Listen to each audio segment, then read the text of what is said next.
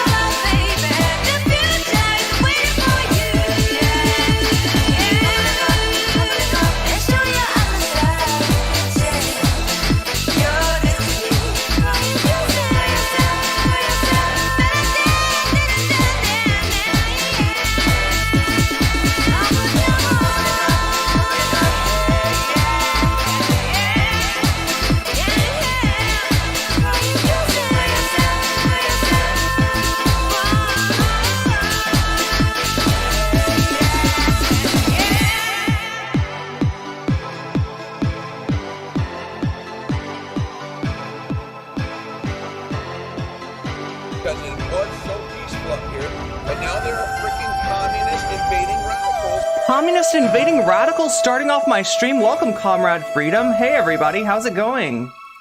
How's it going? Oh my god, we got the song just starts like right away, doesn't it?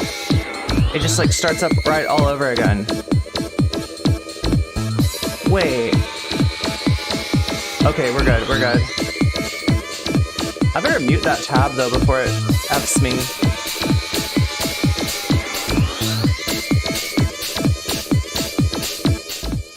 Welcome, my communist invading radicals. Welcome to stream once again.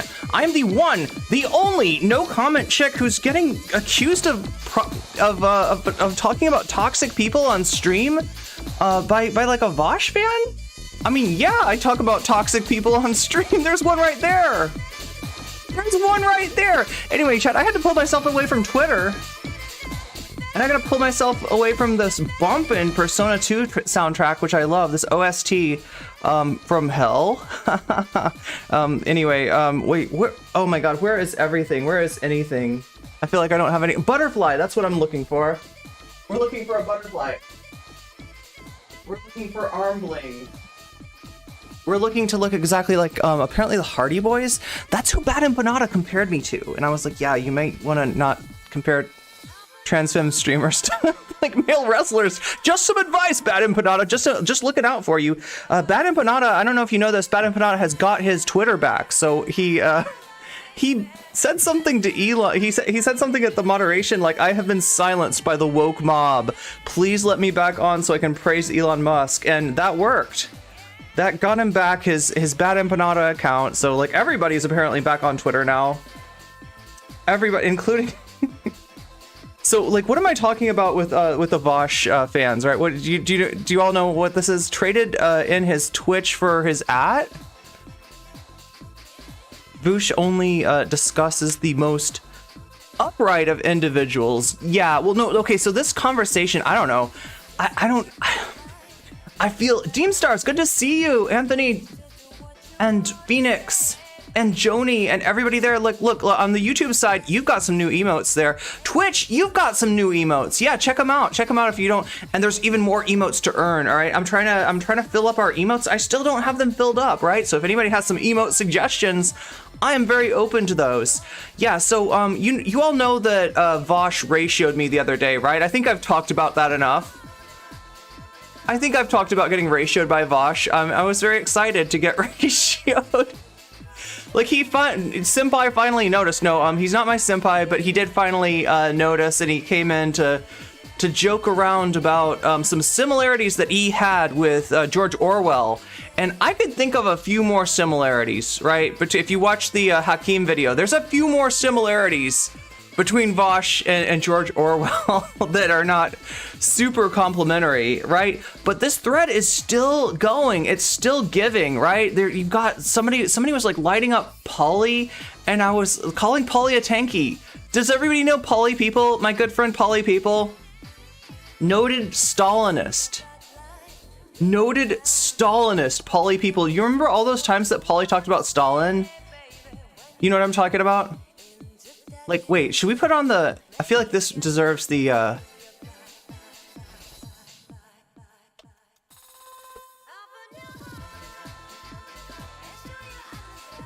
feel like this deserves some awesome CIA hold music here. Well, let's get that going. It's like my favorite song, by the way. It's so relaxing. It's so relaxing. Yeah, noted Stalinist Polly People, right? If you're a Polly People fan, if you've been in Polly streams, you know how much Polly likes to talk about Stalin, likes to praise Stalin. Stalin, the inventor of the hot dog. The inventor of the hot dog, right? Like there was a race between the United States and the Soviet Union for hot dogs, right? And notably, the Soviet Union, did invent the first hot dog. The problem was it was actually made out of dog. So that was, but luckily the United States came along and they made a hot dog out of human, which, proves that capitalism is superior. The United States put the first hot dog on the moon, and there's still a little mustard wrapper up there that they left, right? They just left they left their trash up on the moon. Who knew, right? So that's how we know that capitalism is better, right? Because even though the Soviet Union invented the hot dog, the Americans definitely improved it. So pretty sure Polly is the last one to be edited out of the picture with Stalin, right? Yeah, people don't know about this. People do not know about this, but yeah, Polly was getting called a Stalinist, so I jumped in there and said, you know, maybe the real Stalinists were the thought-terminating cliches we made along the way, because that's how these people operate. That's how these Vaush people operate. It's just like, oh yeah, you're arguing against Vaush? You think Hakim is right? Stalinist! I don't have to listen to anything that you say because you are a Stalinist. And Vaush is cool. Vaush would never platform a Stalinist, right? Vaush would never ever platform a Stalinist, right? Oh my god, did he moderate a debate last night? Between President Sunday and a Stalinist? Did he moderate a debate between a Nazbowl and a bowl of Jello? I think he did. I think he did. So I'm just catching you up with my YouTube. But yeah, you know, Polly was getting tag teamed by Vaushites. So I thought I'd jump in there, give Polly a break. Polly had a nice little break. I got tired of talking to them. Gazebo, 3 watched streak on Twitch. Good job. Thank you. Thank you very much for that watch streak. That's really cool of you. 3, that's what you get. Like, it tells me when somebody's really into NCC, when you've watched 3 streams in a row, right? That's like something special, so we got to acknowledge that, right? But yeah, unironically 1984, yeah, that's what that thread was, and it's still going. It's still going. The Vaushites are still coping in that thread. But you know, we'll forgive them for that. But yeah, like so I jump in, you know, when Polly's kind of sick of dealing with them, and then I'm like, all right, here's a weasel now muted. I'm done with you. No more, right? No more talkie, right? I gotta do things, right? And then Polly jumps in, like where I left off, and no, but apparently somebody was calling Polly, yeah, I mean, like, yeah, they were calling Polly a Stalinist. I thought they were saying that Polly platforms really bad people and has no room talking about Vaush, you know, talking about bad people, right? So we're not talking about, like, there's a difference between talking about, like, I'm going to talk about the Tennessee Lieutenant Governor today, all right? I hope nobody gets that confused and thinks that I am platforming, putting more eyes on the Tennessee Lieutenant Governor, where people are going to be like, oh yeah, that Tennessee Lieutenant Governor is looking really good. Yeah, he's looking really good responding to a, you know, being homophobic on Maine in terms of their policy, but then being horny on Maine when it comes to an attractive, oh my god! What do we have? We have a raid this early. Yes, you got the Spice Girl. You got the Spice Girl. Oh my god, I gotta like pause the. There. Wait, no. Oh, I paused everything. Anyway, back to that. Yeah, it's a Zeri Kitty. It's a Zara raid. Zara, how was your stream this morning? How was your stream? These they call anyone who looks at them funny bad people. They've got all kinds of names for us, but apparently they think that me and Polly are Stalinists. Big Stalinist, and that's the irony, right? He was moderating a debate with an actual Stalin fan. I don't know if I would call Haas a Stalinist. I wouldn't even call Haas a leftist if I'm being real, right? Haas is a MAGA, chud, pat sock, Nazbowl is what we're talking about with Haas, right? Tinder queers unite. Exactly. Welcome to the stream. Zara, if you have to get yourself something to eat or take care of some, oh my god, I gotta take care of some needs too pretty soon here. I need to grab my coffee, but go ahead and do that. But like, I want you to, oh, there you are. Yeah, I want to make sure I hear about your stream. How was that?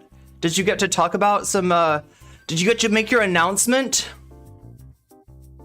Zara's got some exciting stuff to coming, so make sure that you're following Zara Zarex, okay?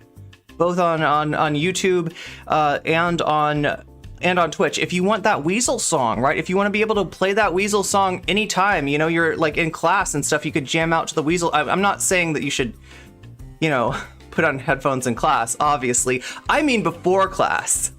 I mean when you get there early, because like everybody in my class, in my stream, in my chat are good students, and you get there early. You get early to class, and you have your headphones in, and you're jamming out to the Weasel song. But you can do that. You can find the Weasel song on Zara's channel. So make sure you're following Zara both on Twitch and on YouTube. And like I said, exciting things coming in the near future. It was a great stream. Didn't get to go over everything, but we had such a great vibe and convo going. And you're doing another one tomorrow, right?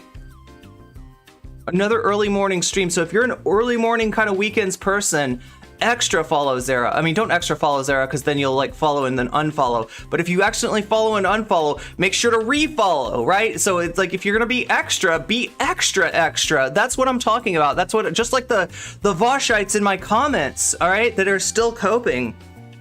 They're still coping. They still think that Polly and me are Stalinites, and we're just like memeing on them because it's hard to take them seriously. It's hard to take somebody seriously when they like they're double posting in the replies, like, right? Look, if you want to do a thread, I'm not one of these people like Vaush who gets mad at you for doing a long thread, right? Remember how Vaush went off about Cat Black for like she did like a really long thread? Yeah, Cat Black had a lot to say, right? That's her thread. That's fine, right? But if you're in the comments and you take more than one comment to respond, I'm gonna laugh at you. I'm gonna laugh at you just a little bit. I sent the stuff I mentioned about concerning Vaush in stream suggestions. Nice. I'll have to take a look at that. Stream suggestions that Shakespeare is talking about is in our Discord. Wait, Ollie World? I'm curious about that. I've heard good things. Before I promote the Discord, let me promote the Twitter thread, right? That's our Twitter thread for today that says everything that we're doing, that lets other people know that they might want to not miss this one, right? So on Twitter, if you want to give me a hand with that, if you want to give me share a little of your clout with NCC, that's the place to do it, right? If you're on Twitter, McCarthyism is a lie. That's what it feels like. It feels like anti-communism, right?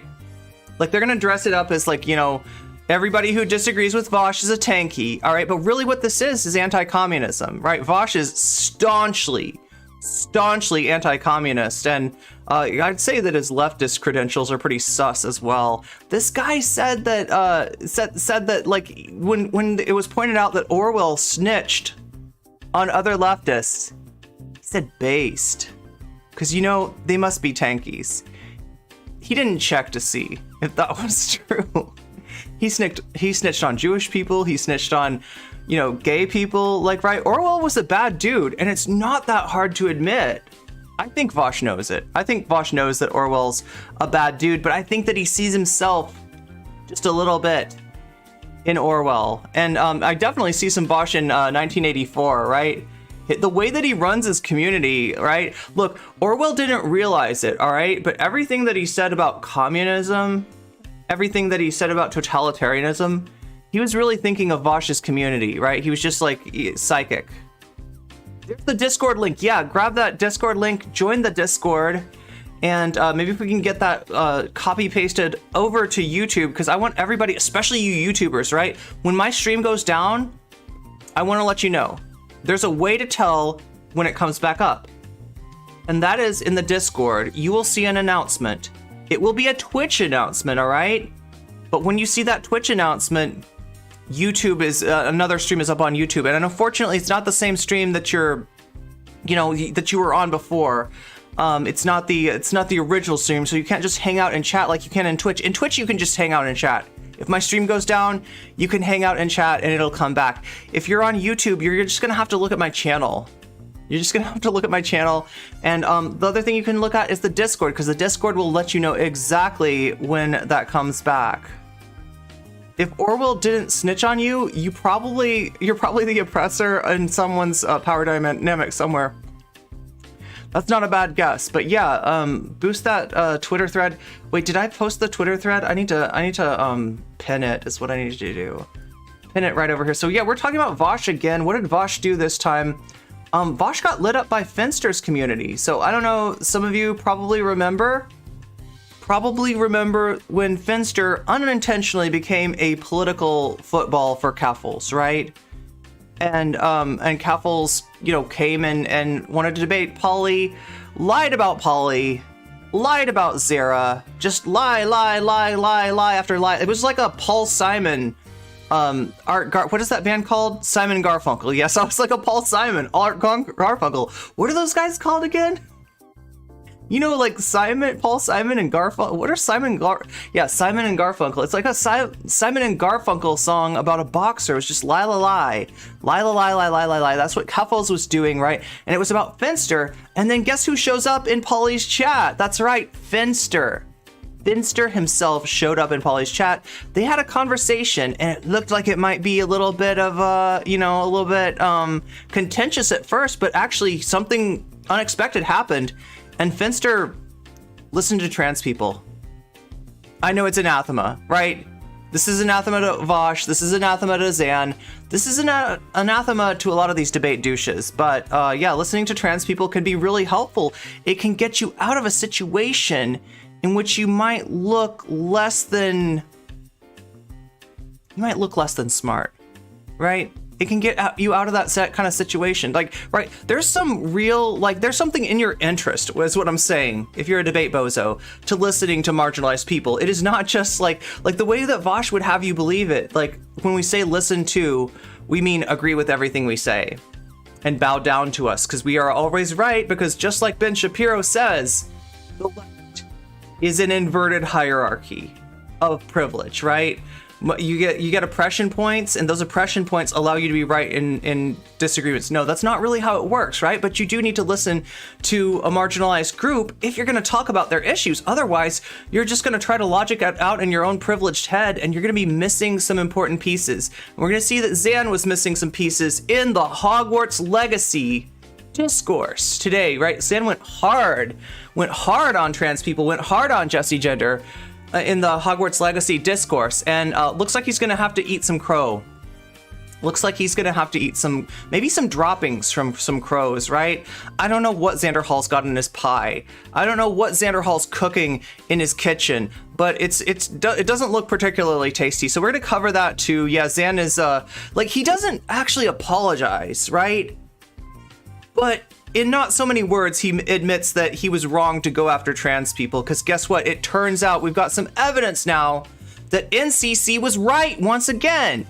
NCC was right. I said from the beginning, this smells, I can't tell you for sure, and I don't want to deny, the harassment that anybody's going through, but this smells like a kind of false flag attack. This smells like some propaganda being cooked up by transphobes to get trans people shit on once again. And turns out NCC was right. NCC was right. I mean, look, I'm getting tired of saying it. I'm getting tired of being right. I wish I was not so right all the freaking time about literally everything. And the other thing that we're going to look at today, eating crow would imply that he is full of the crow's doody-doo. Snow Wolf 2014, thank you for the follow. Thank you for making my emotes go bubbly. That's what I feel like. I feel like I'm in a jacuzzi. Every time you follow, every time you sub, every time that somebody raids in, and I get those every time you post a lot of emotes, even, I feel like I'm in a jacuzzi. I'm in here with the jellyfish. It doesn't bother me, chat, because I'm a mermaid. Mermaids have skin that's impenetrable to the toxins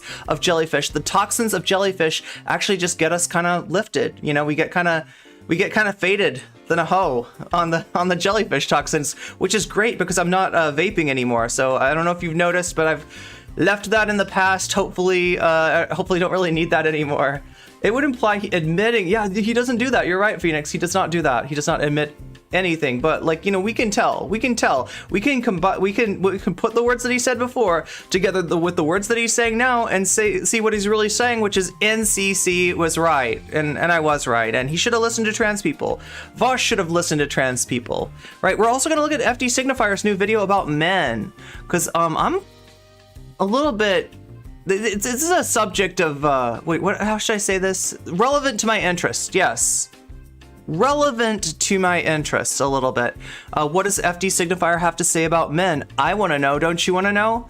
Well, we're going to find out, but we're going to have to get through some toxic people. That was the one thing that I admitted to on Twitter, right?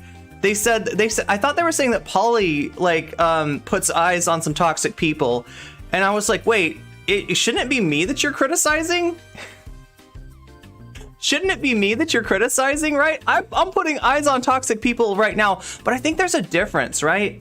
Between Vaush putting eyes on infrared Haas, on a Nazbol, and me putting eyes on some of the silly things that Vaush does. Some of the areas in which Vaush and Zan do not look like competent thought leaders. And that's because they're kind of getting in the way of the rest of us. They've taken over our discourse, all right? So Vaush, Zan, I know you don't like me talking about you all the time. Vaush, you were memeing, but I know that you were memeing. I know you came into my thread because you're not thrilled with the fact that, like, you know, your hashtag is getting pirated by this cloud incubus, right? If you want that to stop, there's one real easy thing you can do. Stay in your lane. Or listen to trans people and have better takes, right? One or the other, right? You gotta move, bud, because we're coming through, and you best get out of the way. Anyway, I have edged you for long enough. Let's get started with the content today. And thank you, by the way, to Natalie Marie for this clip. I wouldn't know about this if you hadn't clipped this out. So hopefully you're here, Natalie Marie. I used to be transphobic and against LGBT community in general. And all it took to change my mind was talking to a member of the community. And it changed my mind. I wish more people would just take some time to talk to someone in the community. I mean, that's a good point. That's a good point. Because when we're this abstraction, when we're this demagogued, like demonic force out there, you know, doing bad things and stuff like that, it's easy for people to think that, like, just like Michael Knowles said, they're against the idea of transgenderism. They're against the concept. No, I mean, like, if you're following Michael Knowles, if you're following Matt Walsh, you're putting trans people in danger by doing that, right? It's not about an issue. It's not a church. It's not an ideology. We're people, right? First and foremost, we're people. So thank you for getting educated on that. Snow Wolf. I almost called you Snow Lion. I don't know why I want to say Snow Lion. But Snow Wolves are cool too. Anyway, we're done with the elevator music for today. Let's move on and see what Vaush has got to say about Finster. Pair of pants. Loud. There we go. The Finster subreddit is mad at you for the E thing. Can somebody link me these threads? Like, look, I don't usually look at Reddit, but I'm willing to take a look at Reddit today. If there's good stuff on Reddit, right? So what's going on?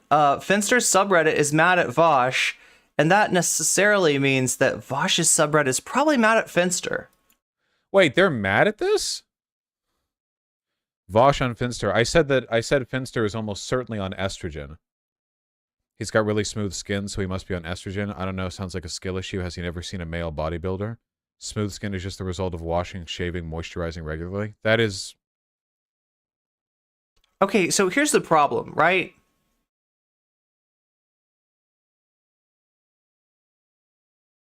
Finster's hormone regimen, or lack thereof, is kind of none of your business, right? Now, it's bad enough when somebody, you know, that you know is like, I wonder if you're on estrogen, right? I think we all recognize that as being, you know, inappropriate. That's a bit of a boundary breach, right? But Vaush isn't your friend. Vaush isn't just some random person in a conversation, right? With a limited number of people listening. Vaush has got a lot of people listening, right? So yeah, I don't think that Finn's community appreciates, like, you know, Finn being discussed in these ways, right? It's kind of none of Vaush's business, right? Why does he think it's his? Does he think that all femboys are his business? Yeah, wasn't there a meme, like, if Vaush, like, I think President Sunday, when he did the Haas debate, like, his thumbnail said something like Vaush had a shirt that said FBI on it. It was Femboy Body Inspector. I don't know. It's you know, he does kind of feel entitled. Nabil, thank you for encouraging people to actually listen to marginalized communities. Too many people are like Vaush and don't listen to a single person. Yeah, and listening to marginalized communities might save you from ending up with poo-poo on your face. And I feel like Vaush, I think he stepped in the poo-poo. I think he slipped in the poo-poo. And I think now he's got poo-poo on his face. So, you know, listening to trans people might be in your best interest, Vaush. Just saying. Not always true. Some cis men have naturally smooth skin, just like some cis women can have rough skin. True. Yeah, I don't know. Like, not a big fan of Vaush. He doesn't know Finn at all, yet immediately comes up with an opinion. He does the same in almost every other. So wait. So, like, here's the funny thing, right? Here's the funny thing. Caffles was trying to use Finn as like kind of like a football, right? Of like, you know, like Finn's on my side. Finn agrees with me. Polly people anti GNC. I don't know what else she called Polly. She called Polly a bunch of stuff that doesn't apply. Polly always gets the bad faith like insults, the bad faith characterizations, right? Polly got called a reactionary just for being in my YouTube chat the other day, right? So yeah, we don't like to see Polly get hit with disingenuous slime, but that's exactly what happens all the freaking time. You're unfamiliar with Vaush? He's just a debate bozo, right? He's just a debate bozo. Unfortunately, most people are very familiar with Vaush, and he has way too much influence on the left, including in the issues of like trans rights and stuff. And so, you know, like, look, I don't hate anybody. I definitely don't want anybody getting harassed. I don't support that. All right, this isn't about hate, but this is about these people staying in their lanes a little bit more, or listening to trans people, right? Because like what they do is they come into the room with their fingers in their ear and they go like, no, no, no, no, no. They don't want to hear anything, right? And they got these big brain takes that they've logicked out in their heads, and they're going to tell the trans community how to pursue our own liberation. No, thank you. No, thank you. No hate, but no thank you, right? So, I mean, that's where I'm at, right?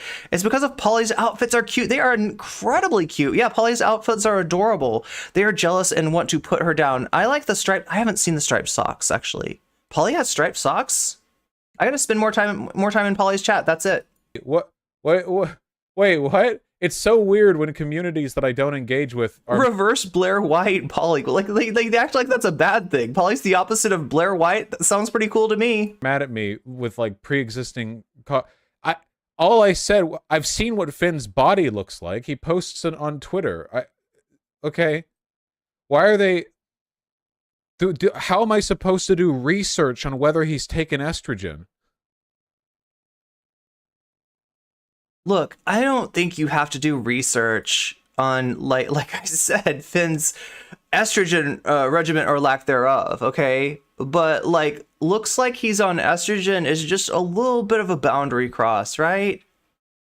And yeah, you know, when you look, if you say something about no comment chick, right? If you speculate on like, I don't know, my surgical status or some shit like that, right? You're going to get no comment chick fans mad at you. All right? Right? Right? If somebody's like acting like that about, you know, something like that, right? You would stand up for me, right? But, you know, I've got a limited size community compared to Finster. Compared to somebody who regularly has like, you know, 2,000, 3,000, 4,000, 5,000 people in their chat, right? This is like, you know, so yeah, you know, if you start speculating about Finster, then the Finster stands are going to let you know. It looks like that did. Yeah, like reverse Blair White. Well, I mean, I don't know if it's a complete reverse Blair White, but just like, you know, Blair White bad, Polly good. I think that works out pretty well, right? It's like Ben Shapiro that pretends to be one of okay, like I want to be real cautious, or I want to be real nuanced about this, right? Because you don't get nuance from these people, right? It's you know, everything is like a false dichotomy fallacy, right? With these people, it's one way or the other. It's zero or it's one, right? But I will say that there are a lot of takes that Vaush has that seem like he's internalized some beliefs that Ben Shapiro has. Now, did he get those from Ben Shapiro? Did he get those somewhere else? Did he logic those out in his brain? I don't know. Did he come up with them independently? That's almost more of a self-report if it's that, right? But he calls people woke scolds.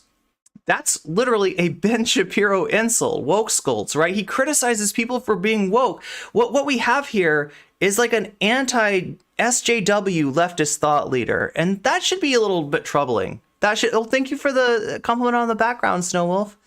And here we can pause and recognize that people don't need that info. Yeah, like whose business is it? It's Finster's business, right? If Finster wants to talk about it, Finster can talk about it. There might not be anything to talk about. And like the assumptions like this is how you slip in the doo-doo, and then doubling down on it is how you fall in the doo-doo and you get doo-doo on your face. And now you're a big doo-doo head. And that's not great. Right? He literally used the R slur, says he's fine with the N. Yeah, there's a lot of stuff about this community. I don't want to put it on his community. It's about him. You know, the fish rots from the head down. And here we've got a pretty rotten fish head sitting in that gamer chair being a bad take machine for all the world to see. So I don't know what to say except for to, you know, spend a little time deconstructing, debunking, etc. It's praxis.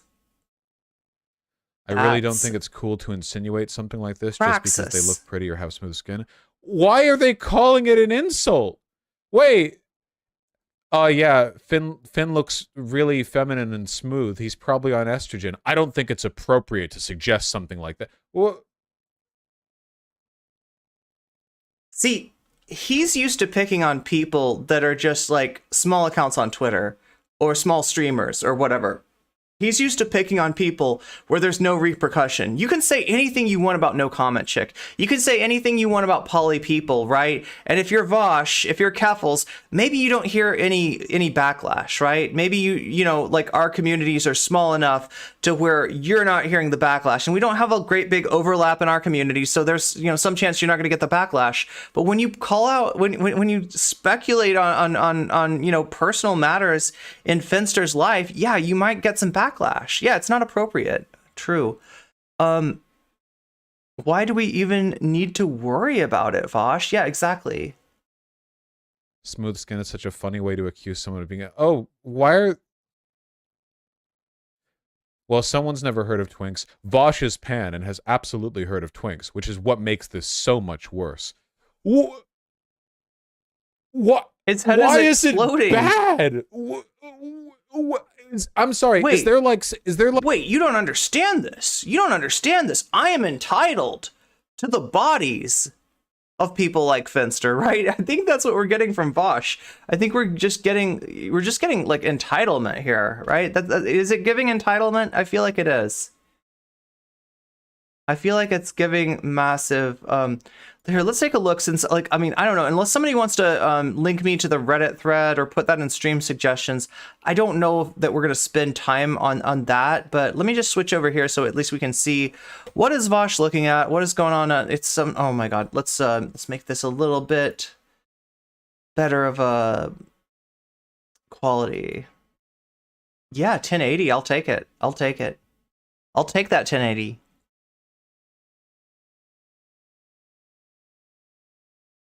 It's not okay to speculate on people's transitions. A lot of people don't appreciate that, right? Famously, Abigail of Philosophy Tube was not appreciative of people, you know, speculating on her transition before it happened. Even though, you know, she did end up transitioning, like, right? It didn't feel great to have that kind of, you know, personal part of your life, like, drug out in front of everybody. Can y'all read that at all? I can't read it.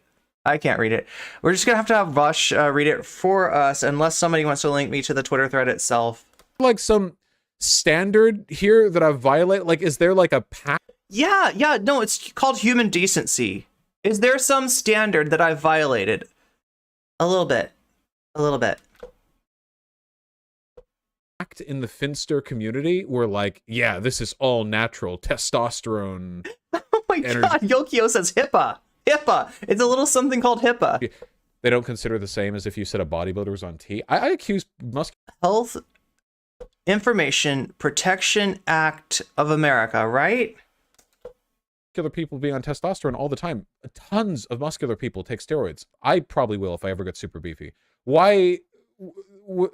Okay, so he's talking about like a discourse that goes on in the bodybuilder community, right? Where like a lot of times bodybuilders will see another bodybuilder and they'll be like, I don't think this guy's natty. I don't think natty means all natural. It means, like, in other words, you're not on the sauce, you're not on the juice, you're not on the hot sauce, right? You're not using steroids. Oh my God, you got it for me, Natalie. Let's take a look. Let's take a look at this. Let's take a little look-see. I got a best practices. Oh yeah, it's like this one right here, just like that. And then copy that thread in there.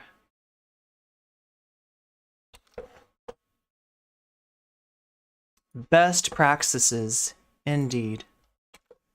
Meow meow. It's so weird, chat. Like now that I know for a fact that I got all these eyes on me. Now that I know for a fact Wait, did they clip him too? Did they also clip Vaush? What's up, Dylan, CIA Burns? Chud Logic says he's a... What? Oh my god. What? HIPAA, tell that to Jesse Singal, right? Right? I'm not an E, but I can have smooth skin. Yeah, exactly, right? Well, I mean, I think somebody in the thread says, like, it's all about, like, moisturizer and, your diet probably affects it too. Like, I mean, there's a lot of things that, okay, so let's take a look here. This is Finster's Discord. They've got some kind of a, is this the same thing that we're looking at? Finster is the only femboy. I hope you guys know there's like a 99.9% chance that Finster, at the very least, is on estrogen. I'm not saying Finster isn't a guy. This is the initial clip. Okay. Skin, and their HRT femboy is a real thing, all right? I'm just saying. I mean, look, it's fine to talk about, like, the phenomenon of, HRT femboys. Nobody's, like, mad at Vaush for that. But this is Finster. And yeah, if you cross the boundaries on Finster, you're going to hear back from Finster's community, right? A reminder that Rule 3 applies here in particular because of no politics. Oh, they've got a no politics clause. Interesting. They're not a political community. They're mostly like a gaming community. They're also a Finster is cute community, and you can't argue with that, right? He's got really smooth skin, so he must be on estrogen. I don't know. It sounds like a skill issue to me. Okay, so... Has he never seen a male bodybuilder? Smooth skin is just a result of washing, shaving, moisturizing regularly. Yeah, it can be. It absolutely can be. Wow. Okay, so it looks like I don't know if these are Vaush people. Like Vaush did show this thread. So, like when a streamer does that, like when I showed the thread, the where Vaush Ray showed me on stream yesterday, some people from my community jumped into that thread, and some of those Vaush people got a little pushback that they weren't expecting. Right now, I would never expect you to jump into a thread like that. All right, when we're dealing with a Vaush thread.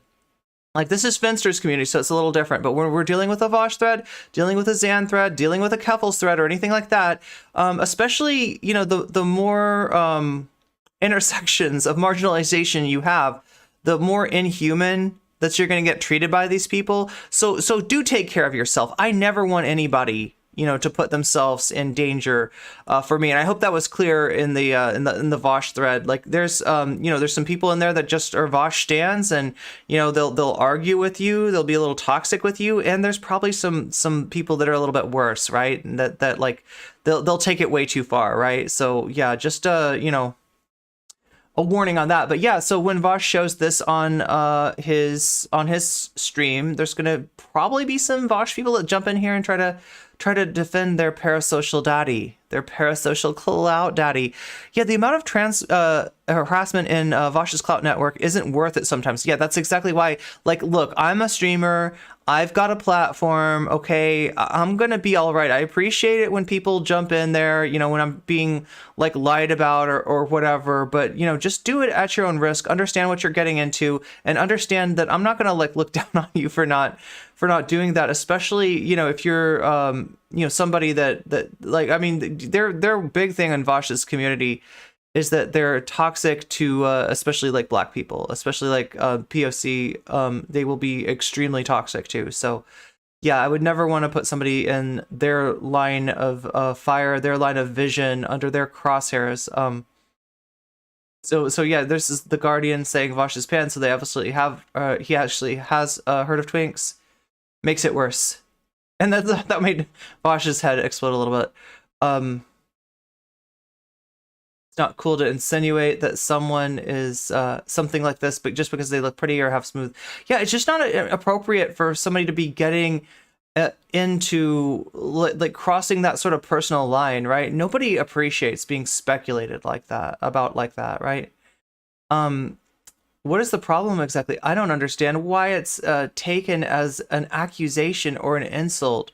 I mean, it's not that. It's just none of his business. That's it, right? It's not a denigration. It's not an insult. It's not anything wrong against, people who do, take estrogen. But yeah, it's just none of Vaush's business, right? People can do whatever they want. Yeah, well, I mean, look, this is the internet. That's true. You can do whatever you want. And, people will react to what you do, what you say, especially if you're a big streamer like Vaush.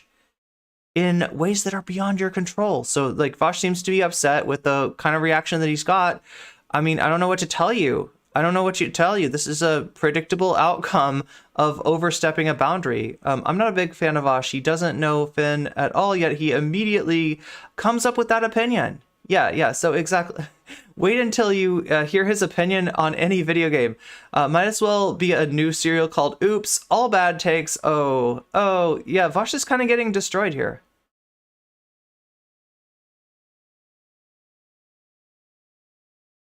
He has smooth skin, so he must be on estrogen. Damn, Vaush always got to have some of the worst takes just sprinkled in between. Yeah, I mean that's the cereal. That's the cereal that he's serving, right? Oops, all bad takes. Oh my god! Thank you for the follow, Moya. I love saying your name. I feel like people in my chat have the best names on a regular basis, right? For the love of fucking God, this is ridiculous. Teach your sons how to take care of their goddamn skin. Finn's community roasting him, and I am living for this. So yeah, this is quite the roast. Vaush strikes again. Didn't realize Finboy Natty. Yeah, this is Natty or Not. This is kind of Natty or Not, except the thing with Natty or Not is I feel like that, I don't know. What's up, Stova? We normally roast him enough on his own channel. Okay. Wait, are you saying this as a Vaush channel aficionado, or are you saying this as like a Finn channel aficionado that spends some time in the Vaush community? Moisturizer. Yes, moisturizer. I mean, if you're saying about Vaush's community, that is true. Some people in Vaush's community have unironically better takes than Vaush, right? And yet they stay. I don't know. That's I guess that's a them problem. We roast Finn all the time. His mods are the worst. Wait, I don't know where anybody's coming from. So, if you could, if that's pertinent, just like identify that. Finn's community. Oh, you're Finn's head mod. Well, welcome. Oh, I recognize your name. Yeah. Yeah, so yeah, like this is a little, so what would you say about this? Like, for me, I feel like it crosses a line. I feel like it is a boundary issue, and that it belies a little bit of entitlement on Vaush's part, right? Oh my god, we got a Vaush fan in the thread. As a very big Vaush fan, I disagree strongly with what he said here. Finster does look a good bit different when he's not under the grace of the camera angles, lighting, etc. But also, what we fail to remember is that sometimes Finn is... we fail to remember... Well, I mean, like, yeah, okay, so granted, there are a lot of factors in, like, how your skin looks, right? I just don't see how this is, like, a defense of Vaush. Yeah, it's not an issue. Like, if so, like, that's the whole thing. It's like, if somebody's on estrogen or they're not on estrogen, that's their business.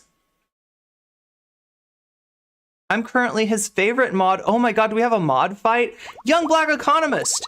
Thank you for the gift sub to Stovamore. I think the basic respect is not to speculate about people's hormones unless they bring it up and want to disclose or talk about it. Yeah, and I mean, this has been an issue before. We've seen people like, this is why I really try to discourage like the egg discourse, right? Some people, like, so some people transition, some people do not transition, right? It's kind of like their business. And you've got people like Philosophy Tube, who end up transitioning and then say that they didn't really appreciate people like speculating about it before, right? It's not an easy thing to go through, and it's a very sensitive time, and so people, turning your potential transition into discourse is just not appreciated. Like, I get that as public figures, we're going to get talked about, but this is different, right, than just some people talking about somebody, which, you know, again, crossing a boundary. But when a streamer crosses a boundary, right, it's a little bit bigger of a deal, right? And I think that's why people are reacting here. Vaush is just completely at a loss of like, wait, did I do something wrong? Is there some unspoken pact in Finn's community? Like, what did I do? Like, right, he can't figure it out. And it's like, well, like, you're just acting a little entitled, right? You know, you're not entitled to like that kind of personal stuff about a person, right? That's the egg thing is in Finn's chat. It's just a joke, but I can see, yeah, like it's different if somebody appreciates it and you know it becomes a joke and it's like a mutually appreciated sort of thing. Yeah, it's more like a. And like I said, this is more of a big deal for streamers, right? Than like chat. Like I said, chat's going to talk about what chat's going to talk about, right? But you know, Vaush is a large streamer with a large platform, and so him kind of speculating about Finn, I feel like that's on a different scale. It's a joke that's been going on for years with Finn. He did add an egg emote. Okay. Oh my God! Once again.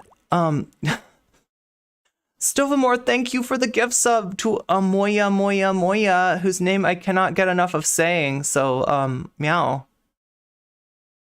You can't make assumptions about people's medical choices, especially if you're just making ignorant, uninformed claims based on stereotypes. And I think the big thing that Vaush doesn't get, right, is I feel like he's used to speculating about, like, you know, people with smaller communities, right? Streamers with smaller communities, random accounts on Twitter, people who, if there is any pushback, if there is any backlash against what he says, he's not going to feel that, right? Like if he talks about me, if he talks about Polly, you know, if he talks about like, you know, whoever, right?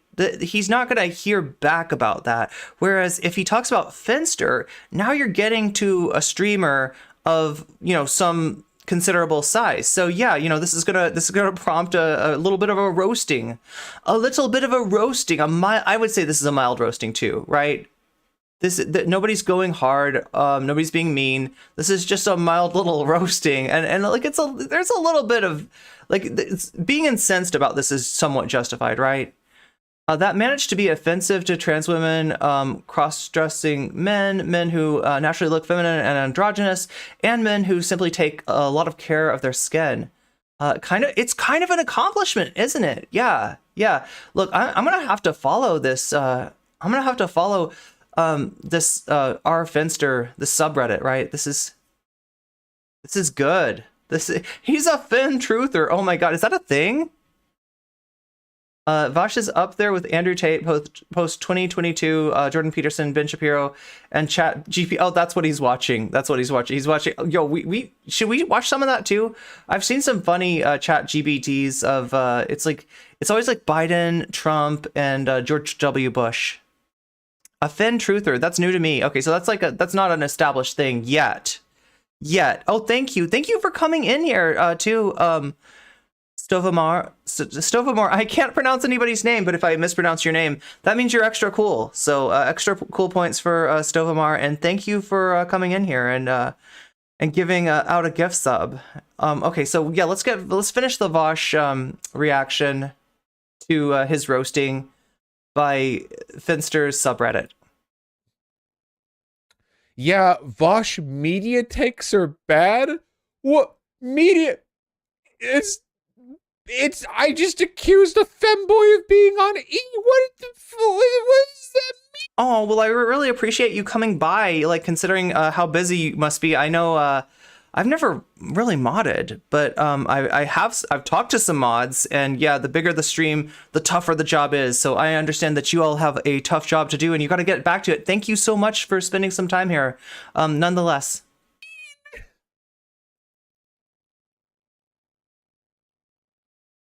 What does that mean? Vaush also has bad takes on CalArts, right? Vaush has a history. He unironically believes that the CalArts style is a thing, right? History of being it's been debunked. Awful human being. Oh, what does it mean?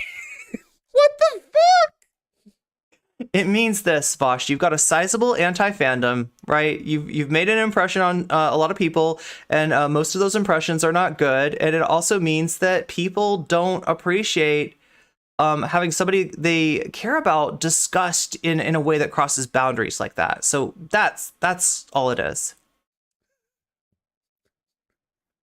What? What did I do? It was so Oh my God. But now there are freaking communist invading radicals. Communist invading radicals. Thank you for invading my YouTube chat. Okay. Wait, is it not going to show me who invaded? Same shirt, by the way. No, different shirt.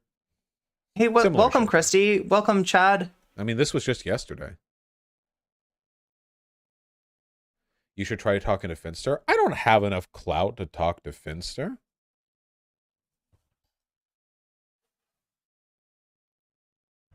His community thought he was on estrogen in the past too, but he's taken Silent Storm. Thank you for you're on a you got a kill streak too. You got a watch streak as well. a test since then to show his testosterone. Wait, I couldn't see estrogen who levels aren't far followed. from normal. If you just said that to me, then I'd be like, "Oh, damn, cool. He's just like really feminine." Then why is it a big deal? If I just Did Vaush just admit that Polly has more clout than Vaush? I think that's what he admitted, right? I can't talk to Finster. I can't talk to Finster. I don't know. Finster seems pretty cool. Seems pretty approachable. As I remember, it was a really good conversation too. Couldn't you just Pretty be like, chill. "No, hey, I think he's on." Like, I appreciate that. Look, I get challenged by these debate bozos all the time. Come on my stream if you have an opinion that runs contrary to mine. Come on my stream and debate me. They're entitled to that too, right? And I mean, I'm not saying that I would never debate someone. I'm not saying that I don't want to talk to people that I disagree with, right? But I generally try to prioritize productive conversations. I had a very productive, very interesting, very enjoyable conversation with Kid Bandit just the other day. Before that, we had Ferociously Steph on Bird Brains. Before that, we had Soul Bunny on Bird Brains, right? Conversations like that I really enjoy, right? So I'm a streamer. I do a lot of React content. I have plenty of content. There's more content than I can actually get to. There's things that I let go that I don't have time to talk about that I wish I had, right? So if you're gonna kind of get in line, you need to be somebody that I think I can have a productive conversation with, right? So yeah, we've seen what happens when somebody like Sansol, comes on and wants to talk to me, and it's just like all he wants is drama. All he wants is to be seen as arguing with the evil NCC, and I don't think that's productive. I need to update. Yes, thank you, Woody. You're like the first one to say. Wait, maybe you're not the first one to say. Maybe I'm just ignoring people. All right, what are we doing right now? We're doing Vaush versus Vaush. Angers, Finster, and I got it spelled right. I was spelling it wrong. I was adding an extra S in there. Finster fans, Fin fans, Vaush Angers, Fin fans. Then the next one that we got, it's all about Xanderhal. Xanderhal. This is a fun one. All right, are you ready for this one? Admits in capital letters, NCC was right. Xanderhal admits NCC was right. I mean, he didn't realize that was what he was admitting to, but he basically, Poly People has all the clout. That's right. All clout comes from Poly. All of the clout that I have stems from the fact that I am a Poly People orbiter. That's true. That's unironically true. He says that it's the first time that someone told him his media takes were bad. Yo, there is definitely about damn time. Contact Vamps, you called me out already, and I was not paying attention apparently. I have massive ADHD. I'm sorry. No, actually, he's not. Oh, wow, that's cool. I'm neurospicy in multiple ways, cool. So. We did it! Okay. You'd think you'd take it as a compliment, as a femboy. No, I'm just naturally this. We orbit each other, right? Polly and I, right? Feminine. Well, okay. All right, well. Isn't there a planet like that or something? Like a planet that has a moon is it Pluto?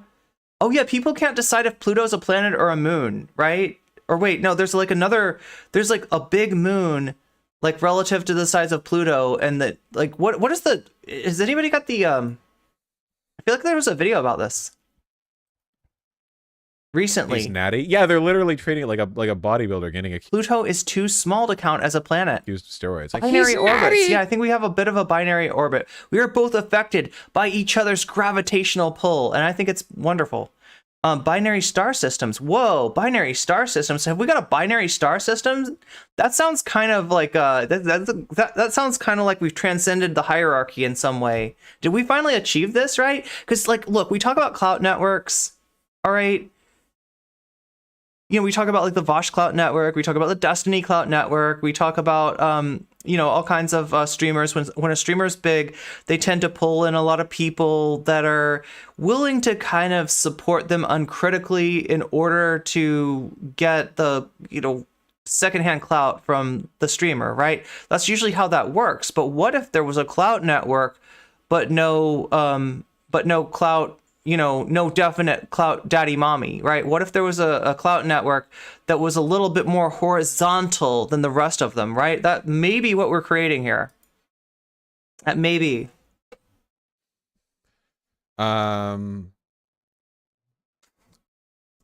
Somebody needs to slap the horse out of Vaush's mouth. Indeed. Woke Skull Donut. Yeah. Oh my god. Okay, well, we got through that. I mean, that you know, that was a nice little roasting. I don't think that, like, they weren't going too hard on Vaush. They were annoyed. They have every right to be annoyed. But, you know, it was just a good-natured little roasting. And I'm not going to try to make too much of it. I will say that, like, you know, you do have what we've learned here, and it's not really learned. It's just, like, reinforced our pre-existing conception that Vaush has got entitlement when it comes to certain people's bodies, right? And that was just more of Vaush showing his entitlement, not a Lucy level roast. Yeah, no, if Lucy roasts you, you get absolutely destroyed, right? But unless Lucy decides like halfway through that you're actually cool, because you think Lucy is cool too. Vaush is like one of those nice guys who get mad when women don't take their comments as a compliment. He just said, you'd think that they, oh yeah, no, it's exactly like that. It's exactly like that. You'd think that they would take that as a compliment. Yeah, but you're overstepping your bounds and it doesn't feel good. It doesn't feel good. Such a mutually supportive clout network sounds dangerously close to healthy. I don't like it. I know it's dangerous. It's dangerous for sure. Is Finn going by they, them now? I don't think so. Somebody correct me if I'm wrong. I believe that, yeah, Finn's pronouns are he, him. I believe. Finn goes by he, him. So we got multiple confirming chatters telling me that it is, the pronouns are indeed he, him. It's like a regular network. It's like a non-clout network, right? It's just like a... Well, I mean, here's the thing, okay? So the effect of the clout network, right? The effect of the Vaush clout network, the effect of the Destiny clout network, the effect of Twitch politics, right? Which you might call the Chud clout network. I don't know. Can we call the... Should we... Is that fair? Is that appropriate? To call it the Chud clout network. That does seem to be the streamer that they're all kind of orbiting around over there on Twitch poll. Is that right? Is it a Chud clout network? But the effect of these clout networks is this, right? They reinforce their own viewpoints, the viewpoints of Vaush, right, through people like Xanderhal, Demon Mama, you know, etc., right? The viewpoints of Destiny through people like Not So Erudite. I don't know who are I don't pay attention to Destiny these days. I don't even know who the orbiters are, but Destiny's orbiters, you know, in general, will kind of reinforce his viewpoint. And part of doing that is to push people who disagree to the margins, marginalize other viewpoints, right? And when you've got somebody as reactionary as Vaush, that marginalization, the effect of that, right, is to make the left less left, to make the left more Ben Shapiro, to make the left more anti-SJW, right? To make the left less woke, right? That's the effect of it, right? And I would say that's not a good thing. I would say that there's some problems with that, right? And those problems can be addressed. Can be addressed through mutual support, like the kind of support that myself, Zara, Shakespeare, Polly, Cryptid Mage, Nabil, Amanda Panda Sensei, and so many more that I'm invariably going to be forgetting about now, even though I shouldn't be, because I always forget important things, chat. Sometimes the most important thing. Like right-wing extremism. I mean, like, look, it helps the right. It's useful for the right. What it does is it puts the left in a compromised position. It gives you a situation, and I was in this situation, okay?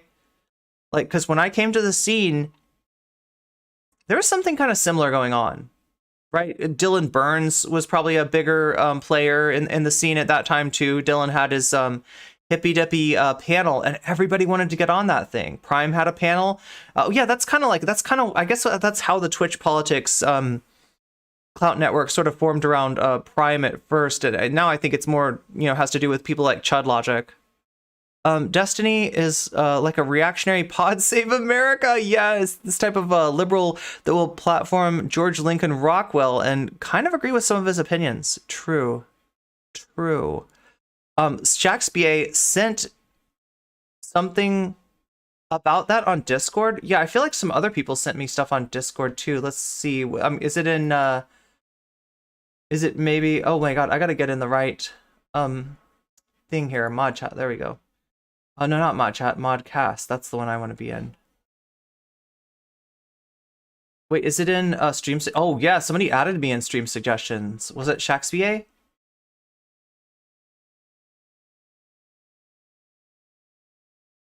Okay. Let's take a look at this.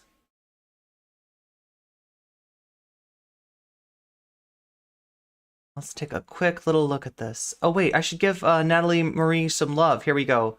I'm liking the see, I just liked the video. I am already subscribed. You should do that too. You can hit the bell if you want to. And let me just do this little copy link and do a little promotion, because Natalie Marie has some good stuff going on over at her YouTube.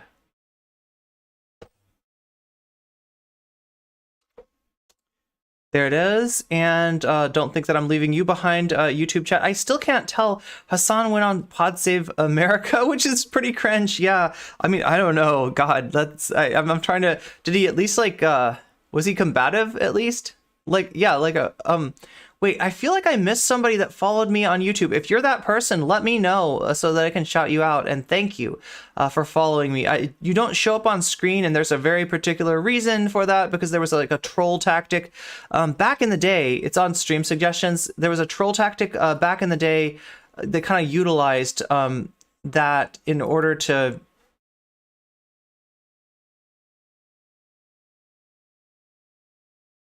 Okay, oh shit. Oh, I've seen this. Yeah, I know what you're talking about now. Okay, let's see if it's showing up on it's kind of showing up. Let's switch over here so you can see this feeling a little bit better. Wait, am I singing in the rain? Is that the song that I'm like vibing off of? I can't tell. Was that Singing in the Rain? Meow, meow, meow, meow. I think I'm ripping off Singing in the Rain here. Okay, so let's take a look here. Let's take a little look-see. This is about Vaush. I like this one. Oh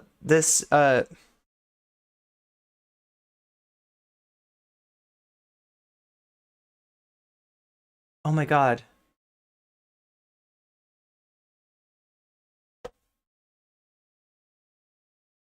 Can y'all see that? Everyone loves RC, even blueberry little grubworm commies. Oh, Radical Consciousness Twitter account here. Okay, so that's Radical Consciousness. Wait a minute. I kind of want to show you the picture. Like, so there's a oh my god, we need a little bit more, don't we? We need a little bit more of this. There you go. Do you see that haircut?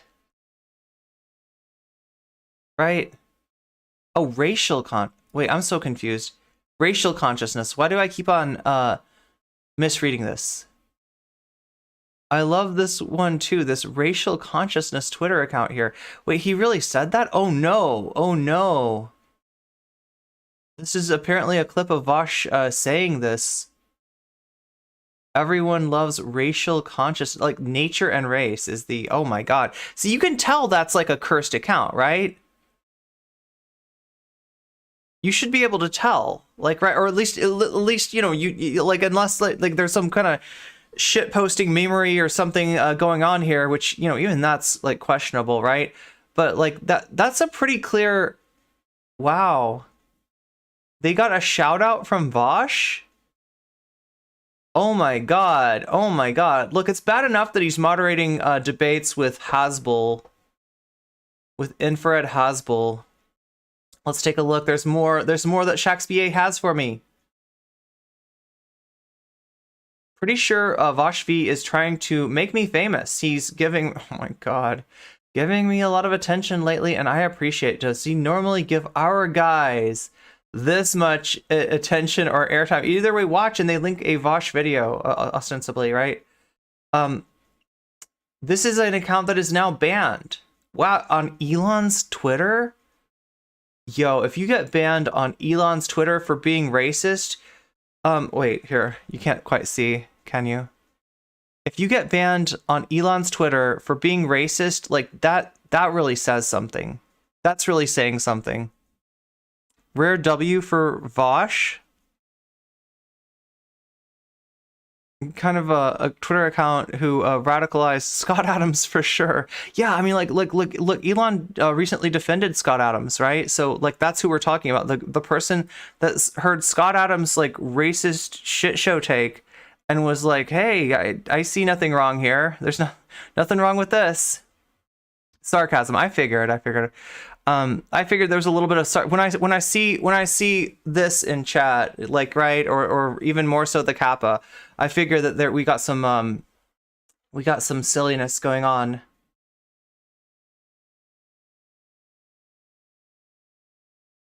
Okay, what time is it? Oh my god, I don't know how close we are to the ad break, right? But the ad break is a thing. And I gotta mention it, right? Because, you know, maybe we just had one. Maybe we're gonna have one soon, okay? But there are ways to get out of the ad break. Now, the ad break is happening for us twice an hour now. That's the one way that I can get you out of the pre-roll ads, is to run 2 ads an hour. I know it's a lot. I know it's a pain in the butt. I know it's terrible to get sucked out of here right when NCC's in the middle of some ridiculous rant that you really just want to hear where's she going with this, right?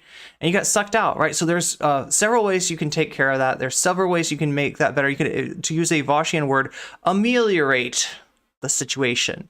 The first one of those is to link up your Amazon Prime, should you have it. If you have Amazon Prime, you can link it up to Twitch, and you can get a free. You can get 1 free sub. Oh my god. Thank you. Oh my god, Skywise8, you gave a gift sub to Joni. Like, right now, that's another way, right? So you like, let's say, like, you know, okay, so like the first way is Amazon Prime. The second obvious way is if you have $5, it is still just $5, right? And $5 is not a big deal for you. If you can afford $5, that's a way to take care of it really quick. The other thing that can happen, right, is that let's say you don't have $5, you don't have Amazon Prime, but you still want to watch my stream and you're annoyed by the ad breaks, right? Just hang out here and chat, because you chatting will get you noticed by somebody like Skywise, who may very well give you a gift sub. So those are the 3 ways that that you can do that. And yeah, I'm trying to remember my supposed to do calls to action, chat. I'm supposed to make my stream somewhat profitable. Speaking of somewhat profitable, let's see where we are right now. It looks like 174 out of 200. So I've now got the gift sub goal set at 200 because something major happens when we get to 200. Here, let me switch back. Okay, because you can see it better now. It says Kami Babe Cosplay, 200 sub points. If we get to 200 sub points, that is going to trigger an event where I become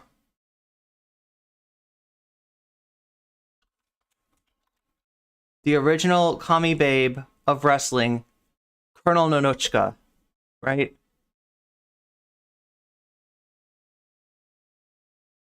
Oh my god! I can't promise I'm gonna do any kicking of anybody or anything like that. There she is right there. Okay, so this is the German version of Glow, right? This is Colonel Nonochka, the original Kami Babe wrestler, right? I'm going to cosplay the Kami Babe wrestler in order to trigger the debate bros. Oh my god, I gotta move this over, don't I? There we go. To trigger the debate bros, look, they're already calling me and Polly Stalinist, okay? Might as well just go the whole...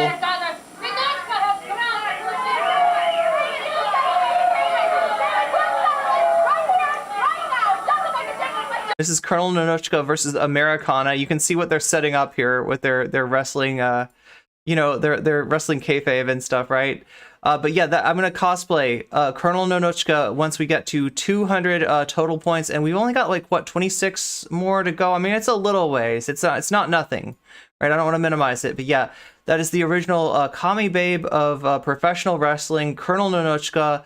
I'm gonna cosplay her just so that the debate bros can clip chimp me and say, no comment, chick is a tanky now. That's right, she's a tanky, she's a Stalinist, she's eating the glizzy with Stalin, like Lady and the Tramp style. Right, it's a foot-long hot dog, Stalin at one end, me at the other, and we're both eating it until we get to the middle, and he gives me a nice kiss with that mustache, right? That's what they're gonna say. That's what they're gonna call me, right? And we love to hear it. So anyway, that is the that's the sub goal. As silly as it may be. All right, should we move on to Xanderhal now? The evil foreigner is more played for laughs today in wrestling. True. I mean, they should get that, right? Their vision of tankies is this. Their vision of tankies is unironically this, right? It's this is stuff that in the 80s, people actually booed her because they were like, she's from Russia, she's in the KGB, boo, boo. But now it's a joke, right? And it should be a joke to debate bros too, but they keep on talking about tankies, and they're not talking about reactionary authoritarian communists. They're not talking about Pat Socks. They're not talking about Haas. They're not talking about anybody like that. They're talking about anybody who disagrees with Vaush, right? They're running their own McCarthyist nonsense, and we gotta call them out on it. We gotta call them out on it. We gotta make them look as silly. She was also cheating. I mean, she does tend to. She's very good at cheating, much like myself. Wait a minute, isn't that something that I've been accused of doing?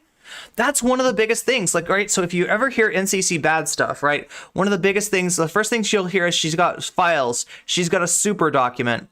She's got a super document with everybody in it, and she's keeping files, just like the Stasi, right? She's like the KGB. She's like the Stasi. She's got files on everyone. And the second thing you'll hear is that she cheats at video games, right? I've been accused of cheating at video games. Now, let me give you a Hans Niemann take, okay? I can say in full truthfulness that I have never cheated on video games on this platform. It's never happened. I've never cheated at video games on this platform, right? I can say that with full honesty, okay? So yeah, just like Hans Niemann, I may have a device, it may vibrate, it may be inserted somewhere, right? And it may be giving me Morse code signals to tell me, what my best move is, but it's not for video games, okay? It's not for video games, and it's not for chess. All right. So no, I'm not really a cheater, but they will accuse me of that, right? They'll accuse me of the. I feel like the Filegate thing was kind of like a tanky thing too, right? Because they were basically comparing me to the KGB. So all roads lead back to Moscow, I guess. There are actual tankies, reactionaries and Nazgûls, like the guy that Vaush just moderated for, right? He moderated In other words, he put eyes, because, like, right, he's not really moderating. Vaush doesn't know how to moderate. Vaush has never moderated anything in his life, right? But when he's there as part of the bill, it's just like adding another wrestler to the wrestling bill. It's like, you know, you got Colonel Nonochka, you got Americana, and then you're going to have, like, you know, Amy the Farmer's Daughter as the referee, right? That's just putting 3 names on a card, right? So you got, like, 3 fandoms that are going to be really interested in that, right? That's all that is. It's like if I debated, like, it's like if I debated against Lucy Hayes, and then we had, like, you know, Fenster as moderator. You know, adding Fenster as moderator is basically just going to serve to, like, bring more eyes to it, right? Which would be base, because, like, a Lucy Hayes versus no comment chick debate, that'd be a lot of fun. I think there should be some eyes on that. But when the debate is between Hasbull, Infrared Haas, right, an actual Duganite, and I'm not even kidding. I shouldn't meme. I gotta be serious about that. Like, Haas is dangerous. Okay, Haas is you know, basically conflating, like, communism with MAGA, and we've seen that shit before. Yeah, we've seen that third position shit before. We don't want to go back there. We do not want to go back there at all, right? So when Vaush is adding his name to the bill, against, like, between Haas and a bowl of Jello, a bowl of runny Jello, named President Sunday, like, all that's doing is putting more eyes on that and giving potentially, you know, Haas a chance to come back, because he's been you know, twisting a little bit. He's been listing. That's the right word, when a ship is, like, listing, right? His ship is not doing too good, right? And here comes Vaush to prop him up. So yeah, that's not cool. If you want to worry about tankies or authoritarian or reactionary leftists, there's somebody to worry about, right? Although I'll pull his leftist card right away from him, because he's definitely not a leftist. I have promised you Xanderhal, haven't I? Caleb Maupin. Yeah. Talk about authoritarian. Well, I mean, that's a different kind of authoritarian when he's commanding you to spank him, right? That's a different kind of authoritarian entirely, right? Talk about I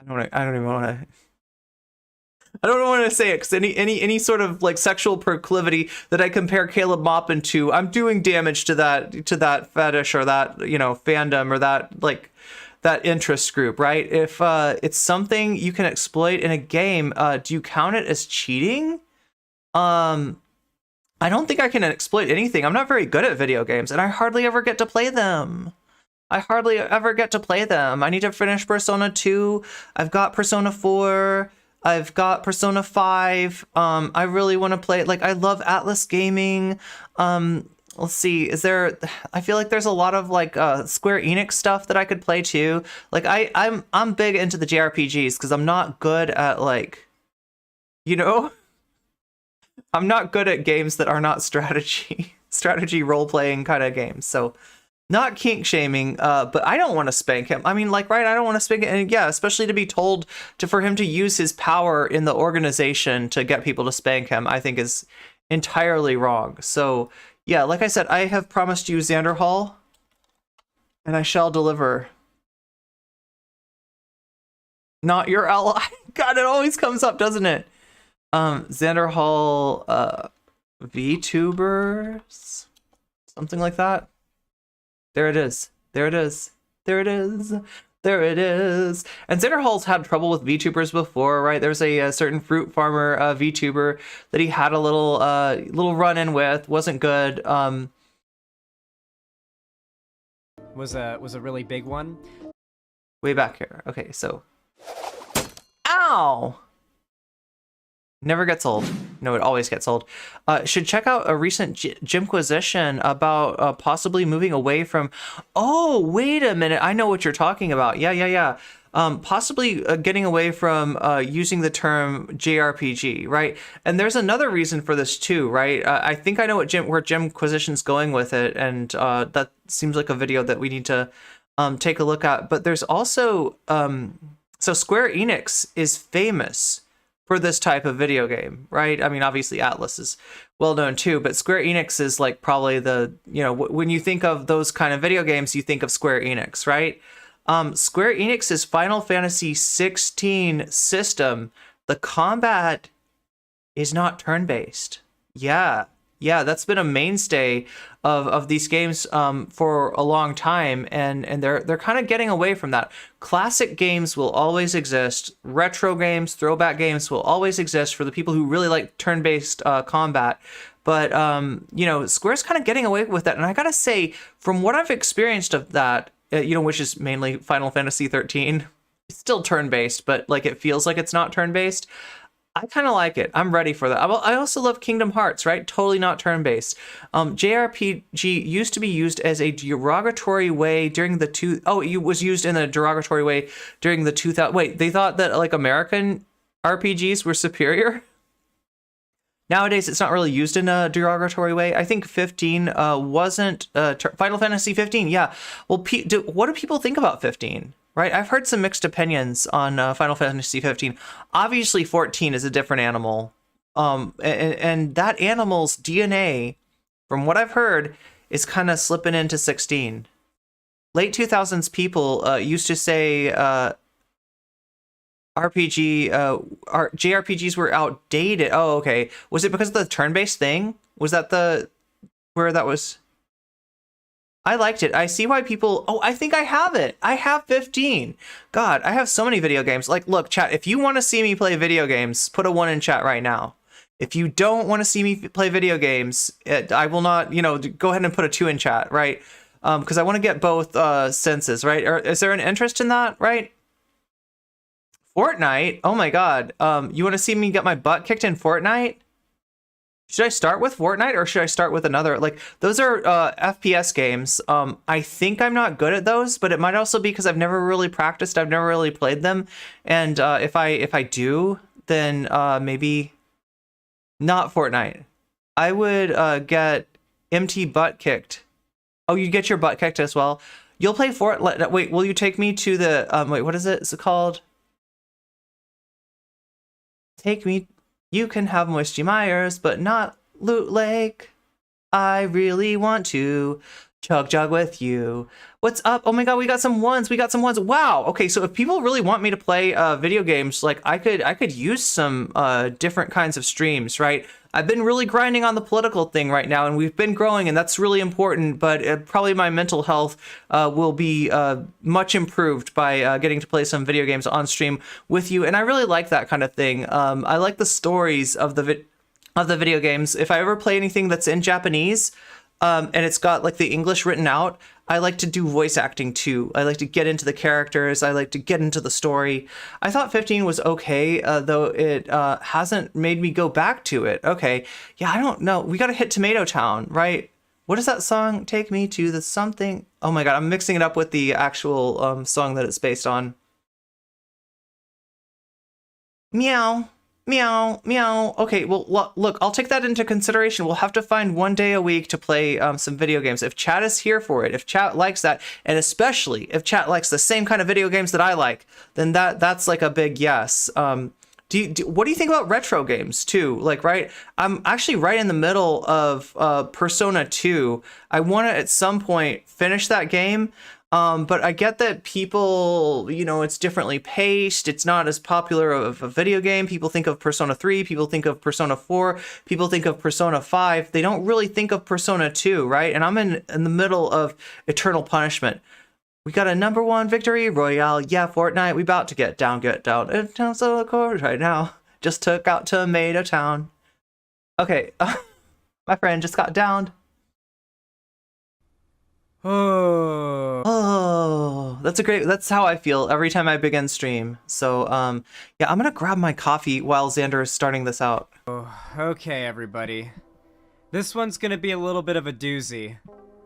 So, many of you guys will probably be able to recall the discourse that blew up the internet. It's kind of dying down now, but it's still kind of burning. There's still a little bit of smoke there. Still a little bit of cinder. Still a little bit of coals burning from the Hogwarts Legacy discourse. Now, the part of it that I'm referring to is this moral panic that happened where people were talking about how trans people were going to streamers' chats that were live streaming Hogwarts Legacy and harassing them. And at the time, it really seemed like this was probably happening. You know, there are a lot of woke scolds online, and they can be pretty ravenous, and that is kind of in line with them. But at the same time, they're not very... They don't get around, you know? They don't do a lot of, like, going out and finding strangers or, like, conservatives and dunking on them. They usually just attack lefty figures they know that are popular to try to get, like, woke points. So... now that you think back on it, like with hindsight, it seemed a little off, right? As it turned out, a large amount, not all of, certainly not all of, but a large amount of the trans activists, quote unquote, that were oh my God, harassing these YouTubers that were streaming Hogwarts Legacy. So yeah, we're talking about a discourse that people like Xanderhal, people like Vaush absolutely fed into, right? When this came up, when the accusations were made that woke trans people are going around and harassing people on streams, and now we got trans bullies, these leftist streamers who are supposed to be our allies scumbagged us, snaked us, attacked us, fed into right-wing narratives, right? And like, I mean, these are the kind of things. These are the kind of narratives, right? Now, I called this out early. He's about to... You're also drinking coffee? I'm drinking so much caffeine, chat. I gotta have my flavor enhancer. Look at this. Little flavor enhancer in there. Yes. Little flavor enhancer, little caffeine enhancer for my water. And the Void coffee, of course. But like, this is kind of a sore point. Like, look, do you see what he's trying to get away with? He's got an apology to make. He's got some responsibility to take. You know, I know you don't like woke points. I know you don't like woke stuff, right? I know you're an anti-SJW leftist streamer, Xanderhal, but we gotta hold you accountable here, all right? You scumbagged your own team. You friendly fired on us. You believed all the lies. You believed all the whole trans bully narrative. You fed into that, and you attacked the trans community. And you attacked our, leaders in the trans community like Jesse Gender, right? I'm trying to edit my an avatar in VR chat. My brain is oh wow, is that hard? VR chat seems like fun, but like I don't even know what is an SJW. It stands for Social Justice Warrior. It just means like somebody, like it's a right-wing term. Right, when right-wingers talk about people that care about marginalized groups, right? It's SJW is the term that they use, social justice warrior, somebody who cares about social justice, right? It's a pejorative, right? And it's a right-wing thing. So people like Xanderhal, people like Vaush, like you won't hear them say SJW as a bad thing mostly, right? Because they know that is that's a right-wing red flag for a lot of people, but they will use woke scold, right? That's the way that they've, instead of saying that, they adapted a Ben Shapiro term, woke scold, and just use it as shorthand for us, basically. Trans people advocating for trans people. Anybody that's willing to hold somebody accountable, anybody that's willing to say, hey, that is some right-wing shit that you're peddling over there as a so-called leftist, and they'll use the same kind of like, oh my god, I'm being canceled by tiny little trans streamers, right? Yeah. So it's the same shit. It's the same kind of shit. Let's roll this back just a little bit, because I feel like there's a lot here. There's a lot of like... You prefer tender queer. I mean, tender, like, right, my shoulders are very tender. So yeah, I going fit out that archetype and as well. Finding strangers or like... Hassan says woke scold, nice. Conservatives and dunking on them. They usually just attack lefty figures. Okay, so yeah, they usually just attack lefty figures, right? Sometimes this isn't attacking.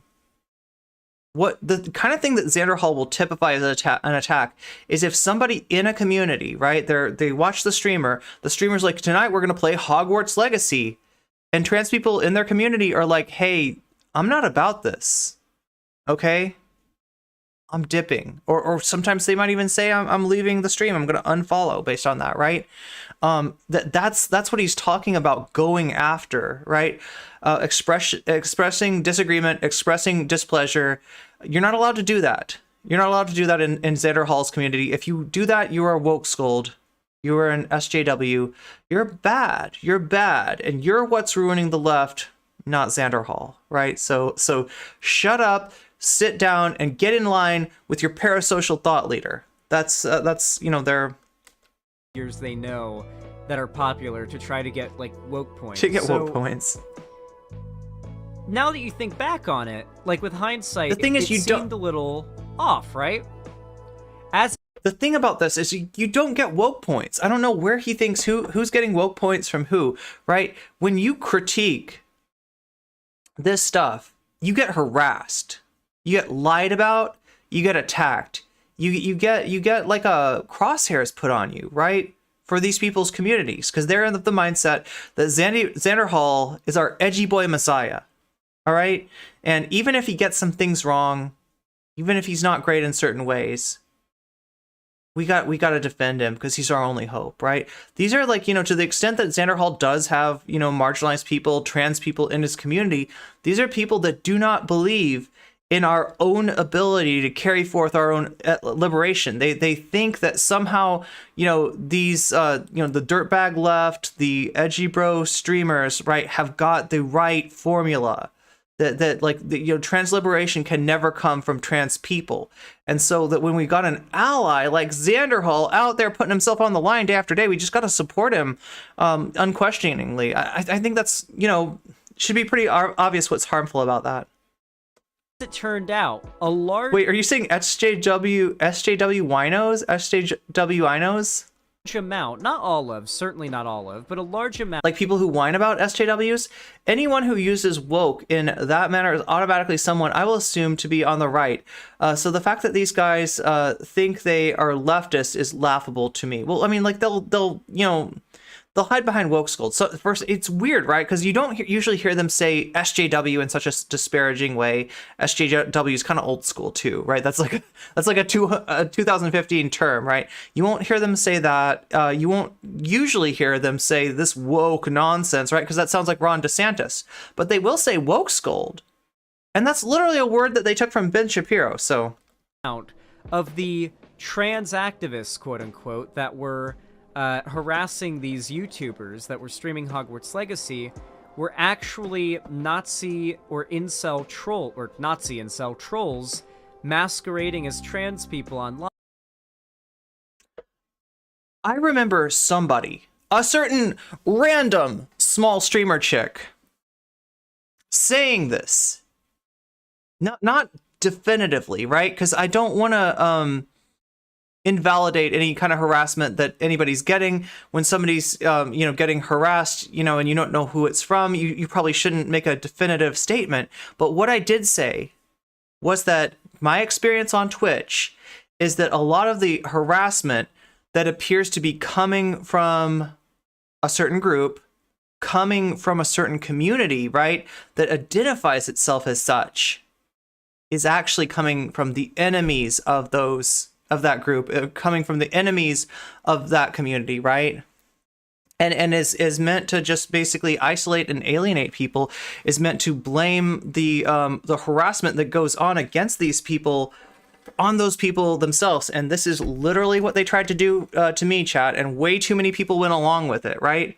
So I was aware of this. Now, supposedly, yeah, black propaganda. Now, I don't like to say that because I don't know if people understand the idea of like black. He's gonna go into this in a minute, right? But there's black propaganda that represents itself as another group, like, right?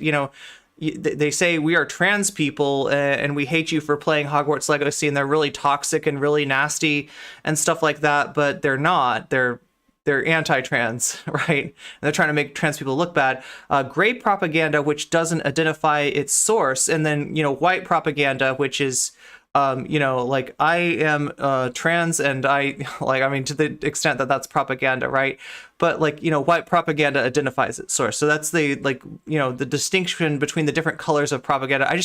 I worry about saying that because I'm not sure how many people are aware of that terminology, and I just don't want to be confusing. But it sounds like people in this chat understand this. Sounds like Greg Locke. If anyone knows who that is, Greg Locke. Anybody know?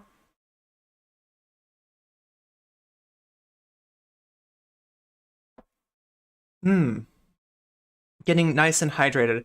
So, like I said, there's a certain random small streamer chick that called this out a long time ago, and I am told that we have a clip from her. Oh yes, we have a clip, we have a timestamp, we are ready to go. Oh wow.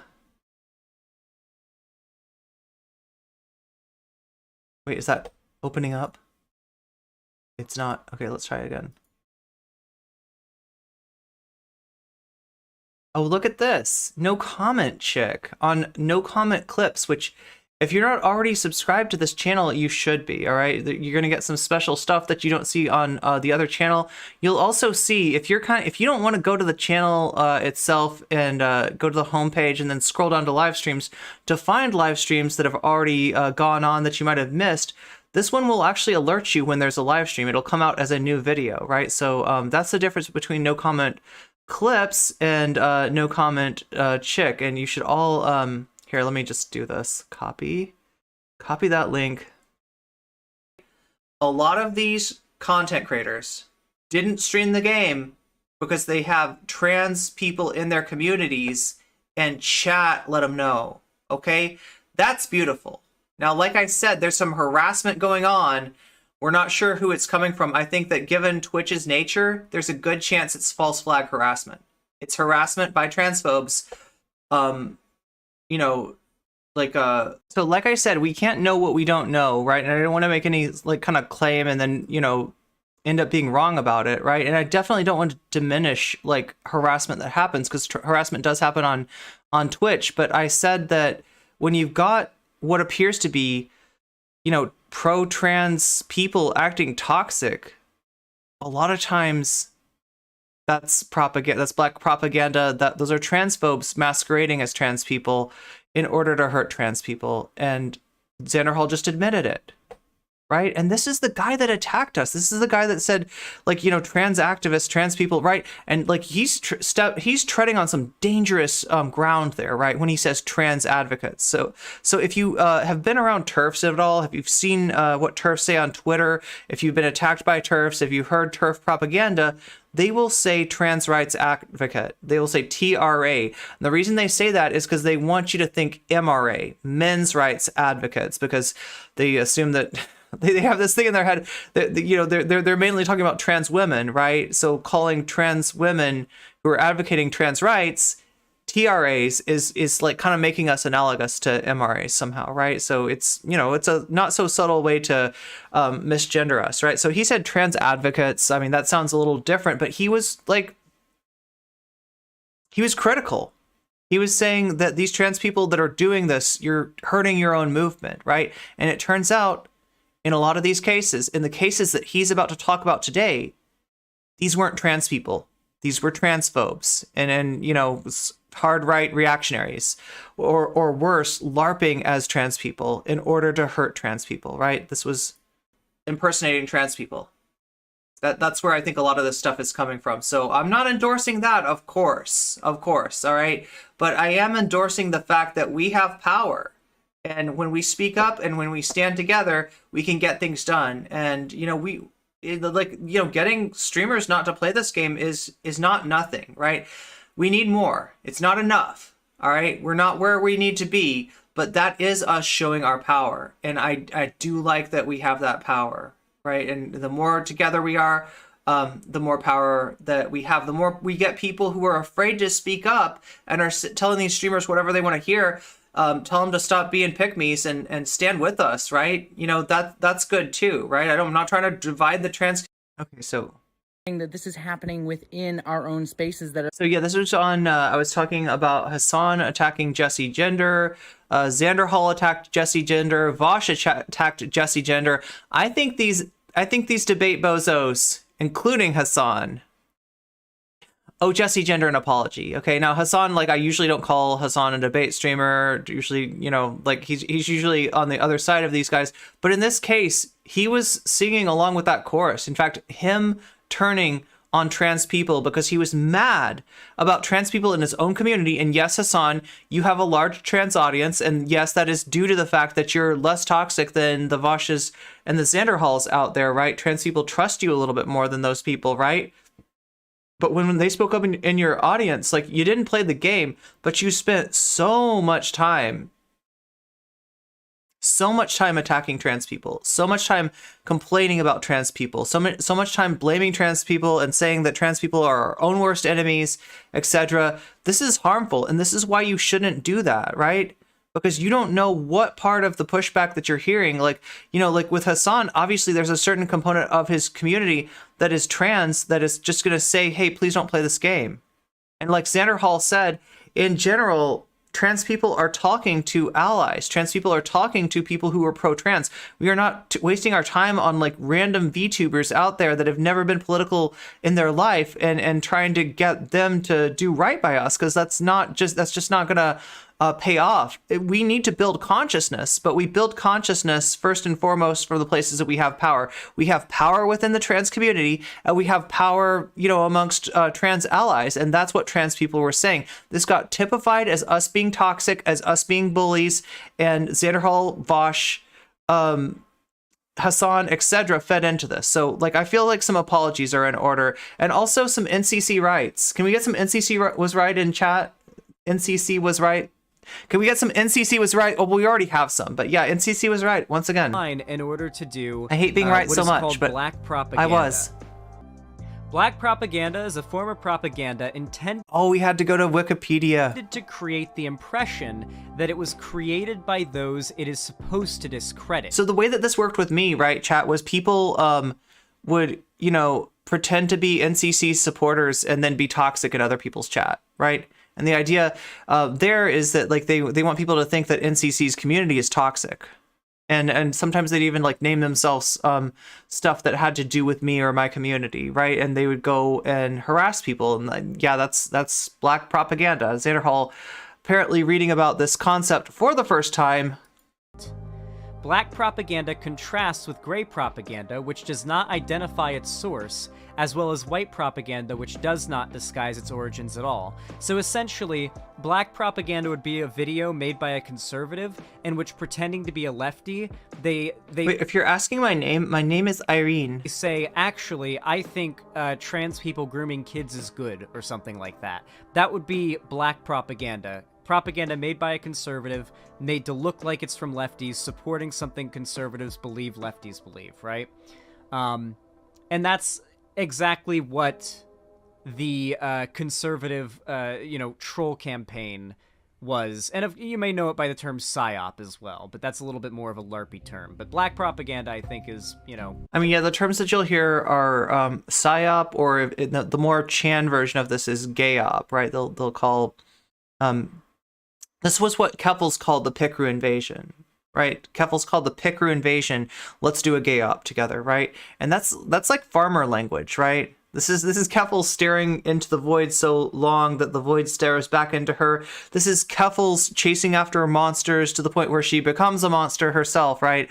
It's a really kind of horrible thing that happened, with a streamer that's done a lot of good for trans people, with a streamer that's brought a lot of attention to the legislation against trans people, raised a lot of money.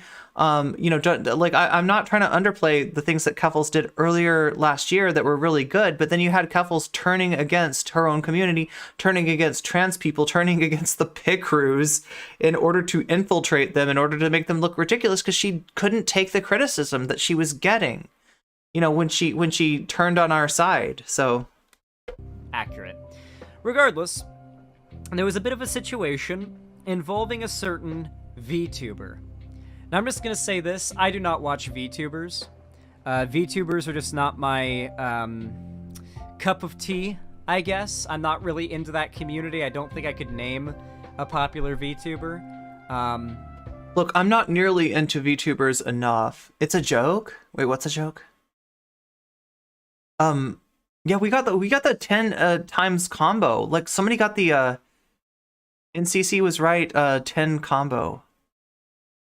Something similar to controlled opposition. Well, now controlled opposition would be like this. Let's say that there was a streamer that was calling themselves leftist and yet leading people away from successful praxis on the left, right? Like somebody that, like, I don't know.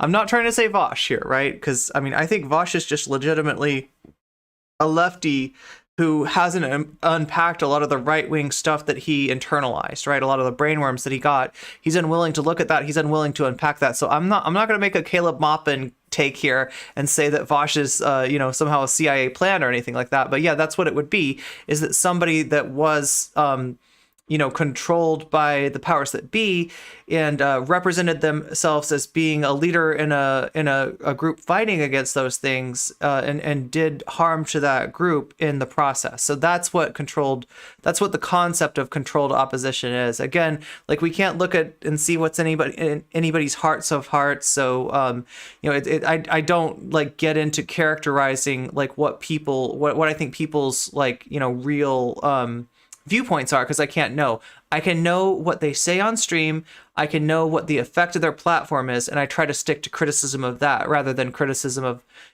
something unknowable, like how they really feel about a certain issue or what they're really trying to accomplish, right? I have solidarity with the trans people, even the ones I dislike, regardless if I was a super Harry Potter fan. My solidarity with trans people trumps nostalgia. That's pretty cool. Yeah, because nostalgia is a powerful force for a lot of people. Obviously, not playing Harry Potter does nothing. That's really the point. Literally nothing. So it seems like supposed allies can't even. Yeah. It's the easiest ask. It's not asking people to do something. It's asking people to not do something. It's something that costs you money. Kyoki Kitty. Kyoki Kitty. Wait, I feel like, has Kyoki Kitty been in here? That name sounds super familiar. Is Xanderhal going to mention Silvervale or Pikami? I don't know. I think Xanderhal is going to talk about different streamers. I don't think that this is necessarily about those VTubers. This is about Xanderhal is going to be talking about some.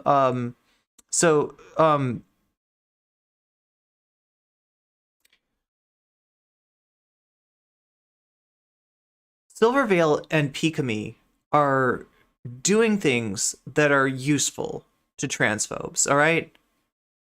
I'm not going to typify, what their real, feelings on trans people. They say they're not transphobic, right? And I don't know any different, so I can't really tell you much about that. But in, kind of like the feeding into the trans bully rhetoric, they've done some harm in that they've been useful, whether intentionally or unintentionally, right? So I haven't talked a lot about them just because that's a fire that I'm not exactly trying to feed. And the concern is that they're getting attention, they're getting clout, they're getting sympathy from saying the things that the transphobes want to hear, whether they realize it or not. Xanderhal is going to be talking about some different VTubers, though. Xanderhal is going to be talking about some VTubers that are more like Chan adjacent, if you get my drift, than Silvervale or Pikami. The now and next does need to be updated. Thank you, Buffy. Let me do that right now. But yeah, it's a pretty popular community. There are a fucking lot of them. It's a huge. Oh yeah, Surus. Wait, hold on. Surus is a VTuber. I forgot. Wait, we do have a VTuber in chat, Surus. But yeah, like the VTuber community at large, like the big clout VTuber people. I don't know any of them. I'm not really even slightly tapped in on that community. However, thankfully other people that I'm friends with are. We're going to start this segment by reading a thread from a friend of mine who I actually met in real life the other day, Conyer, who posted this. There's an industrial complex of V2. Okay, so this is Conyer. This is another streamer. They're kind of, I guess, friends with Vaush, friends with Xanderhal, friends with Demon Mama. I can't really tell you much about Conyer. Any Surus slander? Yeah, Surus is another person like that, but I don't really. Surus is good. Okay, I feel like I've raided into Surus a long time ago. I don't know much about Surus, and I don't know much about Conyer. So I'm really coming at this with no preconceptions, right? Conyer is obviously on the White Leaf Network, and they're friendly with streamers like Xan and Vaush. But as far as I don't want to make the assumptions that I did with Lucy Hayes about Conyer, because I don't know how much those really hold true, right? It is easy to kind of get in with people that are not great in ways that you don't really realize. So I don't want to come at somebody with sort of automatic skepticism, if that makes sense.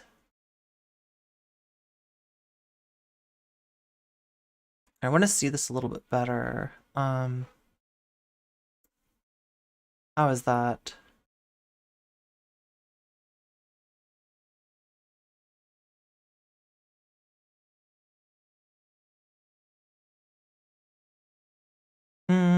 Right like that. Okay. Wait. Wait, there we go. That's a little bit better. Yeah, I'm always having to... I should just have one that's specifically for Twitter, shouldn't I? So I don't have to constantly resize. YouTubers forming that are grifting off Hogwarts Legacy and the harassment they're getting for it. Oh, Kanye is Vaush's roommate? For it is coming from Nazis incel Anybody got pronouns for Kanye? Nazis pretending to be trans now. So this is the VTuber in question, I guess. Okay. Pipkin Pippa. I've been seeing stuff about this person, right? I have been seeing, so yeah, let's go back a little bit, take a look at Kanye's post.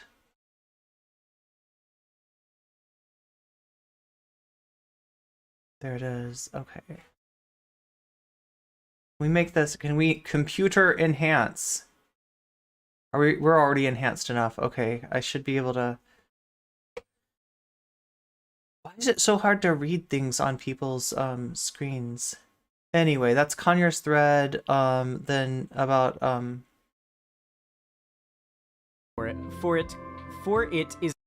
There's an industrial complex of VTubers forming that are grifting off Hogwarts Legacy and the So we got they them. Says scientist. harassment They and she says gazebo. they're getting for it is coming You haven't seen the discourse around this? from Nazi. I mean, it's pretty toxic, right? I've been staying away from this, right? Just because, like, the effect of this is basically streamers like Silverveil and oh my god, what's the other one?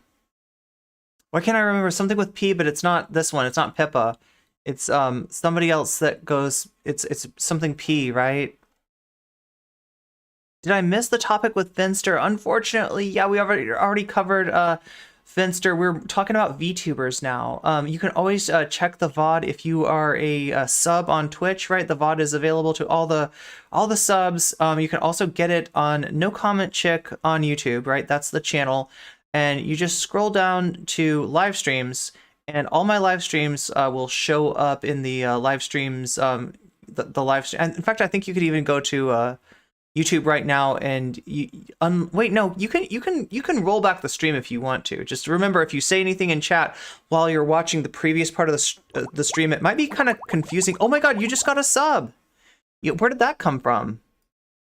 Young Black Economist, that's very nice of you. Okay, so yeah, you can now just like watch it on Twitch at your leisure, even if you don't have time right now. But yeah, I think you can roll it back on Twitch. I know you can roll it back on YouTube, so there's a lot of ways to watch something if you've missed it. Also, the No Comment Clips channel that I mentioned earlier, that's the channel that has most of the VODs set to go, set public. So it's even easier than that because they show up on your feed. Incel Nazis pretending to Pikami. Yeah, Pikami is the other VTuber, right? And there was a whole issue with Pikami being told by the management company to graduate. Graduating is when a VTuber stops doing VTube, and right after the incident, right after this whole Hogwarts Legacy thing went down, Pikami was told to graduate. A lot of people claimed that this was because of trans people harassing Pikami. Same thing with Silverveil. You got a lot of transphobia from people defending Silverveil, and it was just a really nasty thing. So that's what Kanye's talking about, right? Is people see what happens with Silverveil, where she trends because of this issue going on. She trends because of the perception that like trans people are somehow harassing her. I haven't gotten a good answer on what was actually going on with Silverveil, and I didn't want to make any assertions that end up being false, right? So we're trying to research it, but it's hard to get like a clear line on what exactly happened with Silverveil. The fear with streamers, with VTubers like this, is that they are provoking trans people and overemphasizing the pushback that they're getting. characterizing stuff as harassment that's not really harassment, and utilizing that for clout, because the effect of this has been getting people on the trending tab, right? So when that happens, invariably you're going to see, even if like Silvervale and Pikami, themselves weren't guilty of this, weren't doing this on purpose, you're going to see people come along trying to get the same effect, streaming a game that they know is controversial to trans people, somehow like a hate raid or something like that happens, right? And then they say, oh my gosh, the trans bullies are after me, and they get a bunch of right-wing followers, right? That's a really easy clout grab for people. So that's the fear. I don't know if that's what happened with Silvervale and Pikami, and that's why I haven't really talked a lot about those particular streamers, but we're gonna get, I think Conyer is onto some stuff that's a little bit more definitive. So let's take a look at that. Trans Lamau. So this is the VTuber in question, I guess. Pipkin Pippa.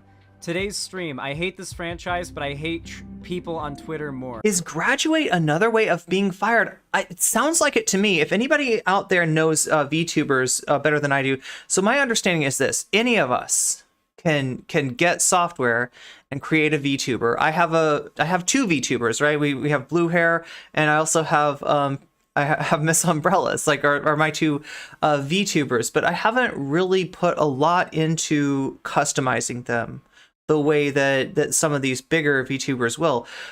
If you stand out enough, I'm told that you can be contacted by a management company, and that management company will maybe facilitate some of your VTuber creation, help you get your, model better, help you, get attention, get media, help you really grow and become a more popular VTuber. And, obviously they take some kind of cut of what you're earning, but, it's a big help. So in terms of really standing out there in, prominence in the VTube community, they need these management companies. And graduation, I think, is when a VTuber is moved from being managed to being not managed. So to me, that sounds like being fired, but I don't know if anybody, or just retiring. Yeah, maybe more like retiring. But Silvervale had to graduate for being unprofessional. Pikami was planning to graduate. Oh, okay, that's what I heard too. Yeah, Pikami was planning to graduate before the Hogwarts Legacy controversy, but a lot of people, when this happened, blamed trans people. And that is not what Pikami's management company was saying. To my understanding, that's not what Pikami was saying, right? They're just saying this to hurt trans people. But yeah, graduating means retiring, says Nina. Graduate is usually voluntary. Okay. The context implies that they were told to leave. Yeah, I don't know. I'm not super clear on that. I'm not super clear on how that works. I, for example, graduated from political VTubing. It was kind of because my life situation, but I made the choice myself. I think it comes from, it comes from the idol scene. That makes so much more sense. I was confused at the phrase on Silvervale when you said, I didn't know that Silvervale graduated or was asked to graduate for being unprofessional. I didn't know about that. I didn't know that had gone on. I knew that there was an issue with Silvervale where they said that they'd gotten harassment. A lot of people blamed trans people. Silvervale, very much fed into that perception and, started a big... Silvervale's still streaming. Yeah, that's why I'm confused. Sounds like a case of voluntold? A case of voluntold? Or like vocal? I can't tell. I mean, if you don't like the series, then why play it? Have fun though, because people like this. I made a video to explain why Pikami deserved what she got and Pippa deserves the same. You should watch it if you're a transphobe. Okay. Do you ever accidentally use 4chan lingo in real life? Kek. Goy slop? Oh my god. Yikes. God, these people. Jesus Christ. That's definitely an anti-Semitic 4chan fucking abomination word. Voluntold is a combination of the words, voluntold, so it's volunteer and told, so it's a little bit in between. Anon, etc. I called someone the Yeah, I don't really, as far as I know, I thought that Silvervale was still streaming. Word once. Okay, so this is posted by the person. Oh, okay. So this is clearly like because if you look back on their account, you can see like the anti-trans comments, but now they're trolling and pretending to be like a trans person. Okay, all right. I see what this is depicting here. I was confused. Okay. So that's what Conyers showing is Conyers showing an account that has said transphobic stuff before. It seems to be Chan adjacent, right? It seems to be, and not just like, you know, I'm not trying to put a I know that I have people in my community that enjoy the quote-unquote the TTTT channel on 4chan, LGBT. There's some toxicity that goes on there, and then there's, you know, probably some people that just look there because they're curious. I'm not trying to judge your internet browsing habits, right? But, you know, we're talking about people who are into the 4chan culture, and particularly the right-wing you know, pull adjacent 4chan culture, if we're being specific. So, right, this person had posts that indicate that sort of allegiance, right? And, you know, I mean, and this is, you know, this is fruit farmer adjacent stuff, right? This is these are sussy bakas, right? Is in other words, and they were saying, you know, some anti-Semitic, or they were basically some anti-Semitic dog whistles were being said by this person. Then you see the person pretending to be a trans person and saying that Pikami deserved what she got in terms of harassment, right? So that is very clearly an op. I can't even imagine liking TTTT. Look, here, I'll explain to you TTTT. Okay, here's the deal. I talked shit about TTTT for a long time, all right? I talked shit about TTTT on Twitch.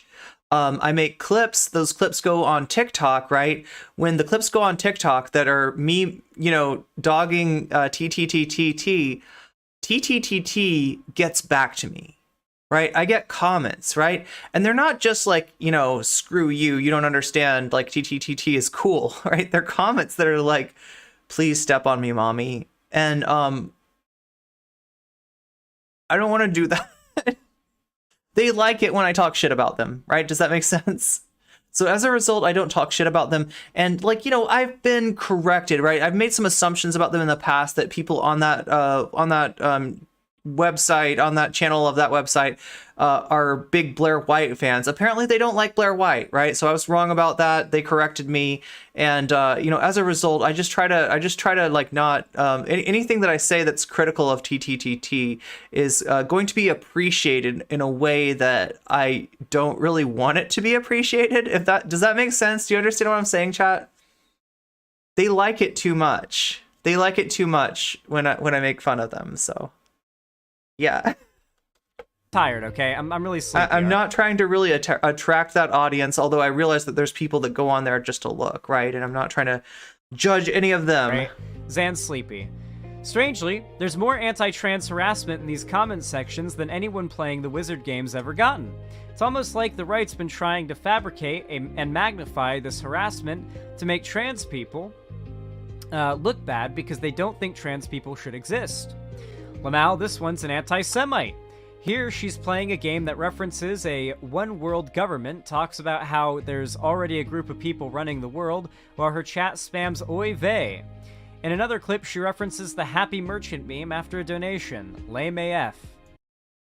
Okay, we're gonna skip by this because, like, this is potentially some really yikes stuff here. And this is Pippa, right? This is Pippa that they're talking about. They're a Nazi? No shit. Nazis get mad when you call them out for being Nazis? Whoa. Oh, or Weiss, thank you for the 937. Thanks for the stream, Pips. Have my shekels. Oh, thank you. This is what I'm talking about. Radiating off that particular... Look, here's the deal. Here's why I'm being a little bit cautious about this particular video. Xanderhal streams on YouTube, okay? I stream primarily on Twitch. Twitch has a different set of terms of service and definitely a more rigorous, like, hate speech policy. That's a good thing, right? That's a good thing. Like, I'm glad that, you know, Twitch stands strong against hate speech, but I'm concerned of the idea of, like, in responding to hate speech, sometimes you do receive moderation, you know, yourself, right? So I'm trying to prevent anything like that. particular VTuber. Quote unquote, Pip doesn't fuck around. You'll see, she doesn't give a shit. Your queen is a coward and only keeps you around for your money. Follow your leader. I got blocked. Whew. Oh my god. Now, this is just a brief little tweet thread. It got a good amount of Conyer going hard. of hype, though. And yes, it is true that it's turned out a large amount of the supposed trans activists harassing streamers that were playing Hogwarts Legacy were in fact part of a pretty loosely organized 4chan op to basically... is that Pipkin Pippa? Yes, I believe that's or Pippa Pimkin. I can't remember which way it is, but yeah, I think you're right. I think that it's Punko Lopi. I don't know. The recommendations are too intense, though. To be fair, people who aren't Nazis sometimes get mad when they're called Nazi too. You know, make it look like trans people are a bunch of rabid, angry, woke scolds trying to attack people for playing a video game. Now, of course, there are people out there doing that, but the right, particularly on 4chan, has made a habit of engaging.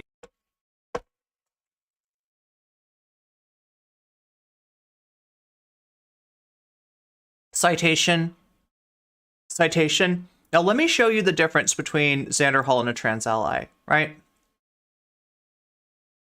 A trans ally would notice that at least some of this toxic stuff isn't coming from trans people, isn't coming from woke scolds, and would back off, right? And would avoid attacking the trans community, and it would avoid, you know, like wagging their finger at us, telling us not to be woke scolds, telling us not to critique the anti-Semitic turf game, right?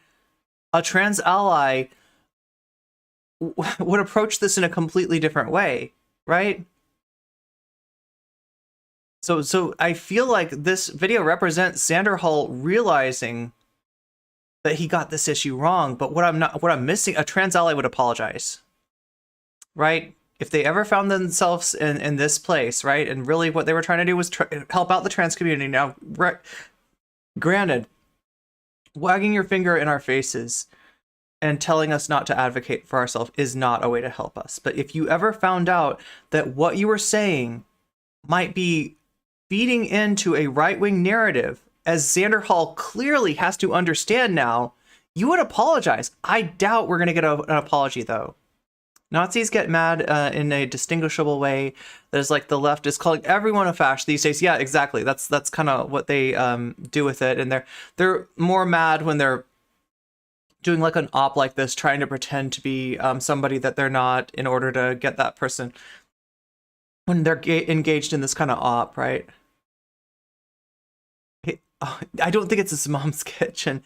I think this might be. I don't know too much about it, but I think this might be Zan's new place. Engaging in these sort of very loosely organized psyops, particularly on Twitter and Reddit before, right? It's not unheard of. There's like the posts about it and everything. I remember Operation Pridefall was a really big one. Now, we're gonna move our attention over a little bit. We're not gonna watch this whole video because honestly, I don't know if I have the patience. So he can already see that, like, there's been an op, that there's been an attempt by this group of, sussy bakas on the right on certain websites, right, to slime trans people, to disparage trans people, to, enact this kind of propaganda against trans people. That should make you even more careful, right? This is why the rhetoric that you were doing is so irresponsible, because, like I said, the fears about Silvervale, the fears about, Pikami, the fears about, like, any VTuber who wanted to playing the Hogwarts Legacy game and then, like, sort of using the perception that they're being harassed by trans people for clout is a confirmed fear with Xanderhal, right? Just like he criticizes the woke scolds for getting woke points off of criticizing people like Hassan, people like himself, and people who are going to play Hogwarts Legacy, right? This is Xanderhal vice signaling and clout chasing off of attacking trans people. That's what he was doing when he attacked Jesse Gender. That's what and trying to silence us and trying to supplant our own leadership in our liberatory movement, right? That's what they did. They chased Jesse Gender off of Twitter. Xanderhal, you owe us an apology. Or the You owe all trans people an apology. We're gonna move our attention over a little bit to a bit of backstory, all right? Who here remembers? I sped it up a little bit, don't worry, Cherry. Who here remembers my last big anti-lolicon arc? I'm gonna have to give you guys some painful exposition here. For those of you guys that don't know, in the anime community, there is a phrase called lolly. A lolly is a girl in an anime, or I guess like a manga, like the written anime stuff, who looks very young. God, okay. Like, I'm starting to get a little uncomfortable with this. I don't usually like talk about this stuff on my stream. Anybody find this is like there's something like a little bit discordant of such a big supporter of Vaush, you know, having like granted, like I agree with him, like this stuff is creepy, this stuff is cringe, I don't like this stuff, but right, there's a few people, you know, really close to your own really adjacent to your own stream that maybe need to hear this. Young. Now, I would not advise you to go on. Remember that I had some arguments with transphobic lolicons on Twitter. I told them that what they posted was TOS, and they weren't believing me. They got their accounts banned. Damn. I think they got better at stuff like Pridefall, and was pretty much ignored, but since they made the anti-kink at Pride a photo, yeah, that's the big thing that I remember from that whole with a photo that wasn't even at Pride, they tricked more and more liberal creators to signal boost these ops. Yeah, and it was people like, I mean, like, honestly, like, I don't know, like, I mean, I don't hear Xanderhal like blaming this on trans people. I can imagine like a tack that he would take to do that, especially given his previous rhetoric here, but like we'll have to see. I'm not going to put those words in his mouth. You're just going to see if this is actually something that he's saying. But actually, like Jody is saying, the victims of this kind of propaganda are more often people like Xanderhal, people that see themselves as trans allies, but then are shown something that's represented as coming from the trans community that they feel like the need to disagree with, and instead of being skeptical about it, they knee-jerk and they attack the trans community. They're like, anybody in the trans community who's doing this kind of stuff, anybody who's doing this kind of, you know, harassment of V2 streamers, you need to stop right now. And you don't realize you're criticizing the trans community for something that's being done to us, not something that we ourselves are doing. Google and search lolly and look at images, because very quickly, if you did that, you would probably end up on a list for starters. 2, if you're normal, you'll probably need a little bit of therapy afterwards. And 3, you'll very quickly realize, oh, so this is just, these are just children. These are just little girls. That's what these are, but they're anime. That's what this is. Here's the thing, though. While many lollies are, in fact, canonically just straight up underage, a very common defense used by lolicons, another vocabulary word here, lolicons being consumers of lolly porn, a very common defense used by lolicons is, they're actually, in this case, I guess in particular cases, actually, this character may look like a child, but they are in fact actually a 5,000-year-old dragon or something. Yeah. I don't know, 10,000-year-old dragon. I got the age wrong, woman, but yeah. Right? Or dragon vampire or something, right?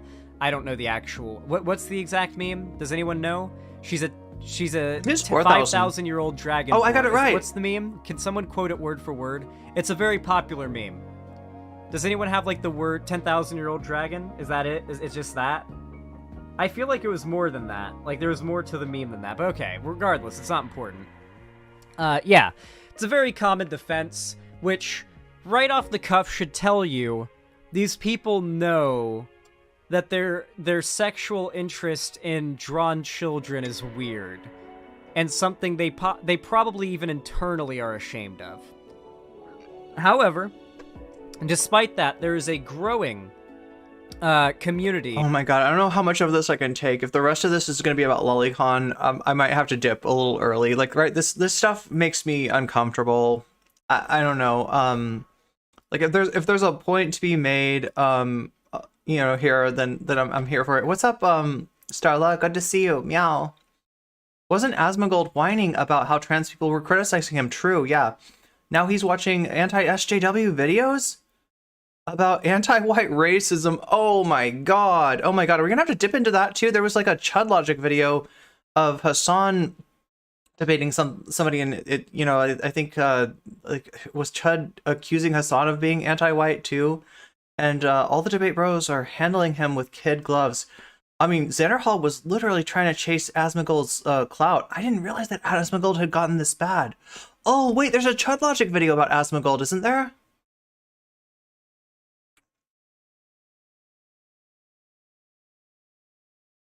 Oh my god, I don't know how much of this I can take. Zan knows a lot about this topic. I mean, look, I will say that Xanderhal is not defending these people. Okay, credit where credit is due.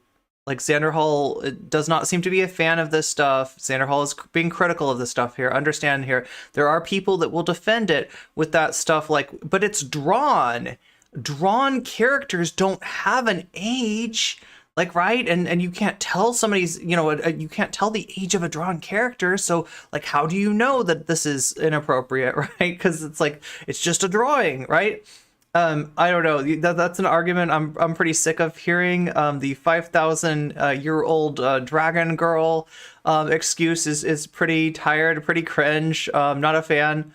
We talked about today in Grimlow's stream a little bit. Didn't watch any videos.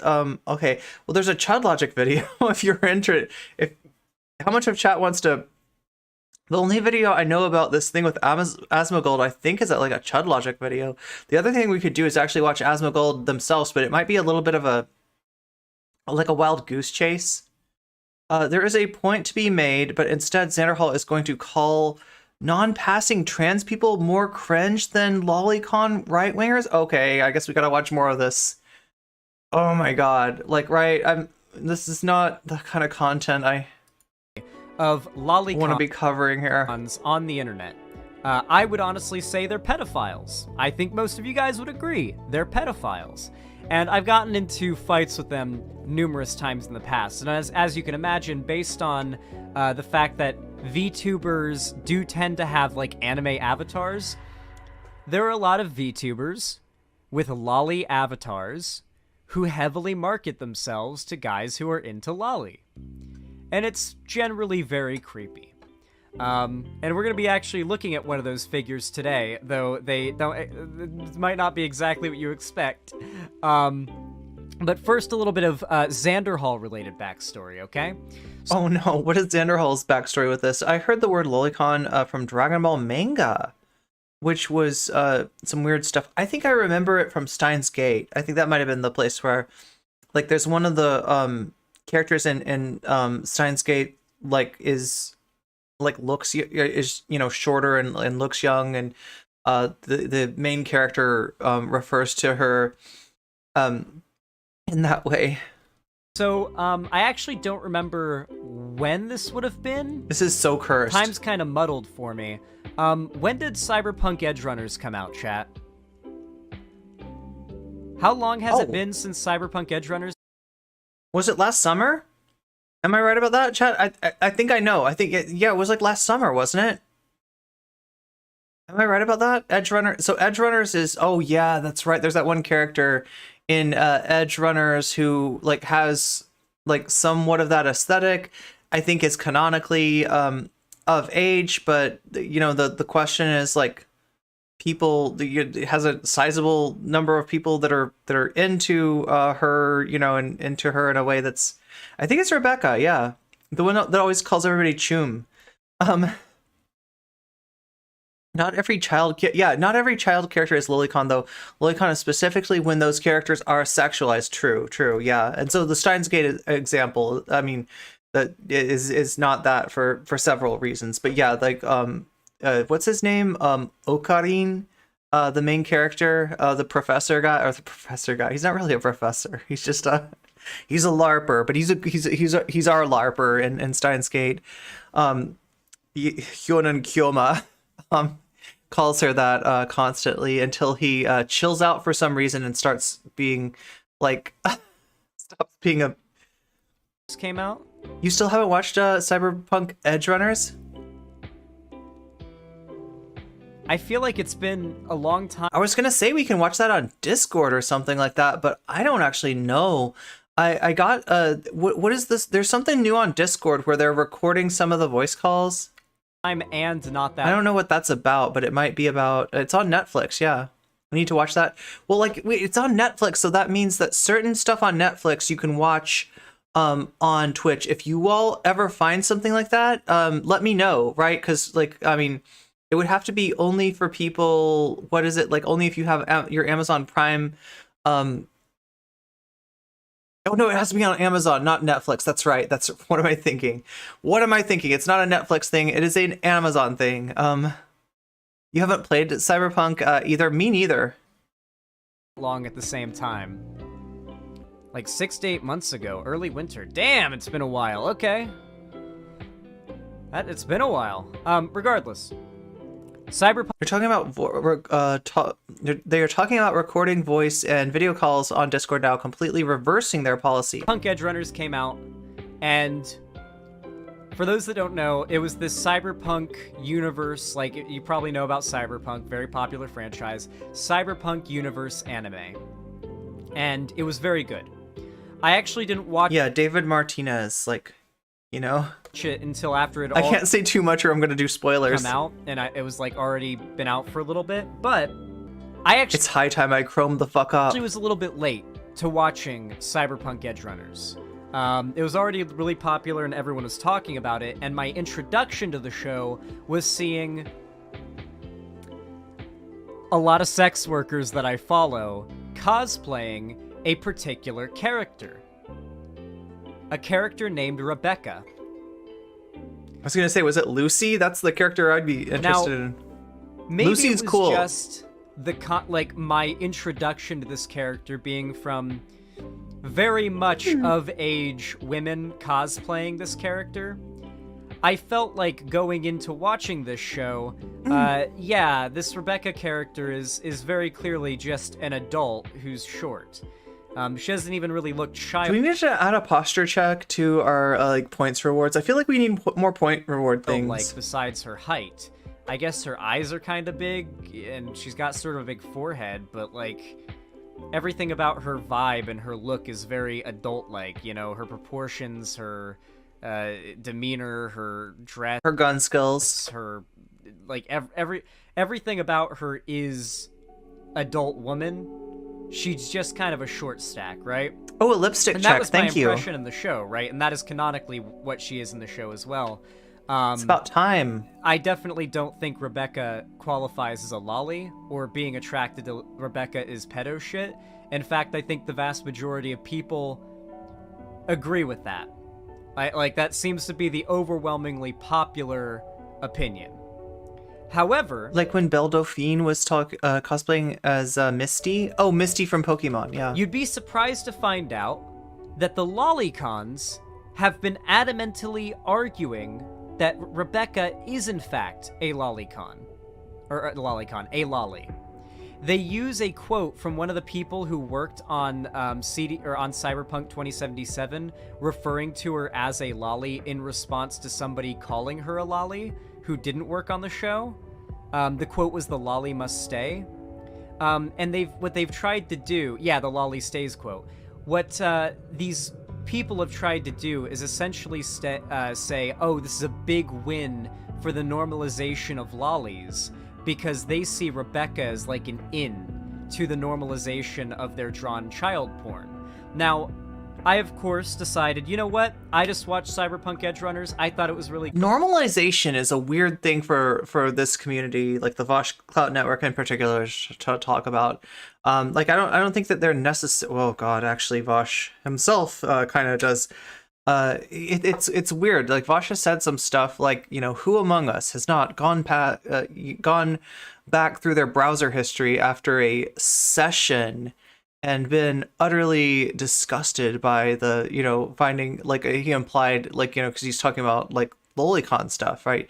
Finding that stuff as as having been part of the session, right? And you know what kind of session I'm talking about, right? Like that's the anyway, yeah. So it's like there's like and like, you know, what you'll get from them is that it's a joke, right? The zoo stuff, the, you know, the other stuff that Vaush has said, the time that he kind of skirts the line and implies that like CSA maybe can happen without any like negative consequences, on his way and saying that it is justified for it to be against the law, right? He says that it's possible, and if you don't believe this, uncuck your SJW lib brain. That's one of the few times that Vaush unironically uses the term SJW, you know, as a pejorative, right? But there's a lot of normalization going on, right? You know, the normalization of the R slur, the normalization of ableism, the casual jokes about racism and stuff like that. I mean, these things all serve to normalize. So I haven't seen Xanderhal himself normalizing this stuff, and I take him at his word when he says he's against it. I don't see any reason to doubt him here. Didn't Vaush have a second Twitter where he drew it? Oh, I don't know about that. That's not in my super document anywhere. It's not in my non-existent super document, but that could have been a misunderstanding. I'm pretty sure Vaush would be disgusted by... Oh, has he said bad stuff about cat girls? Good. Me and my friends binged it all in one night. It was fantastic. I'm going to take on one of the more popular figures claiming this, because I mean, it is a good binge. Like, that anime is a really good binge. These videos popped up in my recommended when I was watching... I don't think I binged it, though. I think I watched it over the course of, like, a week. 3 videos about the ending of Edge Runners. Oh my god, don't say it. The YouTuber in question, one of the lolicon... Let me know if I'm getting too close to spoilers here. Pedo YouTubers in question, who has... And this should scare you, okay? This is a pedo channel on YouTube. God, there's like too much, like Cherry Bread TV. You gotta bleep this stuff. 617,000 subscribers. To be fair, his sub count actually hasn't increased much. Stronger age verification on a lot of sites, yeah. Since last time I encountered him, so that's at least during the Cyberpunk shit. But hey, at least there's that. This guy seems to be the epicenter of lolicon, like pedo chud shit online right now, or at least on YouTube. Now, obviously, this Rev Says Desu person we're about to cover is Can we speed him up? Good call. Yeah, I mean, I don't know. As long as you all can understand what he's saying. Prepare yourselves for this VTuber avatar. Okay, VTuber avatar. We've got our vampire... So now this is Rev Says Desu, right? 1,000-year-old vampire 12-year-old here. Yeah, we're dealing with this guy again. For those that don't know, last time I dealt with this guy, I had death threats from pedophiles for weeks. Spamming me lolly shit. Oh, this was the 6,000 plus channel, right? Did I get it right? This is Rev Says Desu? Thank God Twitter has that built in, like, you can't send media to people that, like, you don't follow. Like, people can't send media to you unless you follow them through DMs. Dude, Rev targeted me once. Yeah, his fans will send you death threats and child That's Rev. Okay. That's what the brigades are. So, like, to be very clear, this probably shouldn't have said the name then. Jeez, I didn't realize it was like that. We are literally kicking... I didn't realize it was like that. The hornet's nest of pedophiles right now. Like, I'm not going to sugarcoat it. Me making this video is kicking a hornet's nest of pedophiles, and the next week may just be me, like, arguing with pedophiles. that may be what ends up happening because of this segment, all right? But This is the kind of stuff that makes a lot of people not want to watch anime. I understand that, Raven. apparently, Yeah, it's really frustrating, right? Because here's how this works, I think, okay? If you're an anime studio, you've got two options, right? You can absolutely keep this stuff out of your anime. Or like really, it's more like manga. Like I guess like when it's created. So if you don't know, manga is like comic books. It's a particularly like Japanese tradition of comics. There's many different genres that appeal to different age groups, different demographics, right? The most famous being shonen, appealing to appealing to boys, the action adventure kind of hero stuff, right, is shonen.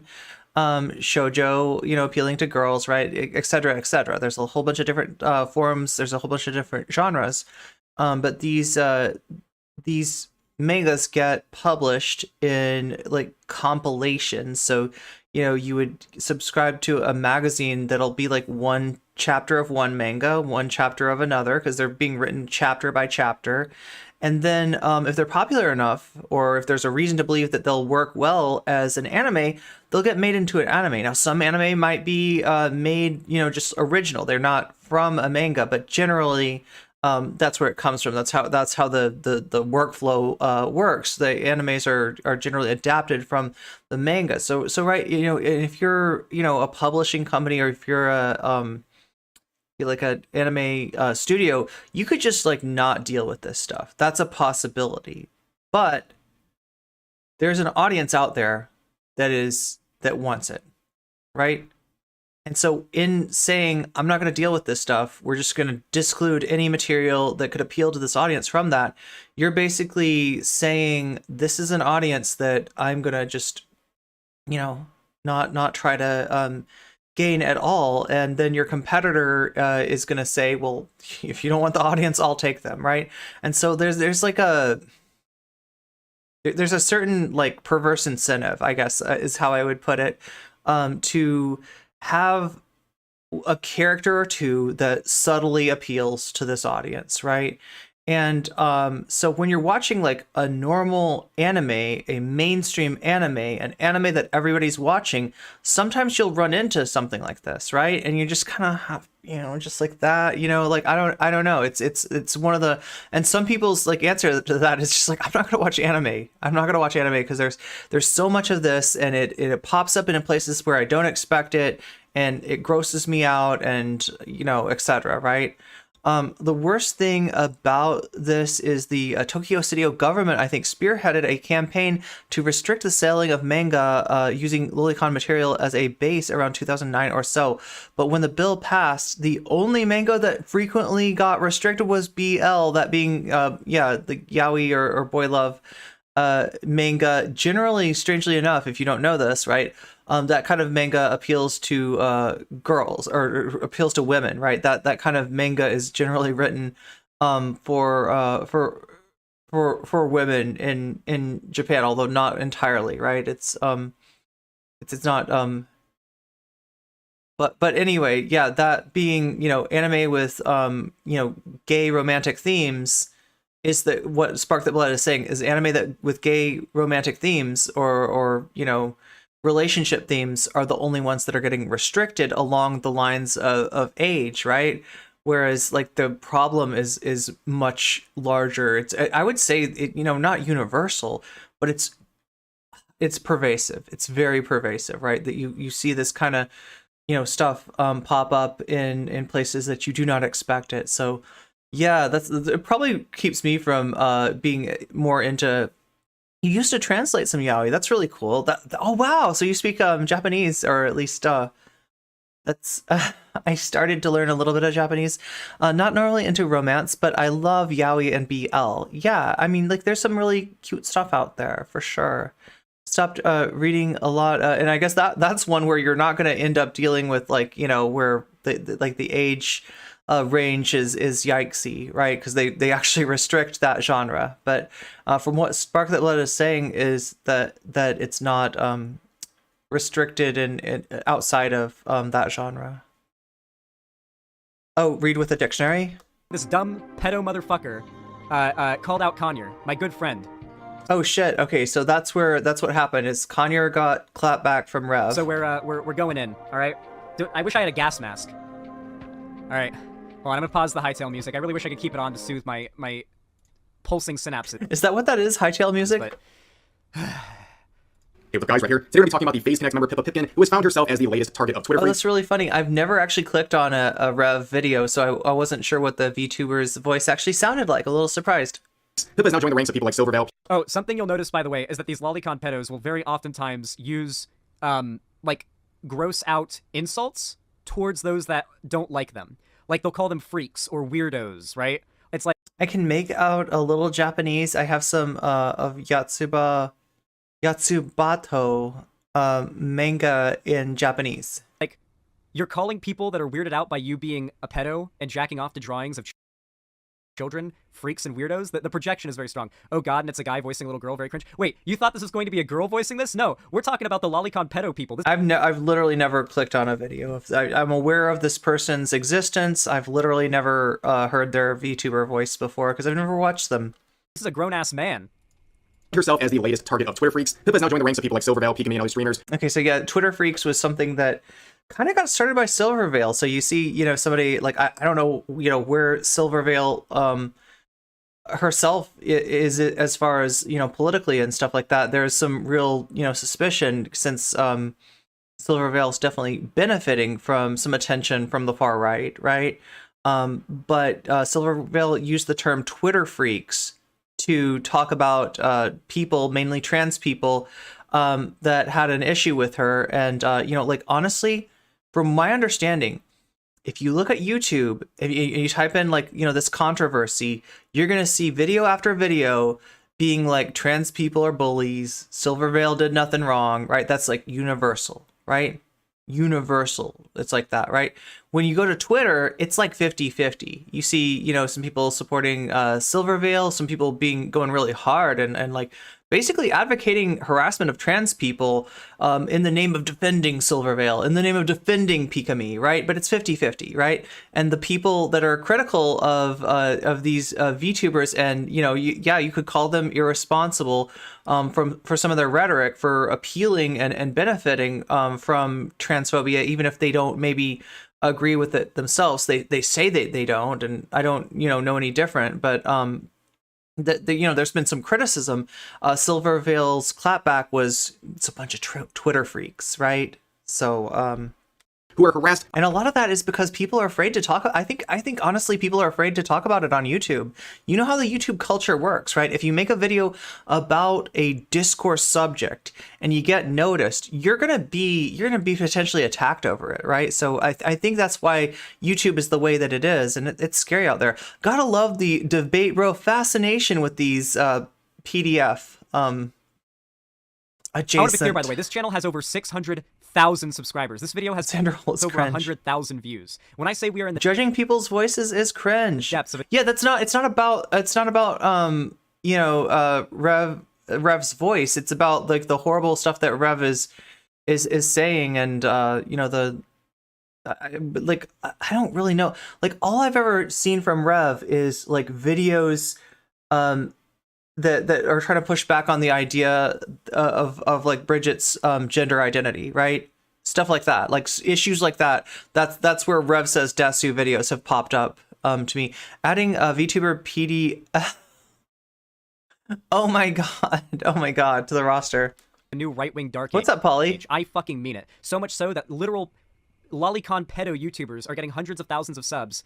I don't know how this guy hasn't been destroyed yet. Like, this guy's basically just like any day now going to get called out by Keemstar and it's fucking over. Like even Keemstar just has to come along and call this guy out because he's just like an open lolicon YouTuber. YouTubers get canceled over being into lolicon. I didn't really know much about this person other than they had some cringe takes when it came to Bridget. That's literally all I'm aware of. Rev is so deep in the closet that they will find Narnia. It's over when it gets found out they're into that shit.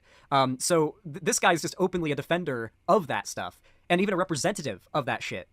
Like, this guy's only got so long till his shit gets dug up. Like, Turkey Tom's gonna make a video or something. Like, this boy is on thin ice. Like, pedos don't last long on YouTube before they get exposed to the broader, like, landscape, and it's just kind of over for them, generally speaking. For even thinking about streaming Hogwarts Legacy. However, given her personality and the type of community she has, attempting to cancel Pippa for streaming this game, it just feels different than the other harassment campaigns. One that seems like it was a lot more invited and made with the intention of mocking the outrage that would come with. Now, what do you think? Do you think that, like, do you think he's right about Turkey Tom? Like, apparently Xanderhal and Turkey Tom have, like, a decent relationship. Obviously, Turkey Tom's been pretty critical of Keffels, a close friend of Xanderhal's. You know, Turkey Tom's kind of famous for his series of videos that's called, what is it, like, PDFs, creeps, and I can't remember, but, like, yeah, it's like, you know, where you know, he's exposing people for stuff like this. But here's where I'm unsure. Okay, there's a certain political resonance between, and when I say political, I don't mean like overt political. I am not calling Turkey Tom like a far right reactionary, right? But I do think that overall, like, Turkey Tom stuff lines up better with the right than it does with the left. So, you know, is this might be smoke that Turkey Tom doesn't want, I guess is what I'm trying to say. It can be a whole meta of thumbnails on YouTube.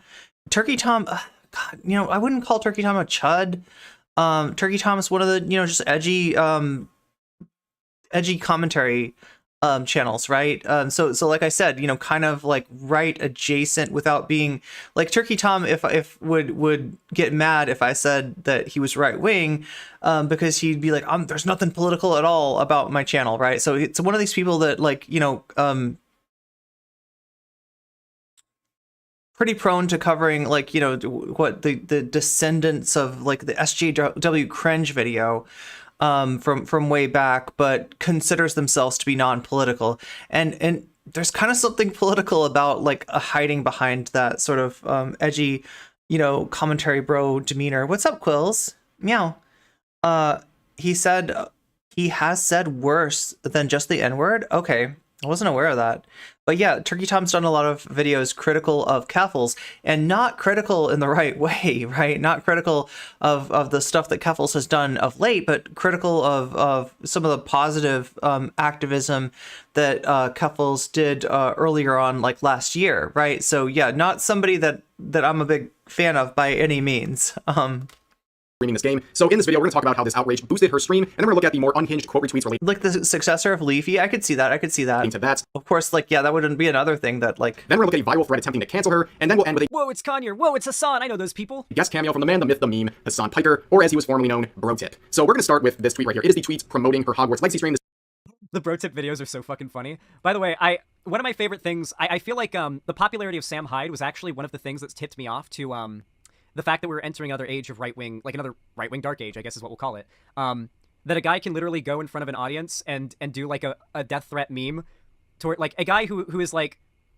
He said something along the lines of, wait, oh my God, no, I didn't even know about this. Maybe there's I haven't, let's see, I think the Turkey Tom stuff I've watched has all been like videos about Keffels. I think a little bit do you remember, Polly remembers this, right? There was a stream that was like there was a stream. There was a panel. I think it was actually on YouTube that a lot of Twitch people covered, right? And it's colloquially known as the PDF panel, right? Because what you had is, on one side you had maps, right? People that are advocating for understanding of people with those kind of desires, and on the other side you had straight up people advocating for, you know, acting on those desires, right? So it was a really horrible panel. Talk about normalization, right? Then that's, you know, that's pure Twitch poll right there. That's pure Twitch poll, irresponsible normalization of some really sketchy stuff, right? But there was a person on there by the name of Sappho that was, a lot of people thought might be one of the people that Turkey Tom mentions in their video about they thought it might have been Hypnotist Sappho, right? There's I can't remember what their name was, like Silent Sappho or something. You yelled and screamed. Yeah, Polly was the only one calling that shit out, right? Everybody else was like, quiet, quiet, Polly. Like, right? They were like, don't blow up the spot, because it's so normalized, right? They even, didn't they bring somebody? Oh, okay. They brought somebody on that panel that is banned on Twitch for his weird takes on digital child exploitation materials, right? This guy unironically advocated for a digital version of that as a means of harm reduction. He was on the maps side, I believe. This is a streamer. I guess if he's going to talk about me, I might as well mention that his name is Tomfoolery, right? So don't be fooling around with that channel. There's some yikes on there for sure. But yeah, he was on he wasn't on the worst side of that debate, because there was literally like people, advocating and saying that they participate in literal harm to children. That I don't, God, I hate that Twitch poll always has to go there. And you know why this happens, right? You know why this happens, because they're always digging for like more and more engagement, a topic that's going to be more engagement, a topic that's going to be spicier, a topic that's going to get more attention, a topic that's going to be controversial, and like this is their meta. This is their meta, and because they're giving in time and time again to these perverse incentives, you see more and more normalization of these viewpoints, i.e. the PDF panel, right? You see more and more of that stuff happen, and you see people interacting with the creator I mentioned earlier, like all the fucking time, despite the fact that he's literally banned off of Twitch for his weird opinions about that stuff, right? It's absolute normalization. They had a victim on the panel. Yeah, a victim, and I believe the perpetrator, right, on that panel. Yeah, I mean, I don't know. At least they claimed they did. Welcome to the stream, Anne. Sorry that you happened to stop in this particular day when we were talking about a particularly yikes subject. But yeah, thanks. We can thank Xanderhal for that, can't we? I don't know. I mean, this is some drama that went down with Conyer trying to call out some of the VTubers that were cynically exploiting the Hogwarts Legacy drama in order to cultivate and draw to them kind of a right-wing anti-trans audience, right? And in the process of that, you've got this streamer clapping back at Conyer for doing that. The streamer Rev, right? And that's what Xanderhal is covering now. And yeah, like Xanderhal says, I agree with him that this seems to be somebody that is doing more than just normalizing, right? It's verging on advocacy for, right? It's not God, and like, these are the exact people that you don't want to be talking about. Like some super yikes anti-trans sports bullshit from TYT we can cover? Nice.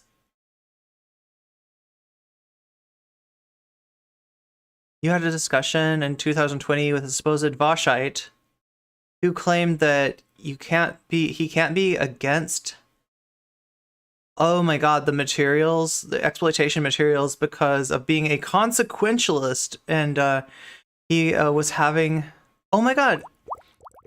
Thank you, Nixiebax. Thank you, Nixiebax, for that gift sub to Oglobbits. Like I'm saying, chat, that 200 sub point goal, it seems kind of high. We're actually only 24 away from that, right? And if we get there, you get the original Kami Babe, Colonel Nonochka. I will cosplay Colonel Nonochka. I will get called a tanky for you, although I'm apparently already being called a Stalinist, so maybe we're halfway there already, but we're definitely more than halfway towards that sub goal. What's up, Mandra? I interviewed Coyote Lovely on it back in the day. Now Coyote Lovely is oh my gosh. Oh, that's where I heard that name. Jesus Christ. Yeah. We're talking about the Sappho person, hypnotist Sappho, that we don't even know if they were on the panel. There was somebody named something or other Sappho that had a voice that sounded like hers. And just finished. Oh, nice. That's really cool, Hilmandra. Good to hear it.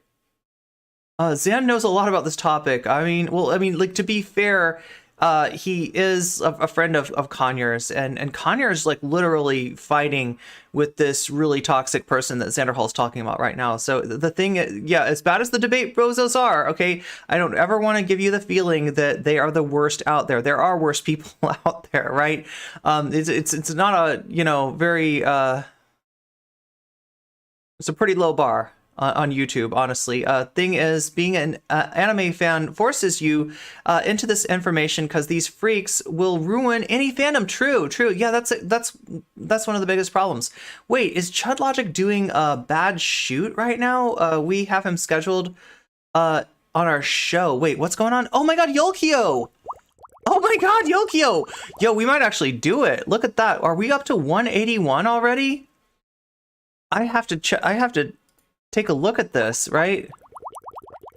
Oh my god, thank you. It looks like Snake Piss, Diablo, Solar Juice, Uber, Steph Effin, and Old Sickback. You all got gift subs thanks to Yolkio. Like I said, like even if you don't have the funds to be able to get a gift sub yourself, just hanging around, being a cool person in chat, might just give you might just get you a gift sub.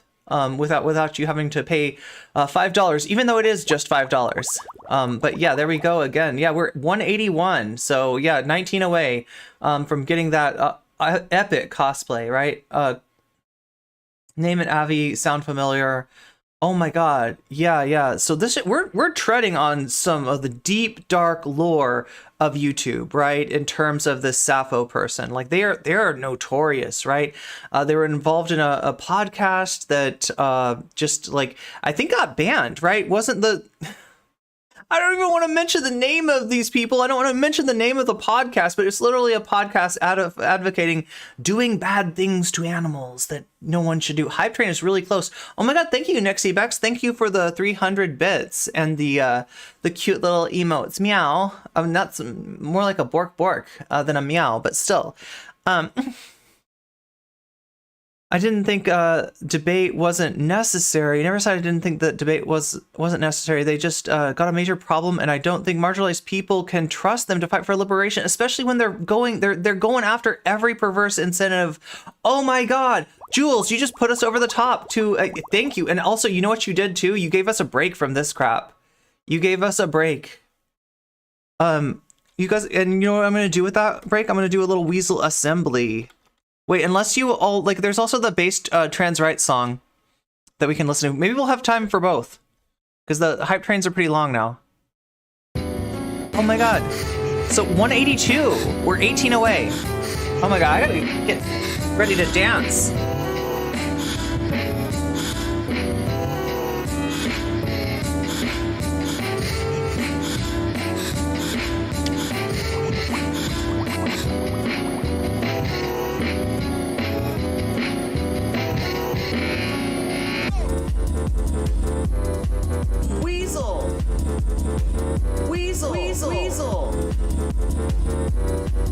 Weasel.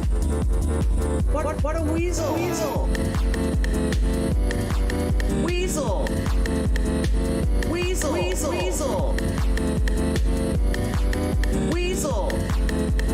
What a weasel. You've got weasels too on YouTube now. You can post those weasels in YouTube. If you are a member, you've got access to the weasel emote.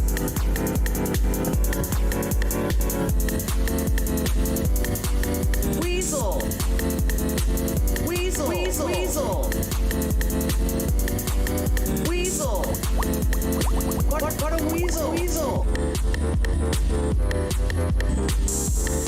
Thank you, Jules. Thank you for the 5 gift subs. Yellow Kitty, Campos, Kentucky, and Jacques Craft, and Q the Dimio Olympian. Oh my god, Shakespeare! Everybody's coming in. 194? Holy, okay, I didn't think we were getting there today, but that's like 6 off. So wait, what happened? Oh my god, so much everything. Oh my god, you're making my ADD go wild. Oh my god! Hype Train is hype. Hype Train is so hype. Yeah, we'll definitely be listening to the trans rights song too.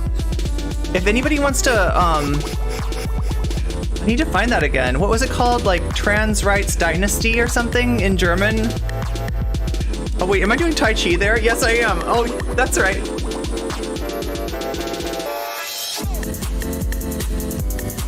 I forgot it was Tai Chi.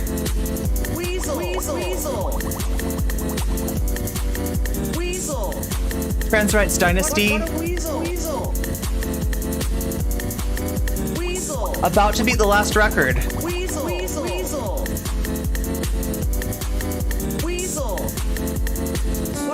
I was not expecting that today. Well, I'm gonna have to order that cosplay. Sarah, do you think that he's talking about you here? This is gonna happen. Sarah, do you think that he's talking about you here?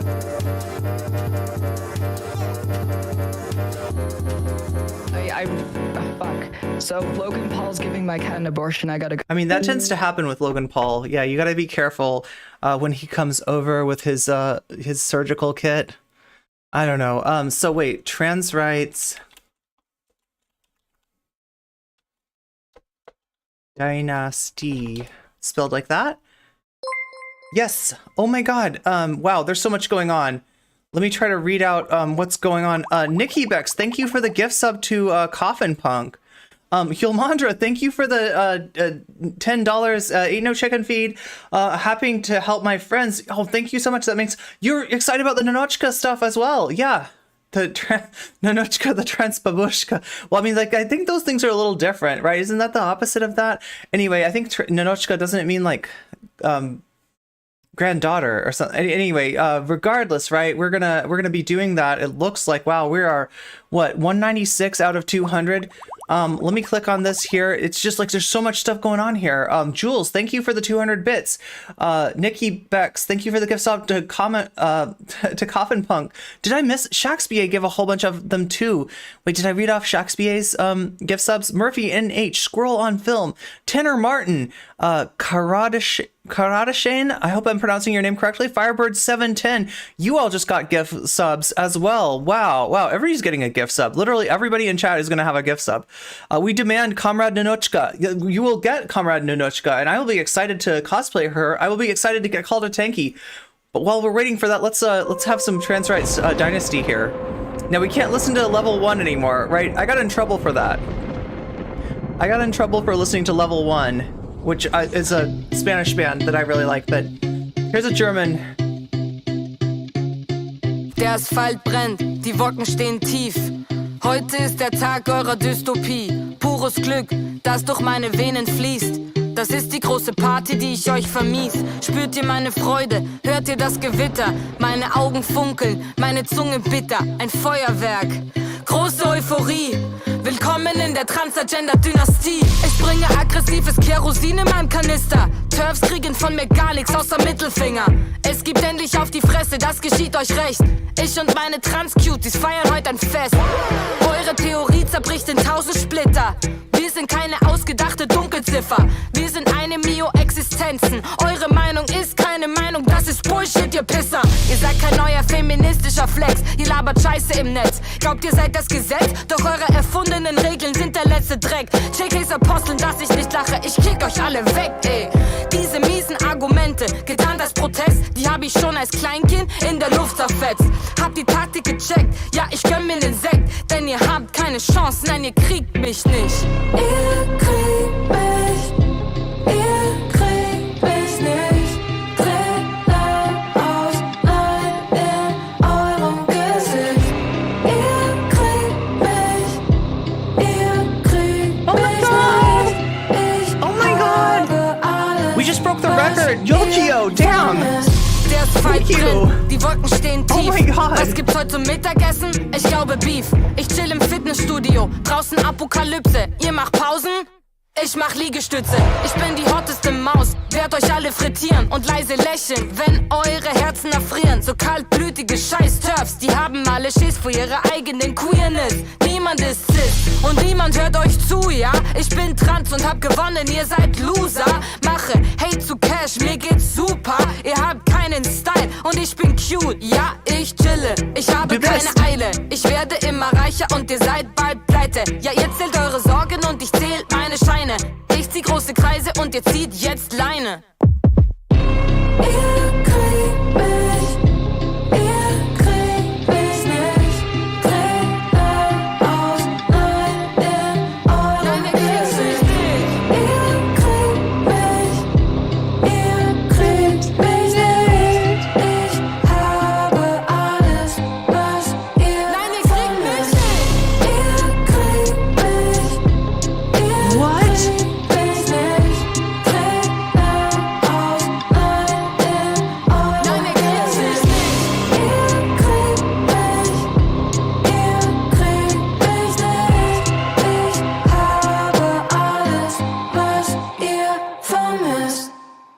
Oh my god, am I getting shipped with the singer of this? I will thank you for the compliment. That's like amazing. Wow, ich bin cute. Auch immer. I know a little bit of German. Ich liebe diesen Lied. Es ist sehr cool. Es ist my German accent could use some work, couldn't it? Anytime I try to speak in German to anybody, oh my god. So yeah, we beat our last. Wait, no, did we? It says about to beat the last record. Either way, what are we like on level 6 now? That is a serious hype train. That is the hypest of trains of all. Thank you everybody who donated. Thank you to you on the YouTube side, Hilmandra, for the $10 super chat. That Quills the Queer, welcome to the chat. August Dexter, thank you for following. Yeah, we got about 2 minutes left of this hype train. It's already gone pretty far. Wait, what was this? 196. The Rosalind, thank you for the follow. Thank you for making these emotes. Like, I don't know, it feels like being in a jacuzzi or something like that, like a really bubbly jacuzzi, because like whenever the emotes come up, it's like they're little bubbles and stuff, and I'm already immersed in this like jellyfish water, and like, it's okay, don't worry about me, I'm a mermaid, I am immune to jellyfish toxins. These things can swim right up to me, and it is no skin off of my flesh, or it's no scale off of my anyway, whatever you know, part they rub up against, it's okay. 4 more subs until cosplay. That is true. Looks like we're actually gonna make it happen, which is amazing, outstanding, unbelievable, right? To get up to 200 subs, and oh my god, let me drink some coffee. Jeez. I don't deny what I did nor what I was, but know that for the safety of those I love, Kalan is one of those hosts of my show. She came to understand and trust me. Nice. Trust is earned. Yeah, true. Oh my god. Well, I mean, like, this is the thing that, you know, Hilmandra is saying the things that the debate roast just do not understand, right? Actually, didn't know about your... I trust Jesse's judgment. Yeah, Jesse's really cool. Jesse's cool, one of the coolest people. Wait, my cancellation or Hilmandra's? I don't even know who we were talking about. My cancellation was a while ago. I don't know. I don't even like call it like, because you know, like, you know how they use the term cancellation. You know how that gets like politicized. And it's like, yes, the woke. It wasn't woke culture, which canceled me. Chat, it was a decidedly unwoke culture. The Gamergate atmosphere of Twitch politics that canceled me. So, but you know, to be honest, that kind of stifling, that kind of excommunication, that kind of campaign of lies and harassment against a streamer, like, that's a lot closer to what they call cancellation than anything that Xan, Vaush, Keffels, etc. are experiencing. Thank you for the... Well, good to have you here, Karadashan. I hope I'm pronouncing your name right. If not, it means you're extra cool, because what's up, Photophile? Hype train complete at level 6. What? 20 gift subs. 1,200 bits. Looks like we might do we have a new leader on the gift subs board? Once again, if you're on there and you get anything, you know, like anybody sending you anything, any whispers, any harassing stuff, let me know. That was a problem in the past. Hopefully we can leave that in the past. Like, hopefully hopefully, you know, I don't know. It just feels like being a trans streamer, speaking up for the trans community, it puts a crosshair on you. Polly's felt this. Polly knows what I'm talking about. A lot of other trans streamers know about this too, and it's mostly coming when you speak up for the trans community, right? When you're inconvenient for somebody that's doing harm to the trans community, that's when you get this this garbage, this lies spread about you, and you know, all this other stuff. But yeah, thank you so much, everybody, for donating. And again, let me know if any of that harassment comes back through your whispers. That was a thing in the past. Hopefully not in the future. I try not to talk about it too much, because that's the kind of thing that encourages the troll. So we will get right off of that and right back into the content that we were doing right before we stopped to you know, take that hype train that I wasn't even expecting, right? I wasn't even expecting a hype train today, but we got one anyway, and yeah, we're four away. Vaush speculated. Oh yeah, that was the Vaush speculating on Finn being on estrogen. And again, it's none of Vaush's business, right? And Finn's community let Vaush know that in no uncertain terms. It looks like you've got some more hype emotes unlocked on Twitch, and like I said, YouTube, you've got a whole bunch more emotes too, including the weasel, right? I'm trying to make all the as many of the emotes available on Twitch available on YouTube as well for members on YouTube. I should probably go over really quickly what being a sub gets you. You get access to the VODs after the fact on Twitch. You get to get out of the ad break. That's the big thing on Twitch that you get from an ad. Also, being a member on YouTube or a sub on Twitch gets you the premium streamium.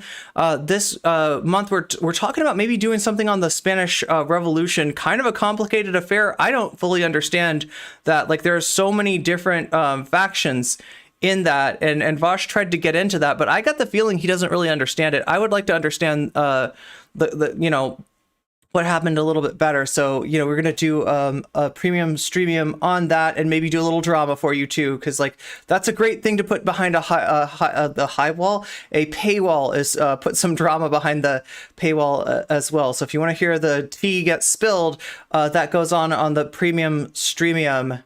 And oh my god, I got 3 VIP badges over the last 3 weeks. Nice.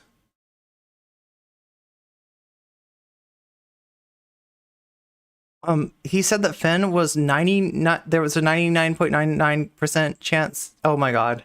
Yeah, again, just like that speculation is not appreciated. Like, right, and that's what Finn's community said. I'm gonna run the trans rights dynasty again if I'm not careful here. That's the one I'm trying to press. Like, can go up on stage and basically yell a death threat to the most popular lefty figure out there, and for like a year plus after that, let's drink some Void coffee. Is like, same sides on the right. It's the same thing as like Boogie and that Frank Hassel guy. The Frank Hassel dude, who was like an edgelord, like provocateur, shock jock dude, who went to Boogie's house and was like banging on the door, and then Boogie went out and, like an idiot, shot a warning shot into the air. But like everyone gave him shit for I forgot about this. At Frank Hassel.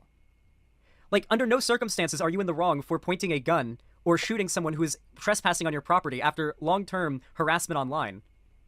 Like, but the internet found every excuse to make Frank Hassel be in the right and all of that, and Boogie be in the wrong. Okay, this is some drama I'm not even aware of. Because Boogie is unpopular to like. Whatever internet culture is like leaning against or for, they will be in favor or biased against the most insane shit. They will look past the most disgusting, horrible shit and they will destroy somebody's career over much less. It just depends on who it is and what the internet culture is. Yeah, we're still getting through this Xan video. I don't know how long we're gonna stay on this. Joni's telling me there's something else I need to see on here. There's something else that that Xan did. What was it again, Joni? So I feel like Sam Hyde was a good example of that. God, Sam Hyde, talk about toxic. So we're gonna start with this tweet right here. It is the tweet. It's not Frank Castle. It's Frank space Hassel. Oh, okay. Because he like hassles you. Promoting her Hogwarts Legacy stream. This is a stream that has already happened. It was something we talked about briefly in my previous video, but we're gonna go a little more in depth. So as we can see, the number of likes, 40,000 likes on a tweet promoting a stream. That is an insane number. I cannot stress that to you enough. Like, she is popular enough to get many likes on her tweets, but not that many. This is more likes on a tweet than someone like Gar Dura gets on a tweet promoting one of her streams. So how did this happen? Well, you can thank people like the Twitter freaks for making this happen. Just like Wait. Oh, okay. So I mean, obviously this person's like a chud grifter type, but like, instead of acknowledging that 4chan does like regular ops like this to. So do you see how this kind of works, right? Do you see how this works? Transphobes get behind a narrative like the one that trans people are being bullies, trans people are doing the harassment, because when they call you that, when they paint you like that, they can do anything they want to you and get away with it, right? They can justify their attacks on trans people. So transphobes were really excited about this stuff, right? Transphobes and like, from what Kanye was showing on Twitter, there was some false flags going wrong. There were some transphobes, there were some Nazis masquerading as trans people, harassing people and trying to get that blamed on trans people, right? So this is very much an op, and you see the beneficiaries of that being the some of the streamers that were supposedly harassed by trans people. Now, like, I don't want to deny anybody harassment that they actually received, but this perception is causing, I guess, a stream announcement, which, there's my stream announcement. If you want to help that one out, that's great. That is a stream announcement that will not be supporting transphobia. So like there's a stream announcement that you can get behind, you can like and you can retweet and you can comment on and boost that post without any concern of it, boosting transphobia, right? I am not a VTuber who's claiming that trans people are attacking me, right? But like in general, a stream alert is one of the posts that a streamer will make that gets the least amount of engagement, that gets the least amount of attention. Why is that? Because Twitter actively suppresses anything with a link on it, right? Anything with a link on it potentially takes people from Twitter to somewhere else, and that's not what Twitter wants. Twitter wants you to stay on there and scroll, right? So they suppress those, and as a result, those kind of stream alerts, which are how, in a lot of cases, I let people know that my stream is going on. I talk about what I'm going to be streaming. I get the attention of people who might be interested in getting into something like that, right? You can help that out by boosting it, because it does get deboosted just from the sheer virtue of the fact that it's got a link on it, right? So that's, I think, what Rev is talking about here. Try to cause like political instability online. You're gonna pretend like trans people being mad about the wizard game made the game more popular and made people playing the game more popular. This is the same level of delusion. Wait, something about trans people being worse than lolicons? Oh my god. People saying that like people like streamers playing the game supports transphobia and people who are transphobic made the game popular. Like, that is in no way the case. Hogwarts Legacy is a fucking Harry Potter game. It is the dream Harry Potter game of any Harry Potter fan. The game was going to be huge regardless. It's being used, it's being politicized by transphobes, right? And so when you say the kind of stuff that Xanderhal said when he attacked Jesse Gender, you are absolutely boosting this, right? Xanderhal, the right thing to say here was, I was part of this. I was unintentionally part of this attack on trans people. I got behind narratives that let scumbags like this paint trans people as bullies and harassers, that helps justify the harassment and the dehumanization of trans people, right? And like I said, like I don't know what's in Silvervale's heart of hearts, but calling trans people freaks is definitely feeding into like another trope that gets used against us to dehumanize us. So and in Xanderhal, like you got some you got some blood on your hands too in this whole thing. Blood on your hands, dirt on your hands, at least, is probably a better way of looking at it.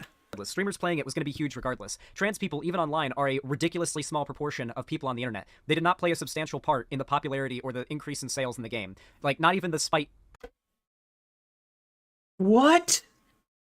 Yeah, look, Xanderhal. Okay, so first of all, I want to be real clear in saying it's great that you're saying that. I agree with you. Trans people did not play a part in making that game more popular. However, when you're going to say something like that contradicts, and chat, if you want to go look for those clips now, right? Because you see Xanderhal saying that trans people, trying to make people aware of the fact that J.K. Rowling's is a TERF, that building her clout, that giving her money through playing this game is something that trans allies don't want to do, right?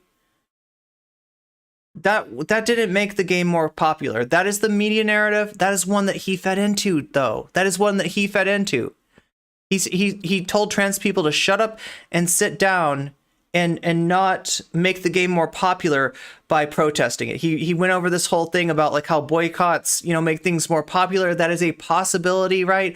Trans people, if you look at Jesse Gender as the example, Jesse Gender is a leader in the trans community. Jesse Gender wasn't asking for a boycott. Jesse Gender was asking for trans allies to put their money where their mouth is, or rather take their money away from where their mouth shouldn't be, and their mouth shouldn't be on the ass of a TERF like J.K. Rowling, right? So the trans people are just simply asking, hey, that $70 that you were going to waste on a mid-game, on a mid Harry Potter franchise game, maybe think about not doing that, because the whole game is focused around an anti-Semitic trope.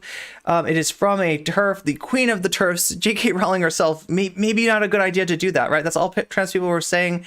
This did not contribute to the game's sales. This did not contribute to the game's hype. All this contributed to was people like Xanderhal attacking trans people, people like Vaush attacking trans people, Jesse Gender getting chased off the internet. And as a result of those narratives being pushed, you make it easier for scumbags like this to attack trans people. So purchases made a dent in the amount of sales the game was going to get regardless. It was this year's Elden Ring. That is what Hogwarts Legacy is. It was this year's Elden Ring. I feel like this directly contradicts some of the things that Xanderhal said earlier. Now, that's fine. It's fine for you to realize you're wrong and to change your opinion, but that needs to come with an apology, right? Because you weren't just wrong, you were wrong in a way that hurt trans people. You chased one of our leaders off the internet, off of Twitter, right? And you owe us an apology. You owe Jesse Gender an apology. I think Xanderhal needs to apologize to Jesse Gender. It was going to be big no matter what. The boycott of Hogwarts Legacy that is now approaching $1 billion in sales. Any sort of outrage stemming to tweets like this and promotions like this backfire by giving free publicity to millions and millions of people. In fact, for the record, this person's a lolicon pedo and thinks that trans people are groomers and is on like the trans groomer, like anti-trans, like haha thing, like that whole thing. So like, to be clear, the amount of crossover between transphobes and pedophiles is alarming and unsurprising. In this case, 4.7 million people who saw this tweet. The Venn diagram's like a circle at this point. Oh, so here's the thing. People construe this immediately as proof that Pippa hates trans people, when in reality, this stream was made with, I'm not trying to read her mind or anything, but it seems like she was making this stream with the main intention of poking the bee's nest, poking the hornet's nest, and making fun of the outrage that stems from the Pika-Me situation and the harassment that she received. And, it doesn't really work when you attack someone like Pippa, whose community is 100% okay with this. You can't cancel her for attacking her for streaming this game because that's... Well, because she's a Nazi. She was doing JQ okay, Pippa. and replacement shit. So please don't confuse Pippa with Pika-Me, okay? Like I said, they're I feel like Silverdale and Pika-Me, I don't want to put that on the VTubers themselves, because especially with Pika-Me, I don't know what Pika-Me said about this other than supporting Silvervale, right? But yeah, that has been a way for transphobes. Like it has been a rallying point. I guess it's the right way to say it for transphobes. Their stream and talking about shekels and shit. Yeah, obviously the Nazi VTuber. Pippa. Okay, so yeah, the point I want to make is that Pippa and Pika-Me are two different people. Pika-Me, as far as we know, is not like right wing. Pika-Me was kind of part of this thing of playing Hogwarts Legacy, being perceived as receiving harassment. That harassment being assumed to be from trans people, and so became a rallying point for transphobia, but wasn't necessarily trying to get that to happen. Pippa, on the other hand, is the person that Xanderhal and Conyer are talking about, that directly participated in this kind of psyop thing. E-girl, like anime girl, streamer isn't going to get any shit. Wait, are they not? Yeah, this is the one that was doing the JQ stuff, right? Maybe I've got... Is he saying the idea of black people asking for better hair within Elden Ring? Wait, did he say that? Did I miss that? Did that get said? I'm so sorry, chat. Like I said, I have ADHD and I get so easily distracted. And right now my mind is in a million different places, such as where I'm going to get this cosplay from. Luckily, we've got 4 more gift subs to go before I need to order that. But I got to start thinking about this. I got to make this happen. I got to make this real. I know where to get the tattoo, the Colonel Nonochka hammer and sickle tattoo, the thing that's really going to drive the debate bros nuts when I put it on. But I got to get the appropriate, her top is like kind of sick, right? Like not sick in a bad way, sick in a really cool way. Like, right, her top is like one of those one shoulder tops, and it's got a collar attached to it. It's a really unique top, and I want to make sure that I get as close to the actual design of Nonochka's look from the gorgeous ladies of wrestling as I possibly can. Right. So if you've watched Netflix and you've seen the Glow show on Netflix, the character Zoya the Destroyer, fan favorite, right? Zoya the Destroyer was based on Colonel Nonochka, who was like a real wrestler in the original Glow. I think actually a real Russian as well. Like, right? She wasn't putting on the accent the way that Alison Brie is in the show. She actually, I think she had a history. She had a pedigree in ballet. She did ballet. I think she came from Russia, or it might have been Ukraine even. Am I right about that? I'm thinking Nonochka was actually Ukrainian, if I remember correctly, right? But yeah, this is gonna be the cosplay, and we were so close to that. The right seems to be okay with grooming for sex or marriage. Yeah, absolutely, and lowering the age of marriage and stuff like that. Right? There's even that famous Applebee's sign that like alludes to underage people being allowed in the bar area if they're accompanied by their spouse, right? Meaning that the spouse is over drinking age and the the person they're married to is under. My videos mixed up. Hold on. Let me make sure I've got my clips. Yeah, this is the same one. Yeah. Yeah, it's the God same one. damn, that was like an explosion of gift subs too. Or whatever. What if I told you that it's already like that? What if I told you that there's already a group of people running the world right now, and they have been for hundreds of years? Yeah, it's pretty. Yeah, I think that's what Rev Says Desu means by Pippa's audience won't care. Yeah, because they're a Nazi stream. Yeah, Pippa's audience definitely does not seem to care. That's just not how canceling people online works, and we'll talk about that later. But it really just goes to show you that Twitter freaks have so little power over people. Like, now, do you hear this? This is a far right person, to my understanding, right? The streamer that he's watching now, maybe Pippa even more so, right? But saying this is not how canceling works on the internet. You're not going to cancel her, right? If you listen to right-wing nonsense, you would think that cancellation is something that woke culture imposes on people who don't conform to its political correctness, right? Like the way that Dave Chappelle got canceled for stepping outside of the accepted politically correct framework, right? And that it's either it's either woke scolds, or it is woke corporations, or some woke forces, right? And like, did you hear what Pippa just said about people controlling the earth for thousands of years? Yeah, real clear anti-Semitic dog whistle. So right, it links right up to that. Like this idea that we're going to take a marginalized group and we're going to accuse them of ruling the world. Well, if cancellation comes from the top down, and that's what they're saying the top is, it's pretty clear where they're ultimately where they're placing the blame for cancel culture, right? But here you have Rev saying that's not how cancel culture works, because Pippa's audience isn't a bunch of woke people, right? So there's an acknowledgement right there that it's not a phenomenon of the left. It's not a phenomenon of SJWs. It's not a phenomenon of PC culture or anything else. We're talking about just basic excommunication. We're talking about the kind of like scapegoating that has gone on for thousands and thousands of years. And by saying the things like what you just heard Pippa say, like that's an attempt to do that to Jewish people, right? The real victims of cancel culture, if you're going to use that framework, which like I said, there's some issues with that framework, but it mostly applies to marginalized people, right? Those are the victims. Those are people that get excommunicated. Those are people that get silenced. Those are people that end up suffering from, kind of a character assassination that comes from a million different places at once, not edgy fucking VTubers or edgy debate bros, right? All the people that complain about cancel culture are not the true victims. The closest thing to cancel culture we have is scapegoating, and scapegoating is a thing that happens primarily to marginalized people. So much easier, for that boulder to get rolling than to roll a boulder up the hill all a Sisyphus. Do you know how to sew? I do not know how to sew. I would love to. Well, like I kind of do, right? Okay, so wait, I can do a cross stitch, I can do a back stitch, but that's about it. I can't run a sewing machine, right? I've kind of had it explained to me, and it was too complicated. And I'm so afraid that if I try to use a sewing machine, that my hand's gonna end up getting sewed or something like that. I don't know. Sewing machines scare the bejeebus out of me. We aren't on the top, but yeah. What if we were? What if we're supposed to be? I don't know.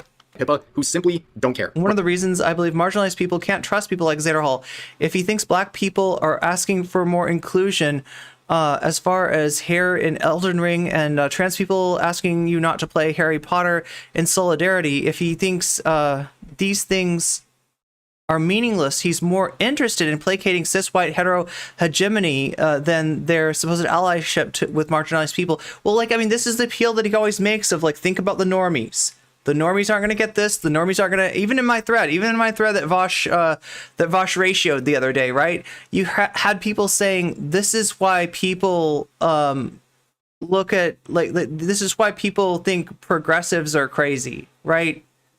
Just basically using that optics frogging as another way to attack marginalized people who are standing up for ourselves. Maybe the normies should be less cringe. What? Wow! Furious Gems with the hot tea take, right? That's I'm gonna have to drink with you with your Kermit. Cheers. Absolutely cheers. Welcome to the stream, Furious Gems. Meow. Right? She obviously does not care too much about the backlash. In fact, I'm sure it was Optic cops are at it again. How do True. people watch this cringe Nazi shit? There are not a lot of places online that are like large platforms sympathetic to pedophilia. This is one of them that's remained sort of like untouched by like the TOS. Remember, guys, YouTube has been basically non-existent with their TOS enforcement lately. They've been really trying to make YouTube profitable, so they've been banned. And for the record, I'm going to say this again, okay?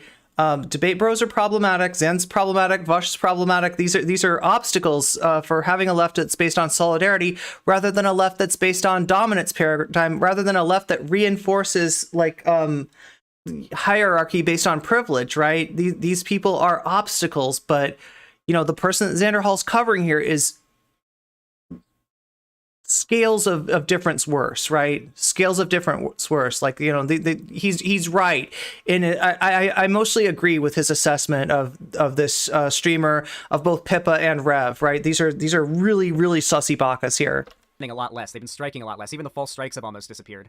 I've noticed that like overall enforcement of TOS has gone down across YouTube. So yeah, it's no surprise that even like large pedo channels are getting away with it. Or even invited in this situation. So recreating Jim's T emote would make a good emote for NCC. Well, I don't want to steal it though. Where is Jim's T emote from? That's a X Knight 7 emote. I mean, that's a good emote for sure. Maybe we could make a variation. For the stream itself, I'm being told it was her highest concurrent viewer of any stream. At one point, she peaked over 6K, which was even more than her 100K feet stream. That just gives you an idea of how much the stream popped off, which is pretty expected with a promotion like this. But here's what's disturbing, right? The things that Rev is saying right now are analogous to the things that Xanderhal was saying about Hogwarts Legacy. He is now saying that trans people did not help Hogwarts Legacy sell more copies by our supposed boycott of the game, right? So he just now said that, right? That contradicts what he had said earlier, right? And if anybody's got that clip, if anyone wants to put back-to-back Xanderhal, I feel like this is a moment for accountability. And Xanderhal, honestly, I don't want to cancel you. I don't want to ruin you. I just want you to apologize for it, right? Because you fed into these narratives, the same narratives that Rev is using right now, right? Please recognize that. Like, please understand that we are not the carceral left. We are not the cancel cops or anything else. We mostly just want to ameliorate, to use the Vaush word, ameliorate harm being done to trans people, ameliorate harm being done to marginalized people, right? And you taking accountability and apologizing in this situation will go a long way to do that. Like, listen, Xanderhal, you'll impress me if you just apologize for your prior takes, right? You've obviously changed your mind. The take that you're giving now is contradictory to the take that you gave earlier, right? If you just say it, yeah, like I was unintentionally part of this. I don't think you were unintentionally part of this. I don't think that you're like this scumbag, okay? I see a big difference between you and them, but you do need to apologize, right? You did hurt the trans community. You attacked Jesse Gender, who wasn't trying to start a fight, who was just trying to spread awareness of what you're doing when you're buying the Hogwarts game, who was talking primarily to people on our side, people that are trans themselves or claim to be trans allies, right? And just saying, hey, put your money where your mouth is, or like I said earlier, rather take your money away from where your mouth should it be, which is on J.K. Rowling's ass, right? You shouldn't kiss J.K. Rowling's ass by playing this game, by giving her money, by giving her clout, by extending the legacy of her IP, right? At least we can get our own forces, our own people who are on the side of trans people to not be part of what's hurting us. That's all that Jessie was asking for, and you and Vaush attacked her. You and Vaush drove her off Twitter. Apologize. That's all I'm asking. You will. I promise you. I will say good things about you if you apologize for this. Okay.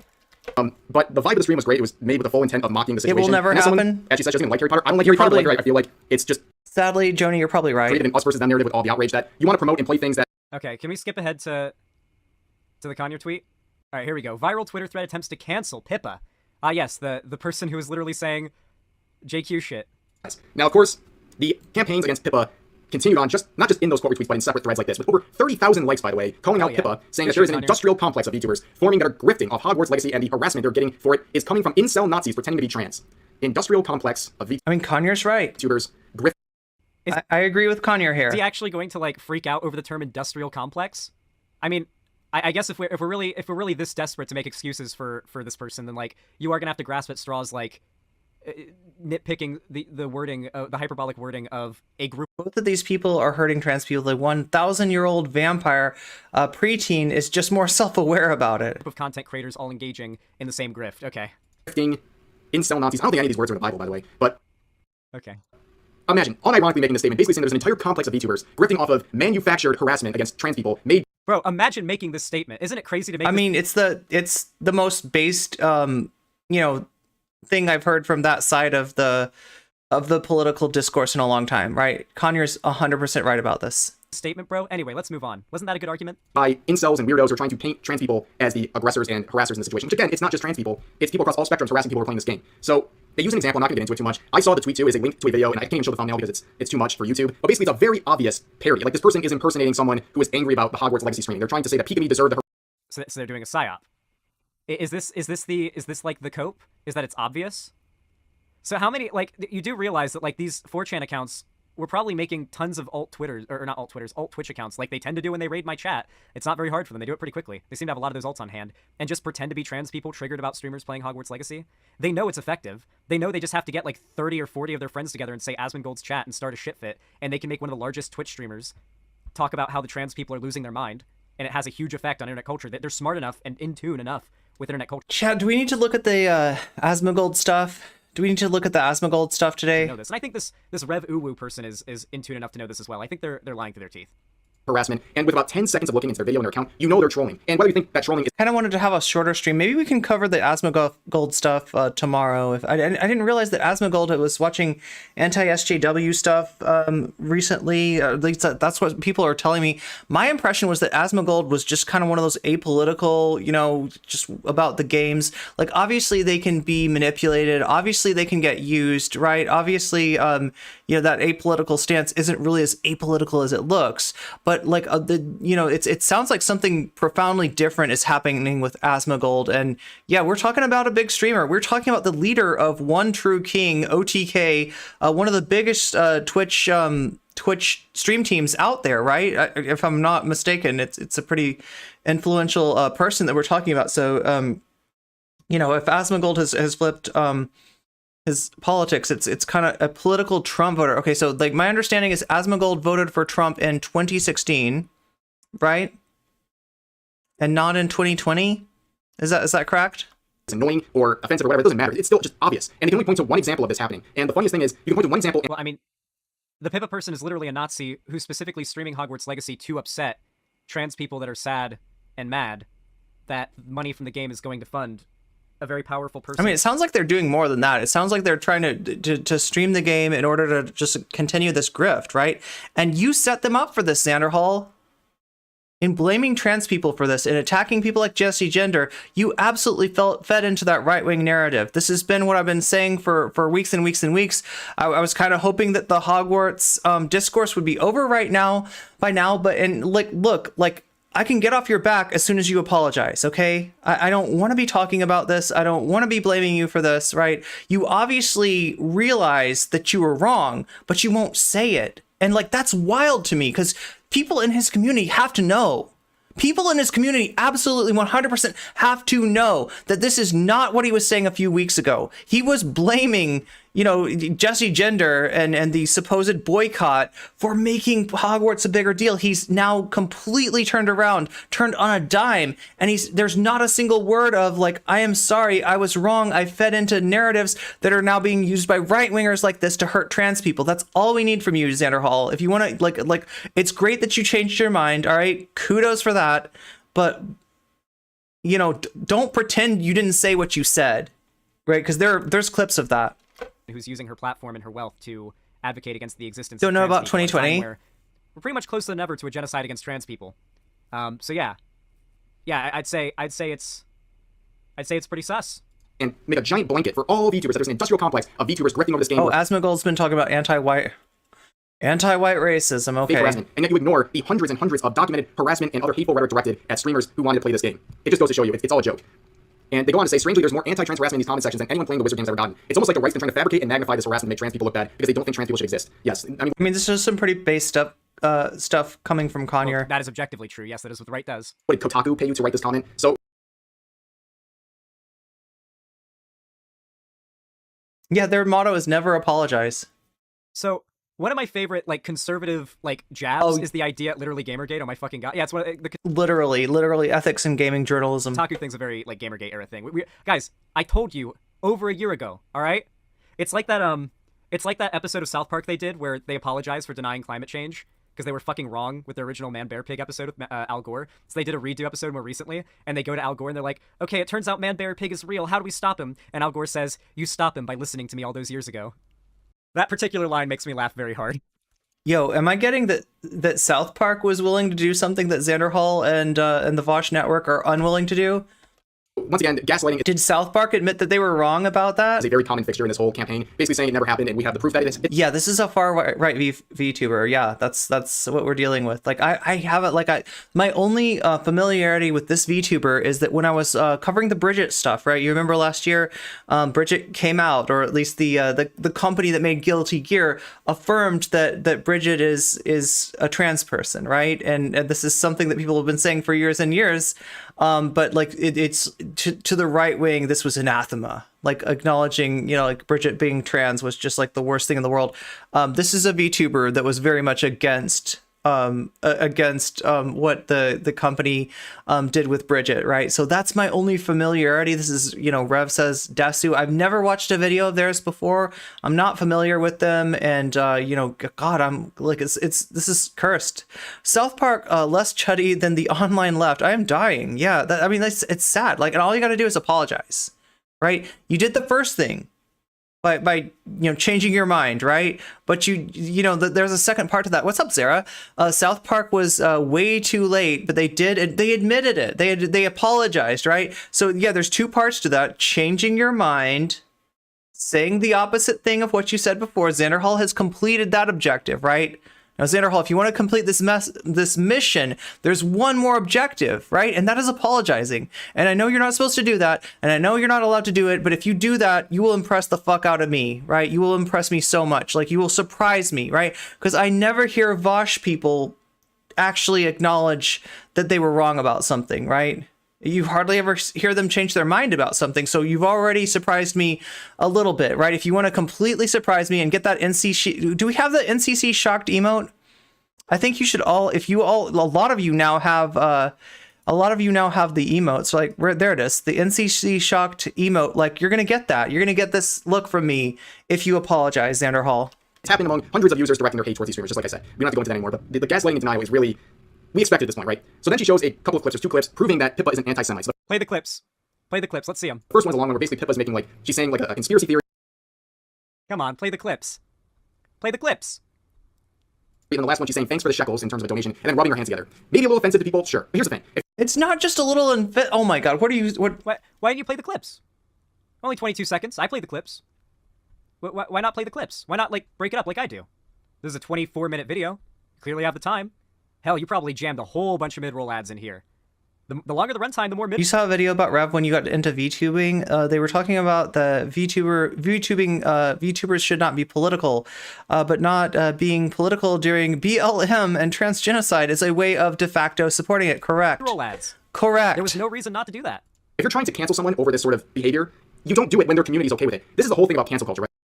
The reason criticizing somebody for doing bad things isn't always done under the impression that their audience is going to be like, wow, I had no idea they did these bad things. I'm going to unsubscribe now. If anything, this is just bringing... Okay, so it's not just Xander who's speeding his videos up. I think what's happening is that I'm speeding the video up, and Xanderhal's also speeding the video up. If it's too fast, I can bring it back down to 1.25. Part of that's my fault, OAS music. Assume this is a Twitch streamer. Bring the attention to Twitch that this is like a Nazi VTuber so that they can ban her. That would definitely work as far as canceling goes. Yo, that is weird. Twitch is usually pretty, they're pretty hard in terms of, and this is a good thing, right? In terms of hate speech, they have a pretty clear policy against that. YouTube's not quite as clear, and they're a little bit more permissive on that, but Twitch, this is not supposed to happen on Twitch. That would very effectively. Both of them are slow talkers. Hopefully 1.25 is a good work. But no, criticizing somebody and calling out their bullshit publicly doesn't necessarily mean you're trying to get their audience to turn on them. I'm pretty certain like Conyer literally mentioned in the tweet, the audience is like spamming oy vey and stuff in the chat. So I'm pretty sure Conyer knows that this tweet isn't going to make the chat go, oh wow, I didn't realize this YouTuber this VTuber was a Nazi. I better get out of here. Why was I in here spamming Sheckelstein memes and oy vey? Right? People think making a thread like this, calling out Pippa over a edgy joke, is going to cancel her. No matter how many likes this whole thing's going to get, she is not canceled from any of this. Hey, scroll down to where it shows that she blocked. It's not an edgy joke. At the very least, it's normalization. And Xanderhal's making a pretty strong case. I agree with him on this, that this is these are things that the VTuber believes. Conyer. Because in order to cancel someone on the internet, you need to make their audience turn on them by exposing something they never knew about the content creator. In this case, everyone is okay. Any person in Pippa's community is okay with these kinds of edgy jokes. You are not going to make any fan of her community immediately turn around and go, Well, this is what I mean by, like, conservative dark age. It's when the platforms don't really care about disgusting shit kind of proliferating on them, and, like, these weirdos are allowed to fester. I mean, Nick Fuentes was literally doing JQing on YouTube for years before they finally banned him. Like, Nick Fuentes was massive on YouTube, getting thousands and thousands of viewers watching him live on every stream. I don't care if you're non-political, don't be a chud. Before he finally got banned from YouTube and Twitch. Meow. It all happened at once. Like, oh my god, I hate when they call any criticism canceling. Well, it's the buzzwords, right? You have to cram in as many buzzwords. Xanderhal, you're the like last person in the world to you know, like talk about somebody who abuses the you know, buzzword of canceling, right? This is kind of hard to take. Like I said, I'm glad that Xanderhal reversed himself on this. But yeah, they admit that they were doing a false flag. Yeah, basically, but they're like, it's not a big deal. You know, anyone who should have known that this was like, this is like the Keffels excuse. This is the Keffels excuse. What? We're doing a little Picru invasion for some fun. There was nothing wrong with that. We weren't trying to get one over on anybody. We weren't trying to like disrupt the communities that are critical of Keffels or anything like that. We like literally when Keffels said this is gonna fuck up the woke cult so hard. We're gonna get in there. We're gonna pretend to be Picrus. We're gonna all say Keffels bad, and they'll never know. They'll never know that we've infiltrated them. And it's just kind of a weird. You know, not a particularly smart psyop either when you're streaming, you know, telling your chat to do this stuff. A lot of apolitical people are right-wing. I can't see anybody who attacked Steph a few years ago as being neutral. Yeah, and yet they'll claim to be, right? If you want to see hate speech, just search trans men or trans women or non-binary on YouTube, and it's almost, YouTube is becoming an absolute dumpster fire, right? Especially the shorts. The shorts are where I see it the most acutely. That make like chuds afraid as possible. And we're playing dog whistles for edgy jokes is covering for fascist. Even if the creators don't hold those beliefs, they are enabling their community to use them as a shield. Talking pedo chuds that are going to be watching this guy, so yeah, I cannot fucking handle this right-wing bullshit told through a lolly VTube avatar. Like, it's really hard to watch this when you know this guy. Yeah, you're right, Raven. YouTube is, in a lot of ways, YouTube has never been good. Jacks off to this avatar, and probably. Oh yeah. No. Okay, I don't want to think about that. Thanks, Zan. Thanks, Zan. Okay, thank you. I'm gonna lose my lunch here. You know these people. Everything they say about the left and trans people has always been projection. These are the most fucked up weirdos you'll ever find. Like, knowing what you know. Oh, hey, it's Xanderhal. What is he whining about today? Well, to be fair, okay, so here's the deal.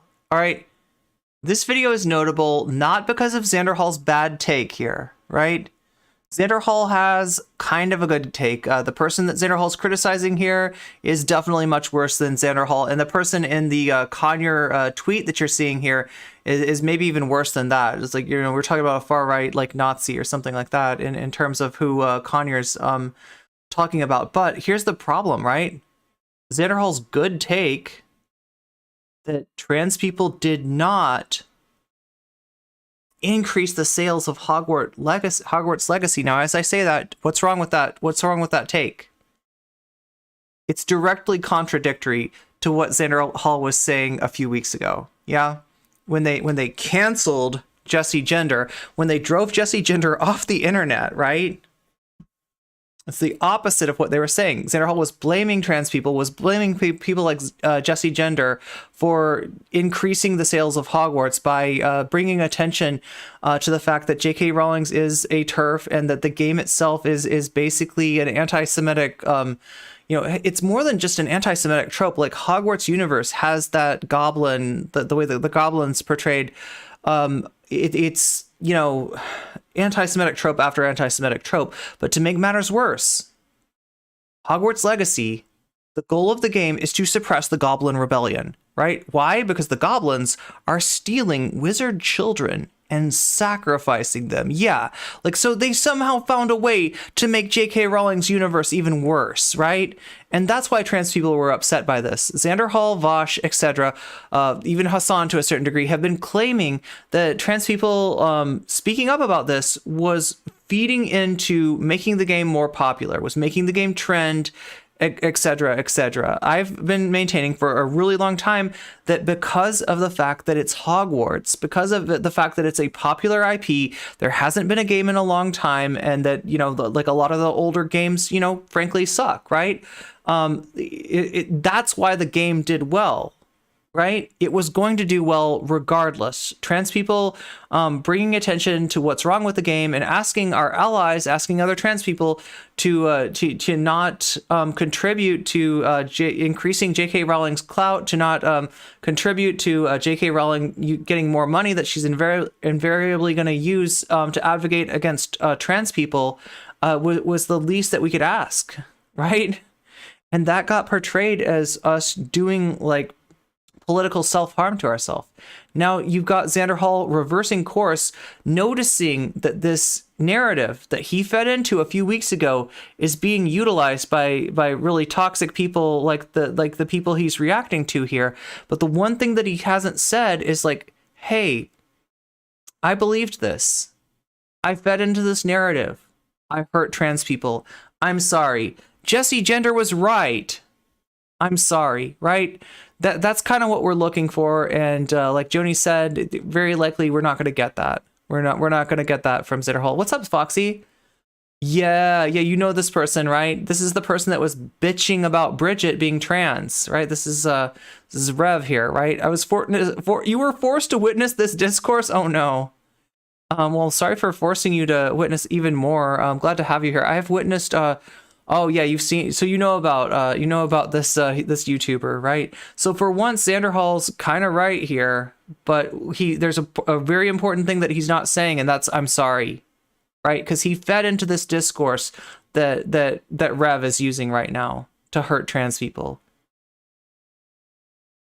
And that's what I've been screaming about since this discourse started, right? He's now changed his mind.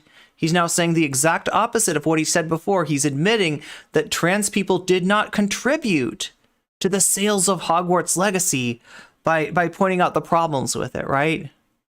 But the one thing we haven't heard from him is an apology, and I doubt we're going to get one. Yeah, Bridget the Guilty Gear. I'm sorry.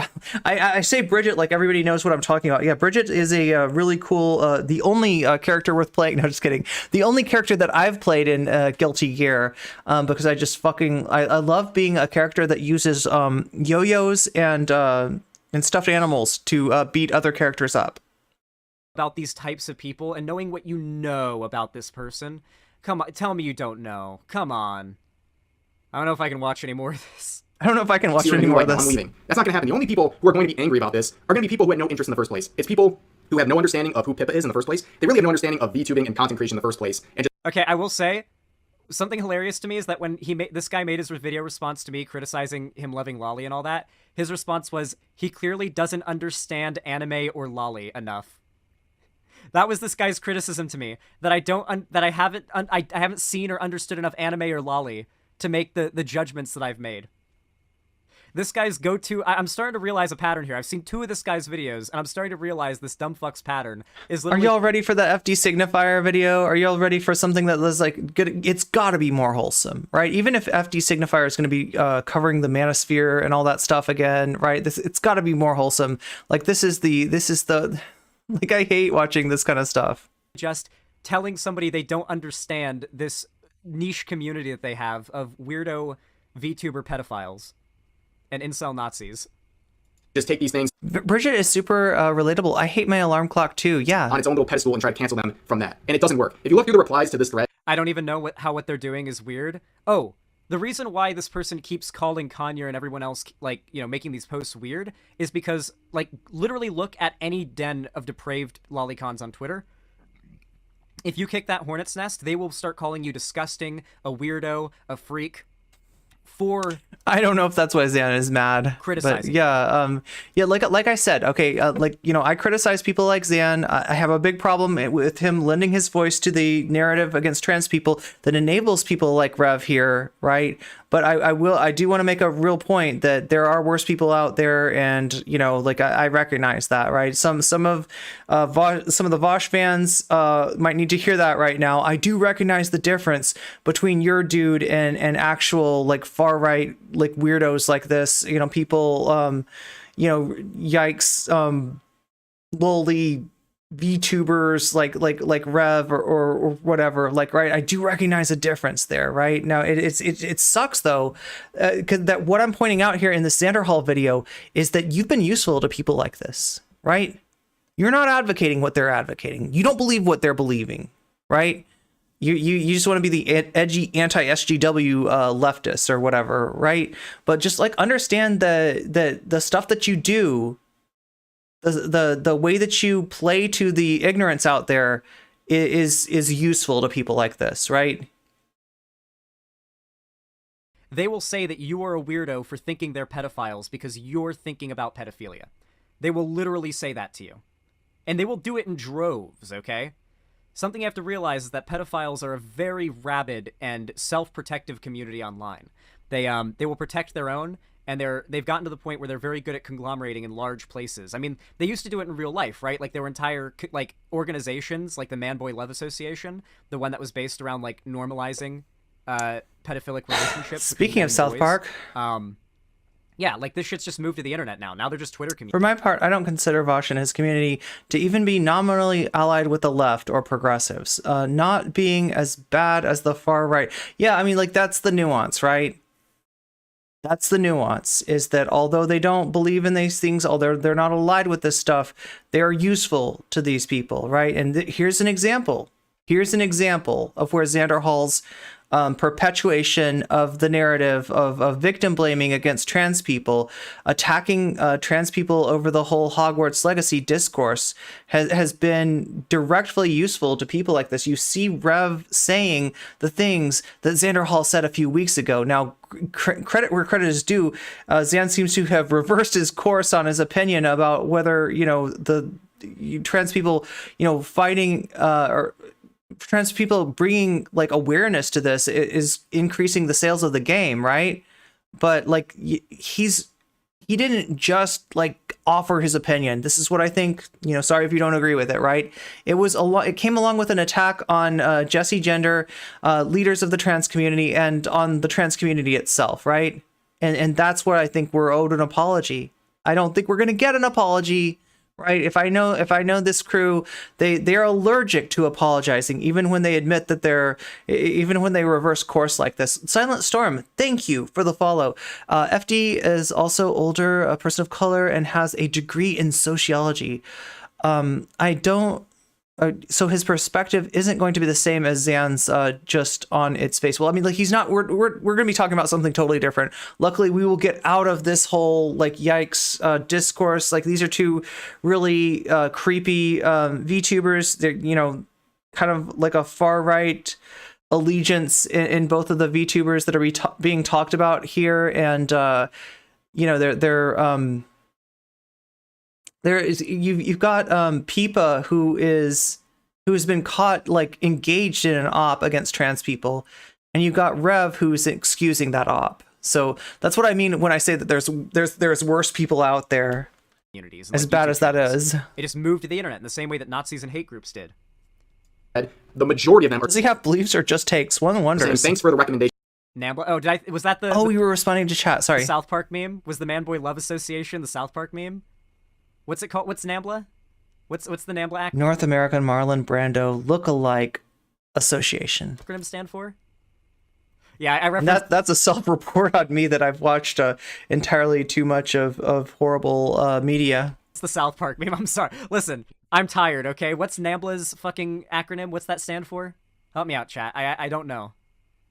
North American Man-Boy Love Association. Thank you. That's the acronym. Yeah, like, those people are now just on the internet with big YouTube channels, and they've all realized that on their own, they're just gonna get bullied off of the internet because they're fucking pedophiles, and everyone hates pedophiles. So they've formed massive communities where they can out-bully normal people.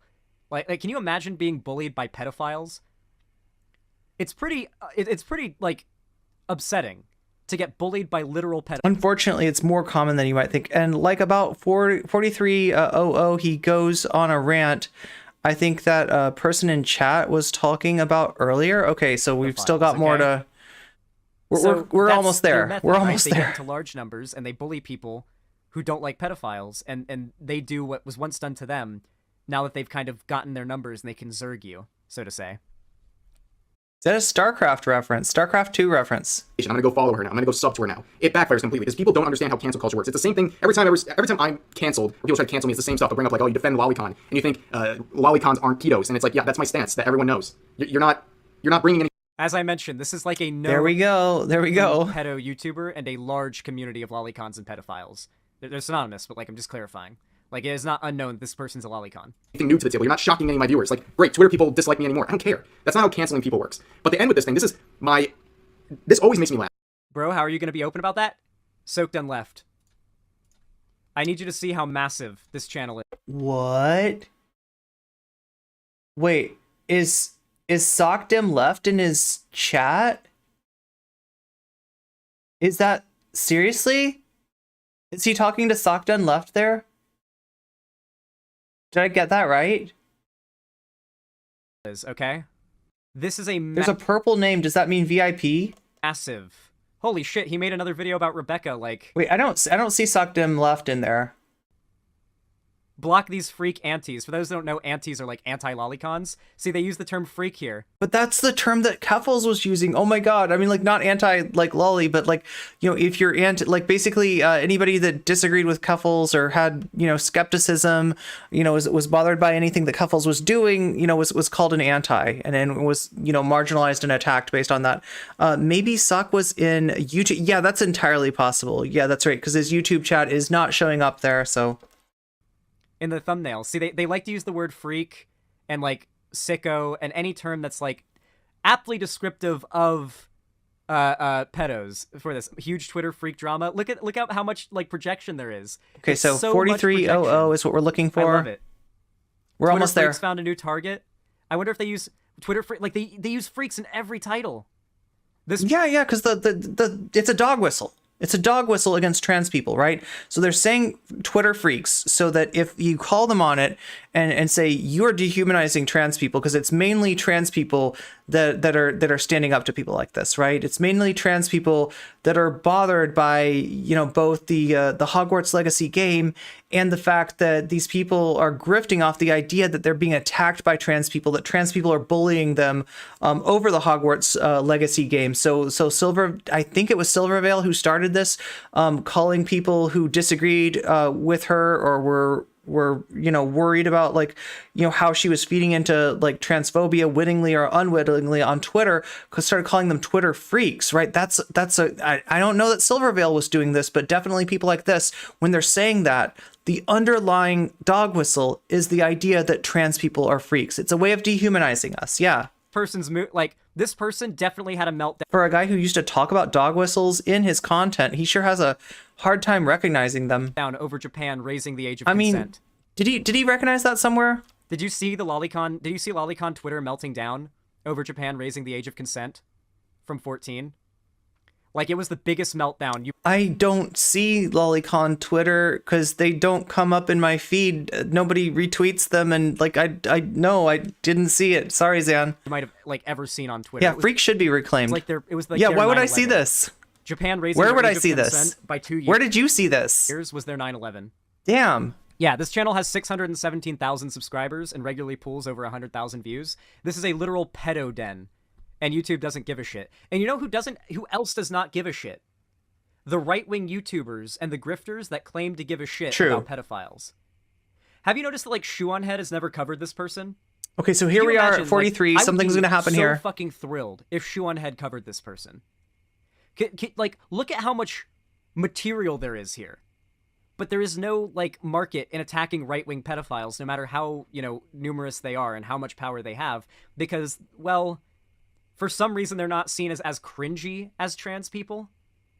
Like, I'm gonna be honest with you guys. A large part of the groomer narrative is centered around featuring a cringy trans pedophile. Because here's the thing. To a lot of conservatives, pedophilia is not that big a deal, principally speaking. There are plenty of pedophilic relationships conservatives are completely fine with. Like a 30-year-old teacher raping a 13-year-old student, they're fine with that. A 40-year-old man marrying... The Japan age of consent thing was always a meme. They claimed they made was only a small number of regions, like a teen marriage in some parts of the American South. A 12-year-old girl and impregnating her, they're fine with that. Listen, and like, let me give a little answer to why he's seeing this stuff on his timeline, okay?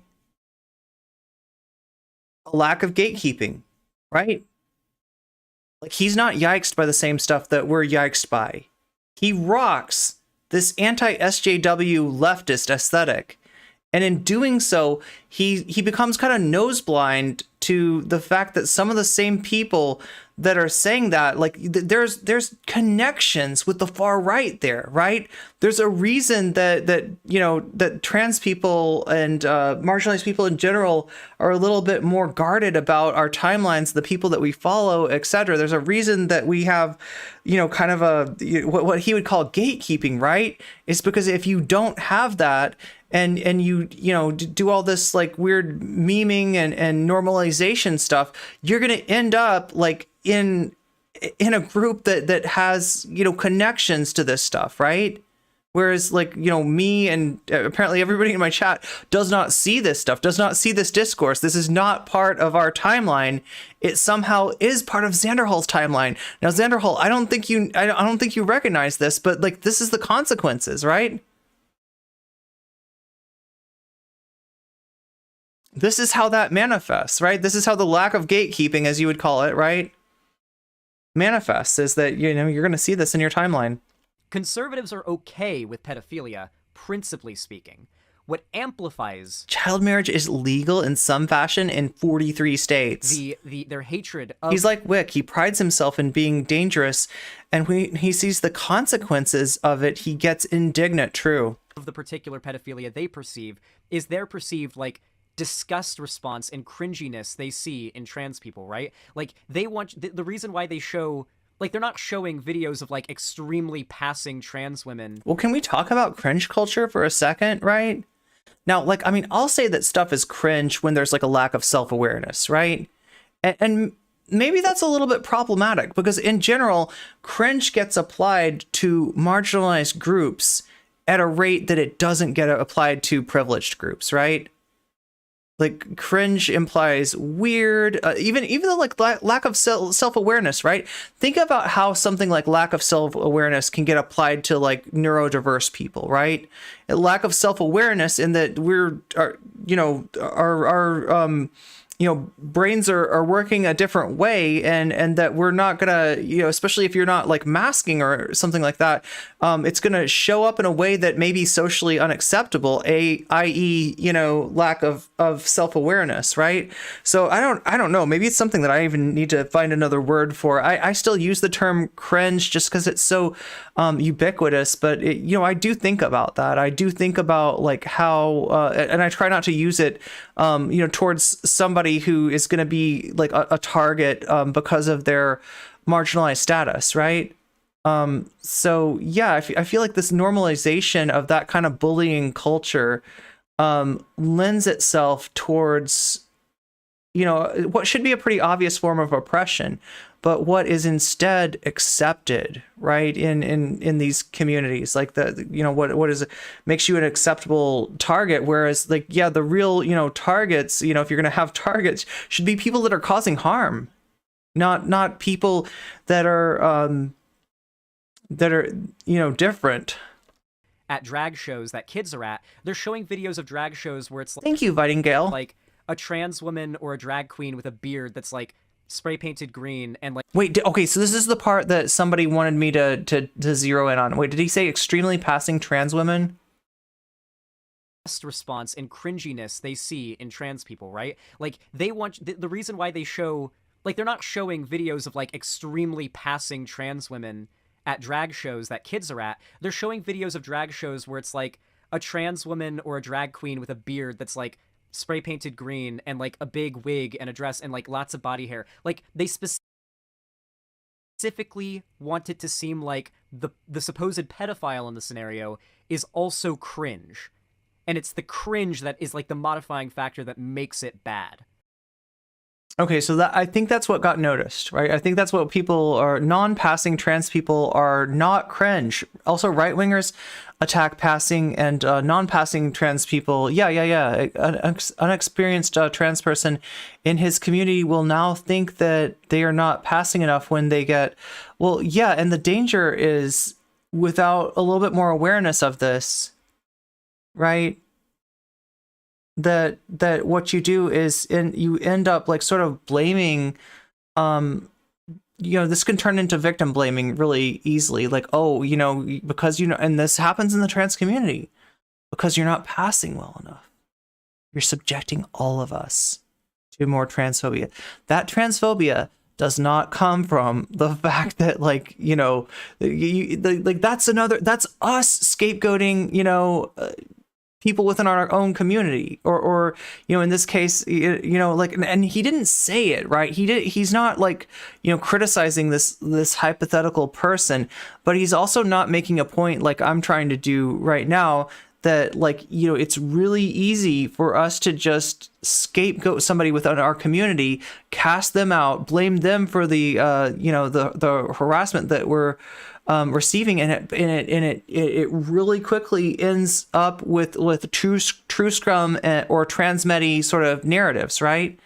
But it's I don't think that he's advocating this as much as just failing to point out the issue here, failing to point out something that's pretty important. So does that make sense? Extremely passing is when you pass so hard that there are always explosions and guitar solos following you around. I'm gonna figure out how to do Glitterbeard so I can own these chuds in the marketplace of triggering them. Yeah, and if we really want liberation, right? We gotta get to the point where there is no cringe. There is no justifiable reason for scapegoating somebody, for excommunicating somebody other than doing harm. That's what liberation looks like, right? That's because anything else is marginalization, and really quickly leads to us repeating the excommunication, repeating the scapegoating, repeating the kind of oppression that happened to us on a smaller scale within our own groups. Does that make sense?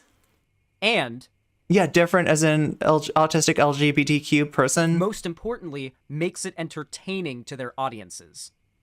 So yeah, there is no market in dunking on these lolicon hives that are on Twitter and YouTube. So you're not going to see a lot of figures calling it out. But I expect that soon enough, this person's going to be figured out by a large majority of YouTube. Well, yeah, and I think a big reason for that is that if they resonate with the politics of a Rev Says Dasu, for instance, they're less likely to call out things that they try to put on trans people, etc. Right? It's not really about that. It's not really about the harm. It's about hating trans people and then suggesting that trans people are guilty or are the cause of the harm that goes on in society. And in doing so, you're missing the real culprits. Jesus fucking Christ. Some of these thumbnails are fucking insane. Look at these thumbnails, dude. At least not all of these are... no thanks. I'd rather not look at these thumbnails. Jesus Christ. Okay. Is that all I need to see? Can we be done with this? Are we good? I'm just look, get me out of here. Get me out of here. FD Signifier, save me. Was this on Signified B-Sides? I'm trying to remember. No, this is the main channel video. Okay. So we got a main channel video here. I'm gonna pause right here to give you a little word from our sponsor. So now that we're on to content that's not absolutely horrible, I gotta tell you a little bit about my sponsor, HelloFresh. So, you know, I ordered a meal from them not so long ago, unpackaged it, unboxed it on stream, was kind of surprised and in a good way with the complexity of the meal that they were offering. Like I said, I'm usually the kind of person that just takes rice and beans or tofu and some vegetables, and I throw them into a rice cooker and I eat the mush that comes out of that, right? HelloFresh is completely different than that. This was a recipe that was like, we're talking about, yeah, it had rice, it had beans, right? So what I usually eat, but it also had a seasoning. It also had several herbs that I chopped up and put in there. It also had an onion, some lemon, and we're talking about like golden raisins and pistachios, right?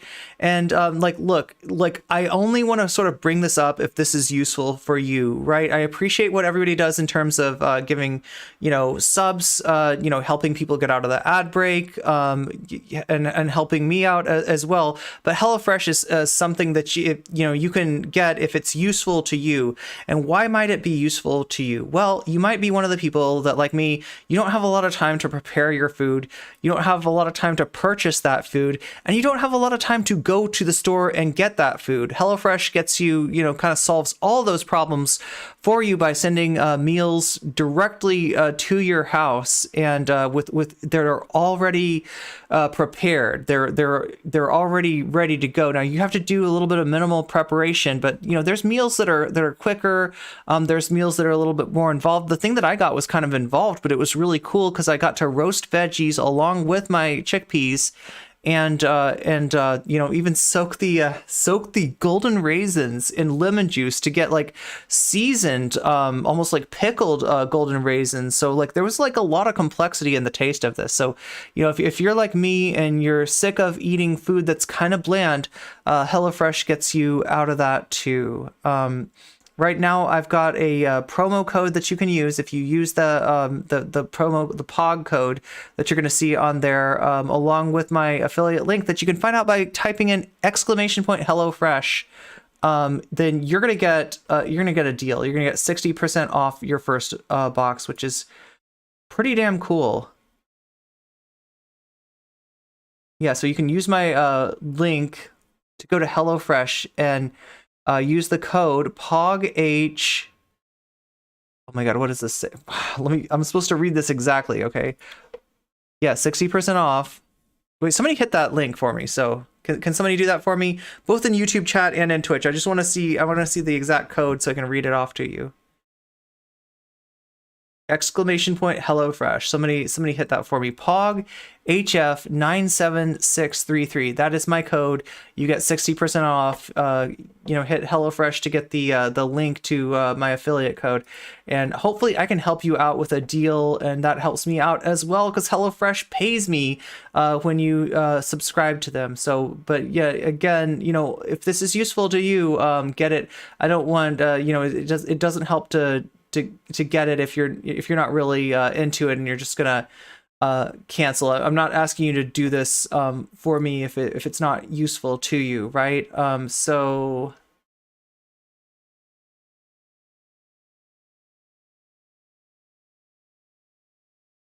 yeah, you're gonna skip over lines at the grocery store.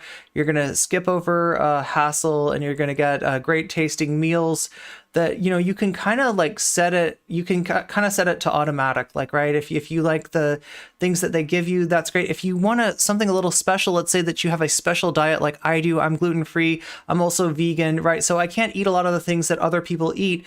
There are options where you can go in and select it, so you can sort of micromanage it. So whatever is easiest for you. If you want to be surprised and you're cool with whatever, you can do that without a lot of messing with it. It kind of comes to you automatically.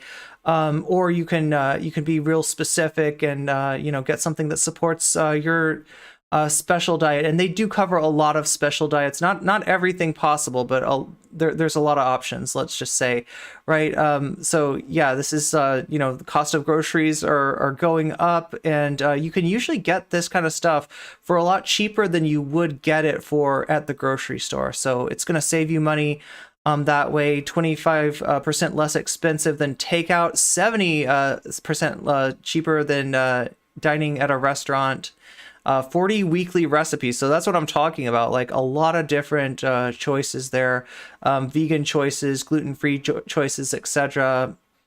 And you can kind of modify it. So say you're lifting. Say like we got any lifters out there? We got any people that go to the gym? If you want extra protein in your meal, you can just check the Protein Smart tag and find out recipes that have 30 grams or more of protein. So, you can kind of up that as well. So anyway, that is all I'm going to say about HelloFresh for now, but just letting you know that it's there. Letting you know that if you order it from my affiliate link, it helps me out a lot, and hopefully it can help you out a lot. If that works out for you, awesome. And that is all I'm going to say about it.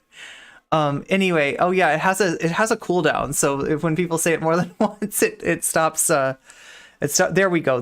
We got the coupon code again, POGHF. So POGHF 97633. That is my coupon code. Click on the affiliate link to get that. So let's take a look at see what FD Signifier is cooking up for us right now. Before we get into this with his new video. Oh, has he got some sponsored sponsor to acknowledge as well? Conversation about male desirability, I want to give a shout out to today's sponsor, Adam and Eve. You know who Adam and Eve is at this point, and I'm sure interesting sponsor, really cool sponsor. Okay, anyway, maybe someday they'll sponsor me. This and editing and watching your videos over, etc. Parties have, the answer is an outstanding, absolute, undisputed no. Undisputed no. What really makes men desirable? I mean, I like that he showed the legs, right? Okay, so a lot of men and a lot of people, will lift upper body. Like that's your standard basic, workout is doing the, when you think about somebody working out, you think of them at a bench press, right? I'm really impressed by people that work their legs, right? When you get that look, right? Do you know how many muscles you've got in your thighs? They call them quadriceps, which implies that there's 4 muscles that make it up, but actually there's a little bit more, right? You've got the muscles that get forgotten about are the rectus femoris. So like right when you see that muscle, there's a tiny little ribbon muscle that goes like straight up your leg, and you only see it if you're really working it, right? That muscle will kind of pop out above the other muscles, right? That's the rectus femoris. Now and next should be updated. True. The rectus femoris. The other one is like the sartorius. Like nobody ever thinks about the sartorius, but it's in that region. I consider it a quad. I don't know if it is officially part of the quadriceps group, right? But if you ever do hacky sack, you know what I'm saying? You know how you lift your leg for hacky sack? That's your sartorius. That's a muscle that's not even, it's almost like a thread or something like that. And funny enough, the sartorius is named after tailors, because tailors used to lift their leg up in order to sew things. Like they'd hold it on their leg, so they'd lift their leg up like they're playing hacky sack, right? And that's the sartorius muscle. So there's a lot going on in your legs, and those legs need to be worked out. And I'm always really impressed when people build their leg muscles. Anyway, sorry, I don't know why I got started talking about. I need to go in the gym. That's what it is. It's on my mind. Oh my God! Thank you for the super chat there. Wait, no, that's a YBE. You just became a Kelly A. Yeah, we got people becoming members on YouTube, like, right? So the big benefit of the YouTube membership that I think is really cool is you get a time machine, right? So most people can only go back like a month or so, right? You can see if you miss a VOD that's from like last week, if you miss a VOD that's from 2 weeks ago, you can check that out, right? But the people with the memberships, if they want to see a VOD that's from like 6 months ago, 3 months ago, 9 months ago, a year ago, they've got that option. You can see how I've grown and changed as a streamer, right? you know, you can check out those moments. Say that you want to check out the WrestleBrania, the very reason for my cancellation. What happened between Irene and Dylan? I think that one's actually on the secret Halo level. So that's even like a level, a tier up from that. But yeah, you've got lots of access to things that other people don't have access to through the membership. So yeah, thank you both for re-upping your memberships or signing up. I can't actually tell which one it is. Quite gone are the days when I can do 400 push-ups and 600 toe touches. Listen, I used to leg press, and I kid you not, I got up over 500 pounds. Yeah. With my legs, with the leg press, right? Which, you know, I was really proud about. Like, I don't know, like people skip leg days. I skip non-leg days, right? That's like, I love lifting legs. Laura, thank you for the follow on Twitch. So yeah, we're going to let FD Signifier get going. I got to pee really quick, but I will be right back. So being as soon as I can is great. I have zero complaints, zero whatsoever. However, if I were to complain about something, it would be that the process of like doing this and editing and watching your videos over, etc., it forces you to look at yourself a lot. And for anything that you don't like about yourself, that you want to change about yourself, or anything that has changed maybe for the negative, it is impossible not to notice. And so one thing that I've noticed since I noticed when I'm gaining weight, yeah, this is true. Before I had 100,000 subscribers, is that I may have gained a little bit of weight. At my age, with my health background and my family's health background, this is just not healthy to keep doing. So I have gotten back into exercising. And while I've never been a stranger to working out in the traditional sense, I just find myself completely bored doing cardio and lifting weights and curls or deadlifts or whatever the new shit is. So going into the end of 2022, I figured I'd trade in my traditional gym membership for a dojo in the world of kickboxing. So for 2 days a week for the past few months, barring a break for the holidays, COVID, or fighting YouTube to get a video done on time, I've been trying to learn the basics while getting healthy. I've always been interested in martial arts, and while it's not fun kicking a hard-ass bag with my shins, it is a new challenge, and the feeling of learning a skill helps drive me through any and all feelings of how bored I might get exercising or the ways I would often feel running on a treadmill for 30 minutes. And it can't hurt that I'm hopefully shrinking this fupa down a little bit. Even if my wife likes it, I'm not the biggest fan of it. She likes me. She likes my big arms. She likes my big legs. I am an older black man, and outside of being maybe a little bit taller or having a beard that connects, I feel pretty confident that I embody a pretty desirable body. However, this doesn't mean I am immune to the insecurities of how I look. And an easy reminder of how insecure you can sometimes get is when I first got in the presence of my kickboxing coach. Now, again, I feel pretty good about the way I look, but please believe, when looking at Coach, I may have been a bit envious. My coach looks like Idris Elba's older brother. He is a Nigerian-born Brit who played some basketball in the UK and then switched to kickboxing later in his life. And a lifetime of athletics has built him into what most people imagine when they think of idealized physical black masculinity. It's impossible not to measure yourself up with other men. I think that's just a part of being human. And often when I run into men like my coach, I feel that pang of insecurity, but I also find comfort in thinking, well, you know, my wit and intelligence are the things that make me special and make me stand out. But then I heard my coach talk. Your value isn't premised on the way you look. No matter what society teaches you, no matter what the feedback you get back from people in society, men and women, you must understand that basic truth that my value, my intrinsic value as a human being, as a man, it really isn't dependent on how I look. Because at the end of the day, this is something I remind myself of all the time, that this is just a shell. And it's just like, yeah, like some brothers got it. It is what it is. So there's a minor intimidation factor when in the presence of guys who either through nature or immense effort both look and maybe sound like my coach. That said, I've never let it affect my opinion on who I am and what I'm capable of. People that know me know that while I was a late bloomer, once I started figuring things out, I was more than capable of attracting women. I married a beautiful, talented, amazing woman, and we have a fulfilling life together, regardless of the fact that I've never had a six-pack, I've never been over 6 feet tall, and before YouTube, I never really made a lot of money. Okay, so two things that I noticed. Okay, FD, you're doing my sport. And I need to be doing my sport, right? During COVID, I kind of like let everything go. I do have a bag still, right? But it's just like such a pain to use. It kind of got dirty when I had it outside before, and now I don't have like a yard. I'm like living in an apartment, right? So like I'm like really reticent. I have to clean that thing really well if I want to bring it in here, if I want to do any kickboxing for the camera, which I could probably do now, right?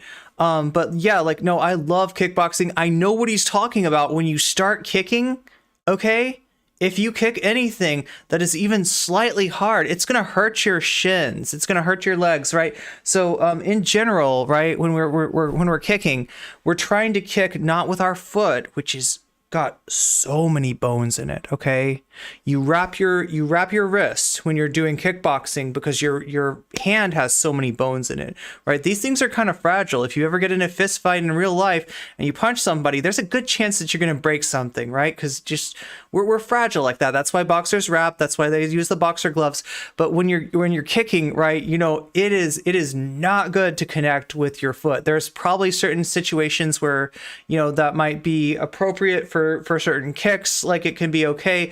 But in general, we're trying to strike with our shin, right? And when you first do that, since your shin isn't used to kicking, it's going to hurt a lot. There's a lot of nerves in there. And, you know, it's only like kind of kicking over and over again that you end up conditioning your shin enough to where you're not feeling that pain every time you're connecting, right? Sometimes kickboxers will even take like a Coke bottle, like a glass Coke bottle, and they'll roll it on their shins, and that hurts too, right? But all of this is to condition your body to do something that is not out of the box really able to do, which is strike firmly and hardly with our shins. But yeah, like I know exactly what he's talking about. I also like he's talking about with his coach. This is a phenomenon known as Myron. When we're talking about gym culture, when you're looking at somebody else and you're like, God, I wish I looked like that. That's Myron. That's Myron. And there used to be a YouTuber that I would watch that would say, lift heavy or die Myron. And that's yeah, I don't know. That's always stuck out to me. But yeah, the concept of Myron. But yeah, he's talking about masculine, like male standards of beauty. That's not something that I've thought about for a very long time, except in appreciating, I guess, you know, masculine beauty in certain ways. So yeah, Myron, which is also a delicious you know, substance to cook with too. It also makes your food pop. But no, that's Myron, the what is it? It's like vinegar and some sweet stuff, and I don't know what's all in Myron, but it definitely makes your food pop. What's up, Squirrels on Film? I'm glad you got your gift subby. A lot of people got their gift subbies, and we're only 4 gift subbies away from me becoming Colonel Nonochka. So I'm going to get on that. I'm going to order all the things that I need for that cosplay. And yes, chat, when I do that, they're going to call me a tanky. They're already calling me a tanky. Like, anybody who disagrees with Vaush apparently is a Stalinist. So I'm getting called a Stalinist already by Vaush fans. Might as well cosplay the original commie babe, Colonel Nonochka from the Gorgeous Ladies of Wrestling, who, if you've watched the show Gorgeous Ladies of Wrestling, was the basis for Allison Bree's character, Zoya the Destroyer. It's like rice wine, is that right? I was successful and respected in my career path before YouTube, but that did not define who I was, nor did my... And thank you for the follow, Squirrels on Film. Also, why does everybody have such awesome names in my looks? It was the entirety of who I was that made my life fulfilling in the ways it was before. Oh, wait, I get the reference. Squirrels on Film. Micro celebrity on YouTube. I say this to point out that I did not need the commercialized image of the alpha male to find happiness as a man or security in my own masculinity. The commodified image of the alpha male is mythological and really has never been a real thing. It's actually quite funny, in fact, to look at the current landscape of so-called self-help for men and see how bizarre some of the images are. Yeah, all these people talking about alpha males and chads like they're real things, right? Isn't that wild? What constitutes an alpha male and what constitutes desirability? And then when you weigh them against reality and history, it gets even more weird. Yeah, being a tanky means you don't want to intentionally hurt vulnerable people, right? And the ironic thing, again, I want to point out, Vaush just moderated a debate for Infrared Haas, right?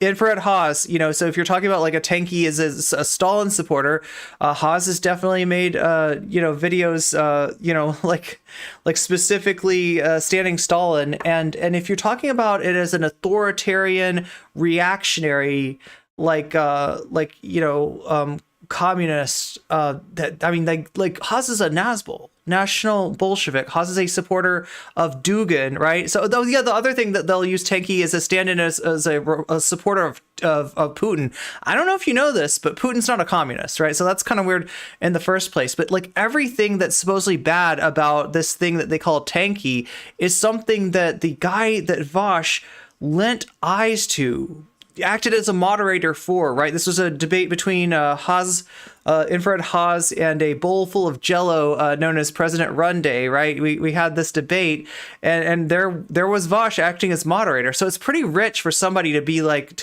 be calling everybody, other people, tankies and Stalinist, when like he's literally putting more eyes on an actual third positionist, right? Dugin's like I'll have to go back. We talked about Dugin like a year or more ago, right? Because Haas was a big deal. Haas has dropped off since, and I would say that Haas dropping off is a very good time to forget him, to ignore him, to let Haas let Haas pass, right? But that's not what Vaush seemed to be intent on doing. Instead, he's helping Haas out. So it's pretty weird for somebody to be like, Hakeem is a tanky, but here, let me put some more eyes on Haas. That's wild. Haas versus Runday. Who won? You can guess who won. I don't know. Like I said, it's a Nazbol versus a bowl full of Jello is what we're dealing with Haas versus Runday. You work with Haas, you don't get to complain about tankies. That's what I'm trying to say. Anyway, now and next does need to be changed. Somebody told me that already, and I have ignored it for too long. Let me play. Since that many of the audience members that consume this type of content are boys and young men who just really don't know any better and probably haven't had much luck attracting women, because if they did, then they would probably know that the things that they're consuming that are supposed to help them attract women aren't really all that helpful. Guys like Myron Gaines and Andrew Tate and Sneeko will definitely be able to attract. Dude's name is actually Myron Gaines. Oh my god. Attract women and are in some. Wait, is that a Fresh and Fit guy? Is Myron Gaines a Fresh and Fit dude? I think I've seen this person. Yellow, hella fresh, mesh, mashed, masked, fluffy, stuffy, puffy muffin milk. That sounds interesting. Some way desirable, but what does that mean? And is young douchebag who works out a lot the only way to attract women? If you are not a child, then you know, of course, that's not the case. The reality is that desirability for men is a complex and deep concept that doesn't have one specific archetype or look. Anyone telling you that you have to look and be a specific way, a way that they also just so happen to be selling you, is lying. And one of the reasons I wanted to talk to you, because you remind me of one of my homeboys. It's so funny, you just said your slam poetry. It's funny, the last time we watched Vaush talk about FD Signifier, he was criticizing FD Signifier, saying that FD does not know how to talk to men, right? And meanwhile, Vaush is catering to misogyny. I would say that maybe, I don't know, am I wrong here? Like, I think FD does know how to talk to men. I think he's doing it a lot better than Vaush is. And definitely his message is something that's a lot more positive than whatever the hell Vaush is selling. Era. So like now I know you was a hoe. Hey, yo, but like, man, he would get stopped every 10 steps by a woman to say, hey, his name was, hey, what's going on? Hey, I saw your performance. Hey, you know, and I would be like, nigga, what are you doing? See? Yes. I'm crying. Yo. Sometimes it just be like that, though. No. There's a specific energy and persona that I think some dudes have that is absent from any type of like explicit physical presentation that attracts women. I want to say it's soft boy, non-derogatory, if that makes sense. Like when you give off a vibe somehow, you know, maybe it's the shortness, maybe it is the like being a little broader, maybe it is the soft-spokenness or the wanting to be in touch with something as feminine as writing. I feel like what FD's talking about is something that I've heard people call inner game before, right? Which like is kind of a misnomer anyway. But like that profiling like makes women, I feel, more inclined to engage. The app that I most prefer is called Hinge. Okay, chat, I'm gonna predict the fact that soft boy, the concept of soft boy, got mentioned in a non-pejorative framing. That's gonna get criticized. You're gonna see a Vaush video pretty soon criticizing FD Signifier over being pro soft boy. And Hinge is just an app like Tinder or Bumble, where it allows you to put specific prompts and answers. Like you can select a prompt that'll be asking you a question. You can answer it in a funny way or whatever, or you can answer it by adding a photo with a caption. I always forget that Noah's kind of yoked, isn't he? You can do that, like a few different things like that. But the most matches I have ever, it was like a voice prompt where it asks you a question and you can answer with a voice message, right? And by far the most matches. Anybody seen Noah with his shirt off? I've ever gotten is from that prompt of me I'm like kind of just joking around, making up some situation. I think Vaush's concept of masculinity is white and patriarchal. I don't remember what the prompt is about. Like, because I've experimented with different photos, like, photos of me looking, of my body, photos of me, what I feel like is most attractive other photos. He's not going to watch the video. Somebody's going to send him a clip, okay? And he's going to be like, he's going to like, soft boy. His mind's going to explode. I don't feel like we're as good. I got some confirmation. Noah's yoked. And you can tell that which thing on the profile that they Noah's got the abs that pop a little bit too, right? Specifically like. But for the people that are like in that headspace of like this, nothing I'm doing is working. I think the jaw maxing Chad stuff doesn't really translate. I'm not trying to thirst on Noah. I'm just observing as cleanly as you'd think, because you can just be creative with it. Like I said, a voice prompt is what people have matched with for the most. For me, that's just been my experience, and that's something that's Noah's when you see Noah with his shirt off, it's a little there's more definition than you might expect, right? Is all I'm observing. It's not innate, or that you have to train 5 years in the gym to get. It's just something you have to kind of think outside the box about. We don't wake up and I don't like she doesn't. I've robbed her also of the pleasure and the joy. You want to know something too? Okay, now I'm not going to take credit, okay, for FD finding kickboxing, because FD made a post a long time ago, months ago, right? FD made a post and he was just asking, like, hey, martial arts people, what do you like to do? What do you recommend? Okay, I jumped in there and I recommended kickboxing. I talked about kickboxing and I talked about Muay Thai. Now I don't know for sure that FD scrolled down and saw my reply and that's what got him into a kickboxing gym. But that was definitely something that I replied with. So maybe, who knows? It's possible. That's all I'm saying, chat. It's possible. Of waking up next to your partner. Also that I could assume this physique and everything that if you ask her probably, she doesn't necessarily need. Like, it's a standard that I put upon myself, right? And a lot of these things are internalized to the point like where we're no longer doing it to cater to the demands of people itself, or to be desired. I can relate to that. It's more than doing it to cater to an avatar that we believe people desire. But if you, as you probably know, if you talk to people that don't fit this, honestly, I'm not I appreciate I appreciate a guy's physical fitness, but it's not really what attracts me to a guy. What attracts me to a guy is more like what FD was saying earlier, what he was talking about with Color Mind, right? It's more of the inner game. It's more of who he is. It's more of how I relate to him. It's I'm very visual, but I still do appreciate the visual. This avatar of desirability, they still hitting skins. They still got partners. They're still, in fact, a lot of them are getting a lot more, sex and things like that. Then Vaush won't hate this video if he bothers to watch. Oh, he would hate this video if he bothers to watch it, but I doubt he will. I should start martial arts again. I did Can de Combat. Oh wait, is that the French kicking? Wait, what is? I think I've seen this before, which was fun, but I sucked at the fighting part. Fighting's a whole nother thing, right? You can be really good at throwing kicks. You can be really good at throwing punches.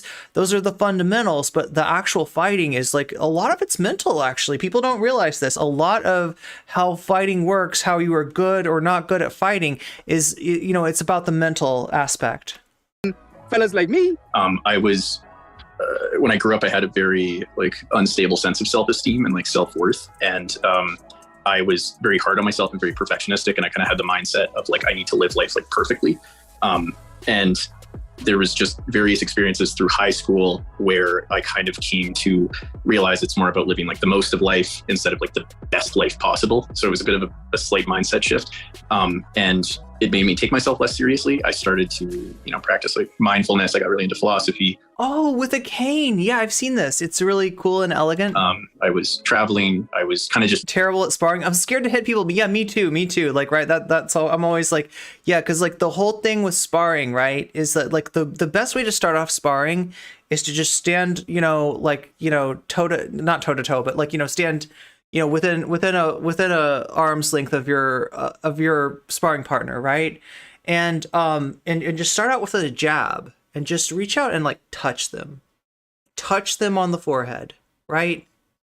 And then then you touch them a little harder and a little harder and a little harder. And at some point they're going to say, okay, you know what?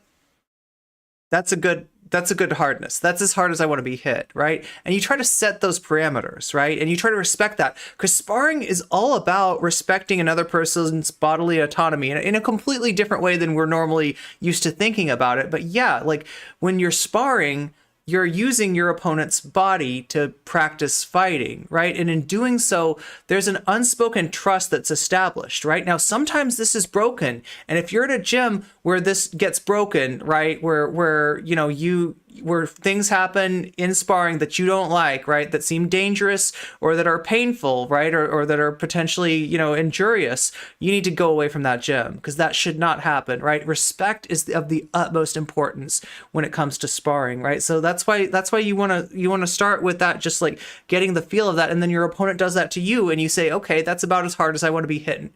And generally, like, when you're sparring, the goal should be a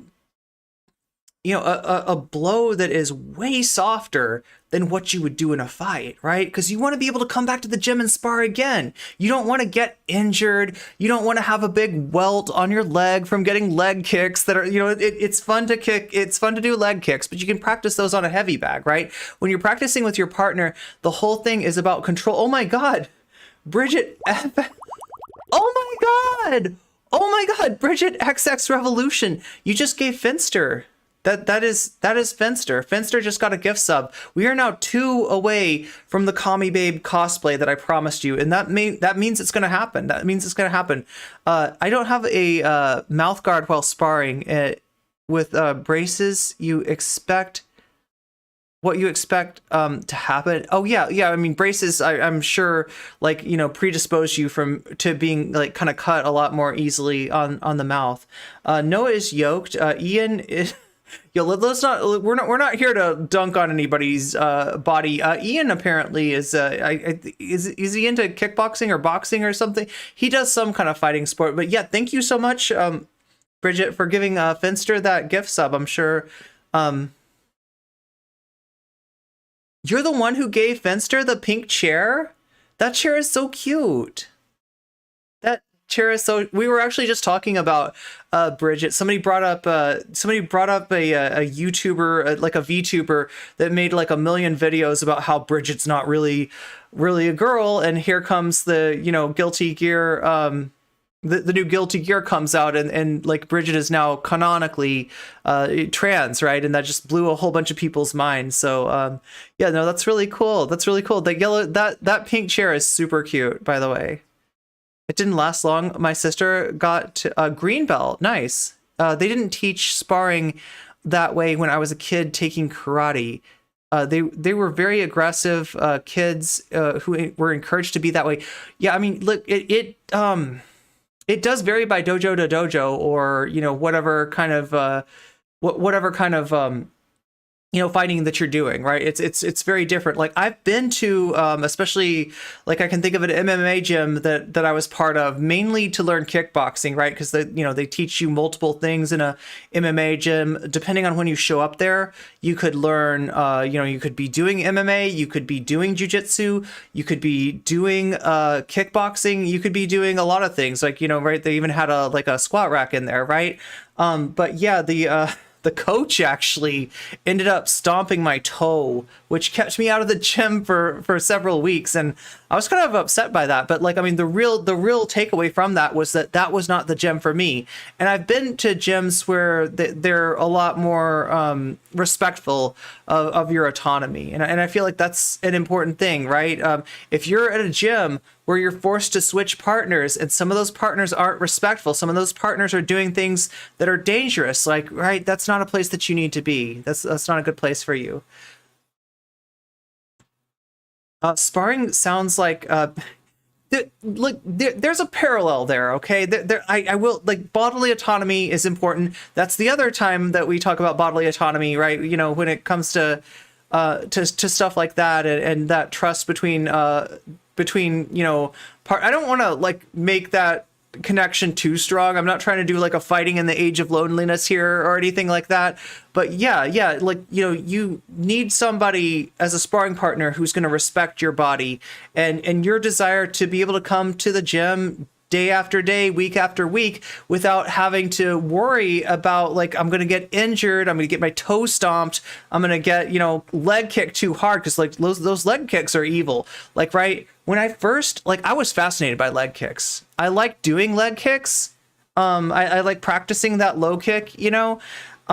But I kind of wondered when I started sparring, what does it feel like? So when my opponent was kicking me in the leg, I just kind of sat there. Like, you know, you're supposed to like just lift your leg and check that, right? You're supposed to check that, and you would have you would both have shin guards, right? So you'd be able to check that, not really hurt each other. That's what you're supposed to do. But I kind of sat there and let them leg kick me because I wanted to see what it felt like. And I was surprised by the fact that it didn't really hurt that bad. But getting kicked over and over again in your thigh area, even though it doesn't hurt as that bad at first, even though you don't feel it, you don't feel, you know, like it kind of adds up. So by the end of the day, I had a huge welt. I had a huge like bruise on my thigh, and that bruise did not go away for like a month. I think I stayed out of the gym for like 2 or 3 days after that, right? Because I just didn't realize, you know, how bad I was getting hurt. So, you know, that's an example of how why there's such a need for that. Also, when you're controlling your kicks, you're learning something, right? When you're holding your kicks back, it actually causes you to develop a better sense of balance. So there's a benefit for you to kicking, to not just wailing away on your opponent's leg. You know, that's, you know, keeps them in the gym longer, you know, maybe makes them able to come back, you know, and not get hurt. And it also gives you that like that level of balance and control it's huge. It's hugely important for any kind of martial art that involves kicking. An old friend always wanted to spar with me. I am pretty tall and built, but most of it is for show.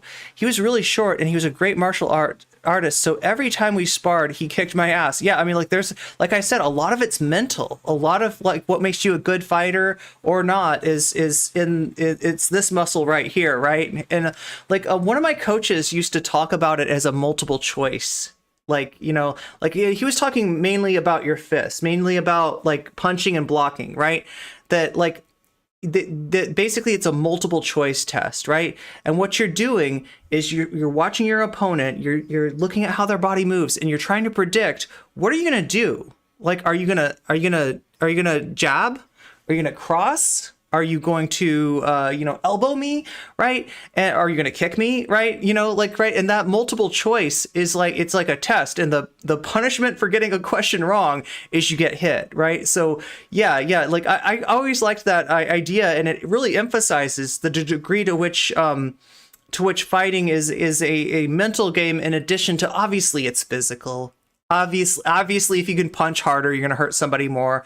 Obviously, if you're going to punch faster, you're going to land more blows. Obviously, if you can do things like fake somebody out or not give a tell. And a tell is like this, like, you know, if I do a certain thing every time before I jab, you're going to pick up on that, and you're going to be like, oh, she's going to jab me. And you're going to be right there with that block for my jab, right? So it's things like that.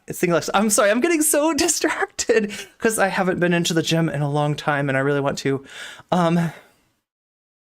Sparring is usually helpful practice. Definitely a thing that only to do with someone that you really trust. Yeah. And it's huge because, like, right, you can kick a bag all day. You can kick like a bob, you know, like one of those, like, you know, it's like the dude, like, you know, yeah, they're a little bit more realistic. Some of them even have like thighs that, you know, you can practice like low kicks on, right? But you can hit a static object over and over again, and it's great to learn your form. It's great to perfect your fundamentals, but at some point you're going to need to apply those fundamentals and learn how they work in a real situation. And sparring's like a whole nother thing, right?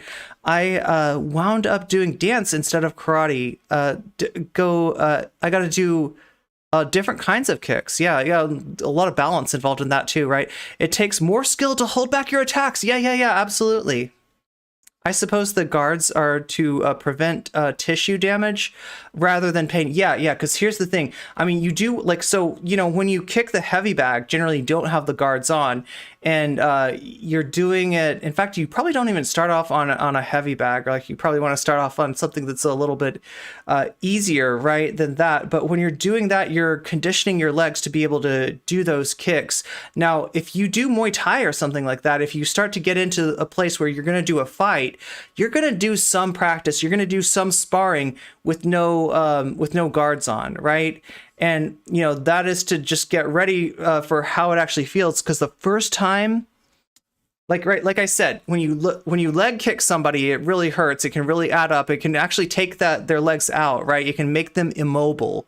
The more you do leg kicks, that's why people do this in MMA. That's why people do this in kickboxing. The answer to that, you know, so whereas you're going to block, you know, you're going to swat something away, or you're going to put up, you know, like that, or you're going to do some kind of guard, or, you know, block a hook like that, you know, or something like that, right? With the legs, what you do to block that leg kick is you're kind of like lifting up your leg, almost like a dog peeing on a fire hydrant, right? But what that means is that their shin is contacting your shin. And even if you hold back, even if you do it super softly, if you do that without shin guards on, the first time you do it, you are going to be like, it's incredibly painful. Like, it's it's like going to the dentist, right? But for your shins, right? It's hard to describe the pain, but yeah, like with enough conditioning, that pain gets less and less. Anyway, I'm sorry, I'm just like talking right over FD Signifier's video here. Doing things out of like their intrinsic like worth instead of, you know, anything else. I got way too excited. And you know, for a while before this, I was going on those like forums and like you know, just very like, you know, looking back, I'm gonna cringe. Everybody does this, I guess, when they're younger. But I read the pickup artist book. I don't remember the name off my head. The Game. I read The Game when I was in my early 20s. Yeah. Has anybody read The Game? I remember ContraPoints talked about this in a video. It's a game. It's a really common book. I think is it Roosh V that does The Game? That said, I knew this guy who did hardcore Muay Thai, and they would kick their shins into a wooden pillar all summer. And then I sparred with them, and I tried to stop their shin with my foot. Oh my God, yeah. I mean, generally, you're not trying to do anything with your foot. Like I said, feet are very, very fragile. You can wrap your fist. You can put a glove on your fist, right? And you can kind of ameliorate some of the damage that you're going to do, you know, by punching. But in terms of the legs, we generally try to connect with the shins instead of the foot. But yeah, like that is something that happens sometimes. Sometimes when you lift up, you lift that up. You call it checking a kick. You're just, you know, checking it. When you see Muay Thai fighters, sometimes they'll stand like this and they'll kind of bounce, and their front foot's like bouncing off the, you know, and what they're doing is they're gauging their opponent, and when they think they're going to get kicked, they're ready with that.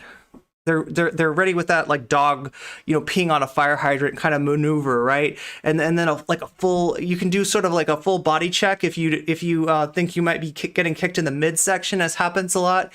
You know, then it's more like that, and it's not pulling down your arm, but it's rather like lifting up your knee to meet your elbow right there, right? And that's like a full, you know, that you know, protects your midsection. It protects your head a little bit too. But yeah, the problem with this, because everybody wants to do this, everybody like, okay, I got to connect my knee to my elbow, so let me just kind of pull down the knee. The more you do that, the more likely you're going to boop yourself in your quadriceps, and that hurts. And nowadays, it's even more like Oh, you hurt your foot. Oh, like the manosphere and stuff like that. Yeah. People could find like Andrew Tate or, Sneeko or even, Sneeko. Peterson kind of to kind of tell you like you need to, these are the correct ways to be a man. So my idea of what the right way of living life was specifically, how can I be like a good man? So it was conditioning on by kicking a small piece of wood or a tree or something like that is pretty common. It's very gendered from the beginning. So then when I adapted more of this kind of like, is where I got into Camus a lot, where it was this kind of absurdist, kind of existentialist take of just kind of not taking things so seriously. That ironically, like is Albert Camus, what allowed me to then achieve a lot of the stuff that I was like valuing beforehand. Like you do become more desirable if you don't reek of desperation. Like if you just genuinely talk to, if you imagine Sisyphus as happy, yes, no, other people because you want to, you go do things because you genuinely want to. That is a very attractive quality. For this video, I'm defining desirability as a mass-presenting person's ability to embody and perform traits that those who are attracted to men find appealing. This is a somewhat nebulous and flexible definition because the reality is attraction and masculinity is a nebulous and complex thing. But in general, basically it's you're a dude. It's a bit of a social construction. And what is it that you do that makes people that are attracted to dudes attracted to you? Right? Makes sense? Now, you might want to write this broad definition off as lefty overthinking to pander to my audience of Gen Z, they, thems, but then you'd be an idiot and probably not even watching this video in the first place. So I'm not going to spend a lot of time trying to convince you otherwise. But it does, although you might get Cineclip, bring up the first major thing that I want everyone who's watching to consider, which is how warped and inaccurate our understanding of male desirability tends to be, greatly because of the things we see and are told as boys and men, namely that it's almost always those types of reactionary conservative men that are dictating the conversation when they are not the people that you're trying to. Not really dunking on his body any more than I am dunking on how stinky and moldy his personality is. I mean, I can't disagree with you there. I did Aikido. There was no competition and sparring, and I felt like I was learning more to flop on the ground. Plus, the sensei kept calling me Syrian instead of your actual name. Okay, that's... Vaush looks thinner than he did when I first saw him in the videos, but he's gotten rotten at the same time.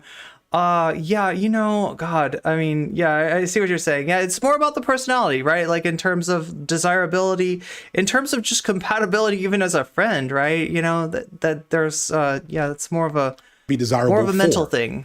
Or are they? And I don't say that to insinuate like this homoerotic nature of some of these spaces, but to consider why is it that it's other single men that are giving you all the secrets and information that you're supposed to have on how to attract women. That just genuinely doesn't make a lot of sense. First and foremost, understand that gender presentation and what is considered masculine and attractive for men has constantly changed throughout history. I don't care what your Alpha Male podcast folks told you 10 years ago, 20 years ago, 40, 50 years ago, they would have told you something completely different. I could go back centuries to show you no shortage of images and art for men in a variety of presentations being depicted as being desirable while wearing what we consider today to be dresses and skin-tight pantaloons and even high heels. Fast forward just a few years ago, and Regé Page-Jean embodied this desirability from that old time, completely driving the girls wild just by licking a spoon. And then just 30 years ago in my childhood, we saw a persistent image of gender non-conforming men being seen as the height of desirable, whether it was the glammed up images of Aerosmith or Poison, or maybe it was Tupac, a hip hop icon and a sex symbol. But if you look at the way Tupac was presenting from today's sensibility. Okay, so the major thing that I remember as far as like male desirability,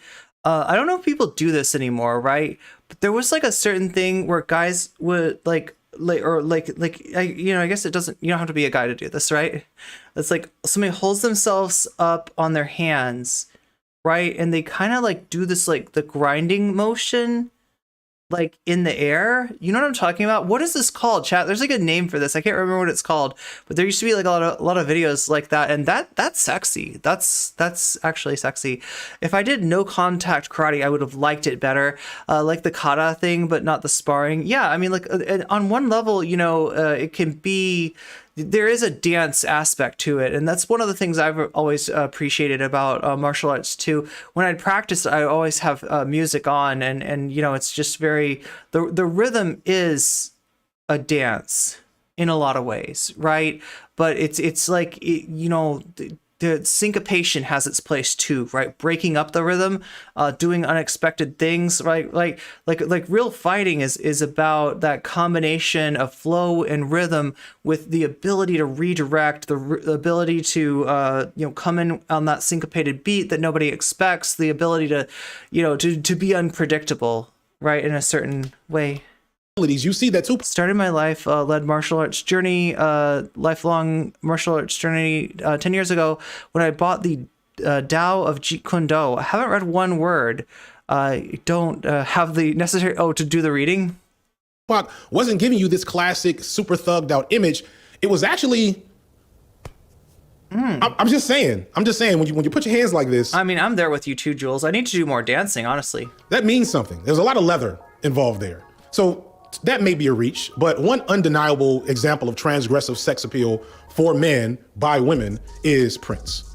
For those too young or too uncool to know, Prince is an icon in like a half a dozen different spaces. He's an icon of black music. He's an icon of rock music. He's got to date the greatest Super Bowl halftime performance of all time. He's something of a queer icon as well, despite being completely straight. And with that, probably most interestingly, he's a sexual icon and mostly for women. If Prince had come out today in the current political climate, he would be so polarizing that we might not even get the great music we got in the 80s and 90s. Because people would call him woke or too soft or some shit, which is still a bunch of BS, because even today, men are embodying desirability while completely flouting the normative images of what traditional masculinity is. So guys, like. My understanding is that Prince came out of like a movement called New Romanticism.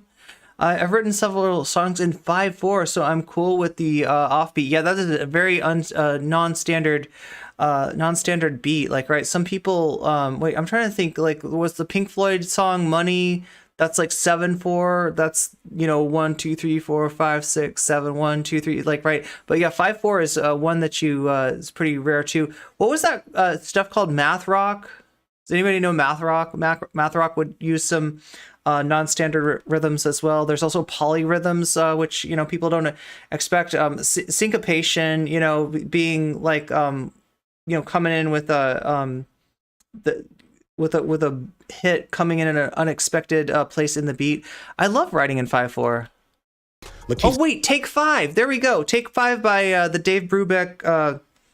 What is it called? The Dave Brubeck Group or something? Stanfield, Nick Jonas, Lil Uzi Vert, Machine Gun Kelly, and others have significant fan bases while queering masculinity. Also, to sort of say, I think my experience with masculinity. Wait, the verses of Whip It, the Devo song, is 7/8 too? And trying to be, I guess it is what it is. It's like trying to be more masculinized has been something that I've run into all the time. It's like this big wall of like, I've been a huge fan of hip hop since a very early age. I think part of it was like, man, those guys are cool. Wait, your sister made you watch all of Prince's movies when you were recovering from, wisdom teeth surgery. That's like, I got dry sockets when I did that. That was tough. Wait, so how many movies does Prince have? I only know of Purple Rain. Wait, I think Purple Rain. And maybe I can do that. I like words, so maybe that could be a way that I can get there. Like, I like sports, maybe I could do that, Yeah. And trying to find these paths to where I could avoid this feeling like I was some sort of thing that people didn't understand and didn't really want any part of. My first 3 years of high school I actually did in Santo Domingo, which was a huge culture shock change for me and a lot of things. And there was just, I guess puberty, like. There was another movie in black and white, Dave Brubeck, Quartet. Yeah, I was going to say Quintet because I was talking about Take 5, but yeah, you're right. I think it's a Quartet. Under the Cherry Moon. You go through puberty and then 11th grade shows up and you're all of a sudden, you're like, hey, I'm not that bad looking. I'm going to kick off my slippers. I have tall, there's some things going on. What made it sort of clearer to me was when I started, when I came back to New York in senior year. And I just saw that I was being perceived a certain way a bit more, without any of my input, really. I mean, there were certain things I learned how to get a haircut and things like that. But, there was definitely a transformation that was mostly unwitting. And then at some point, one of my friends that I'm still cool with to this day, when I came in the senior year, she told me later that when she saw me, she was like, oh, great, another fuckboy in this high school or whatever. I was like, really? You thought that? She's like, no, yeah. And it's, you look a certain way, and then I talked to you, and I was like, oh, he's actually cool. And I was like, oh, wow. So tell me about the fuckboy thing again. Like, what was it specifically? When I was sort of in a situation where I was, kind of engaged with a woman and flirting with a woman, my awareness of certain traits were a lot more pronounced. Like, for example, my height. Like I'm 5'6", totally fine with that, perfectly average for a gymnast. But it's not very tall. I know that I'm like a pretty short guy. Women love a tall man. Like it's surprising how important that is for a lot of them. And I did run into some issues with that. Like there would be a woman that, I was kind of interested in, maybe hitting it off with. For me, like, I wouldn't say that I'm looking for a tall man. Like I'm like 5'7", 5'8", so I'm a little bit on the tall side. So I guess there might be like some aspect where like some a partner being like short, a partner of whatever gender being shorter than me makes me aware of my and a little sensitive about being tall, but like I don't know, like I said, most of what matters isn't even like physicality in terms of like attraction, right? For me, like reading a bio and like, wow, she seems really cool, and then it's like, those about like below 5'10" don't apply kind of stuff, right? Yeah. And so, there's a lot of that. With men, not so much. In fact, a lot of gay men who are bigger like a short guy because of the height difference. For me, dating women and men, and like, multiple genders, really, it was really, kind of figuring out that no one was going to be interested in me if I was pretending to be something I'm not. And even if I could pretend to the point where I could convince them, which like as a trans person, I have a whole lifetime of experience doing that. But even if I could play this role in such a way that it was like really believable, then I'm in a situation where I have to keep playing a role. And again, I spent most of my life doing that. I'm not going to do it again. So my trans experience was really liberating in that sense, because I had to perform the wrong gender for so long. I'm not going to do a performance of the right one. I'm just going to be like who I am. Still, while Prince was being a major sex symbol, so was Burt Reynolds, Denzel Washington, Billy D. Williams, Mel Gibson. I don't want to insinuate. I cannot imagine being attracted. Like, no offense to any Burt Reynolds fans out there, but I just can't imagine. That traditional masculinity as we see it today did not exist then. But the overall prominent ways that men and boys tend to think about being desirable, it's real though, has always been a spectrum. And if you focus, from my understanding, Burt Reynolds was a sex symbol. I just remember I don't think it was even Burt Reynolds, but like somebody would play Burt Reynolds on like the Celebrity Jeopardy thing. You know what I'm talking about? Like that's my image of Burt Reynolds is that only in on one area, then kind of silly. You're gonna miss a lot of the picture. Like, everybody knows the Giga Chad meme, right? This meme is kind of a cryptid, so I don't know exactly. Well, apparently Shakespeare even knows the Giga Chad themselves. Like, right? I wasn't aware. Like, when I saw this image, I thought, this is a Photoshop, right? This isn't a Photoshop, like, a composite of the idealized, like, masculine figure, right? But no, Giga Chad's real. Giga Chad's a real person. I can't remember his actual name, but I think he's the Italian, right? What is Burt Reynolds famous for? Movies? Yeah, I didn't know this was a real person. I really didn't know that this was a real person. But apparently, Giga Chad is a real person. Exactly who this is. It's said to be based on a Russian model, but I can't quite confirm that he exists. Wait, is he a Russian model? I think he does exist though, right? Maybe he does. I've seen pictures, but everything looks fake and it's hard to find. Either way. There's always like a real, the possibility of a real person being like photogenically enhanced by digital means too. He is called Giga Chad because he is supposed to be the epitome of what idealized, desirable masculinity should look like. Yeah, Shakespeare could answer these questions. At least according to straight men. The absurdly strong jawline, the lean, almost grotesquely muscled physique, etc. But here's the thing that's going to be challenging for many people watching this video. This image is idealized to who exactly? I know this is a joke, that people don't actually think this is attractive, but the joke is still based in an idea that people think that this is somewhat attractive, and it's really... Wait, maybe it's that people think that this is other people's idea of attractive, right? You know that whole like quantification of looks, right? The scale, the 1 to 10 scale of like, are you a 1? Are you a 2? Are you a 9? Are you a 10? Like, what are you? You know, like, right, where do you fall, right? I feel like when people answer those questions, right, there's your personal viewpoint of, how attractive you find a person, but I feel like when people quantify it like that, a lot of times what they're quantifying is how they think other people rate that person. And there's almost this idea that there's an objective level of attractiveness, that there's a real thing of a 9. There's like a 9, a 10, a 7 is a real thing when, it's inherently subjective, right? Google says that GigaChad is Ernest Kalimov. So is he actually a Russian? Maybe he's a Russian model. There was some connection to Italy. I thought maybe he lives in Italy.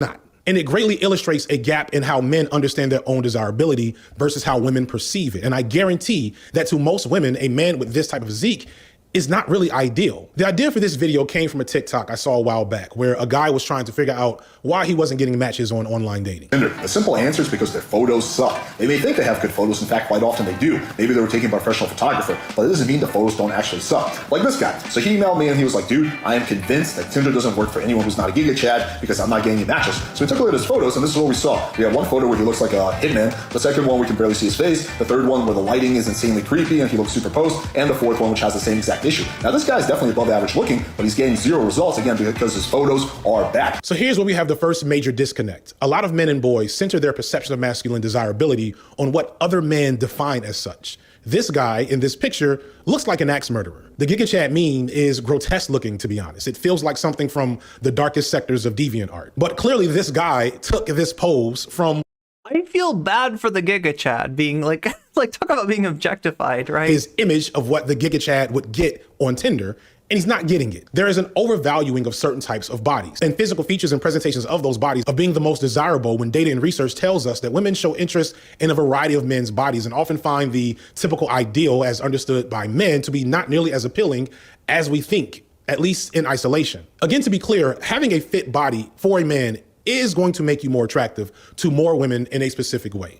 And that way is often for explicitly seeking sexual partners. There is a wide body of research that shows that men who are more muscular and or taller are seen as more desirable by women, having a greater sense of body image, and have more sex partners than non-muscular men. I will not be gaslighting you in this video and telling you that that is not the case. However, much of that same research also indicates that these men that look closer to the Giga Chad... I don't know. There's like there's maybe like it's like a Goldilocks thing, right? There is like, it's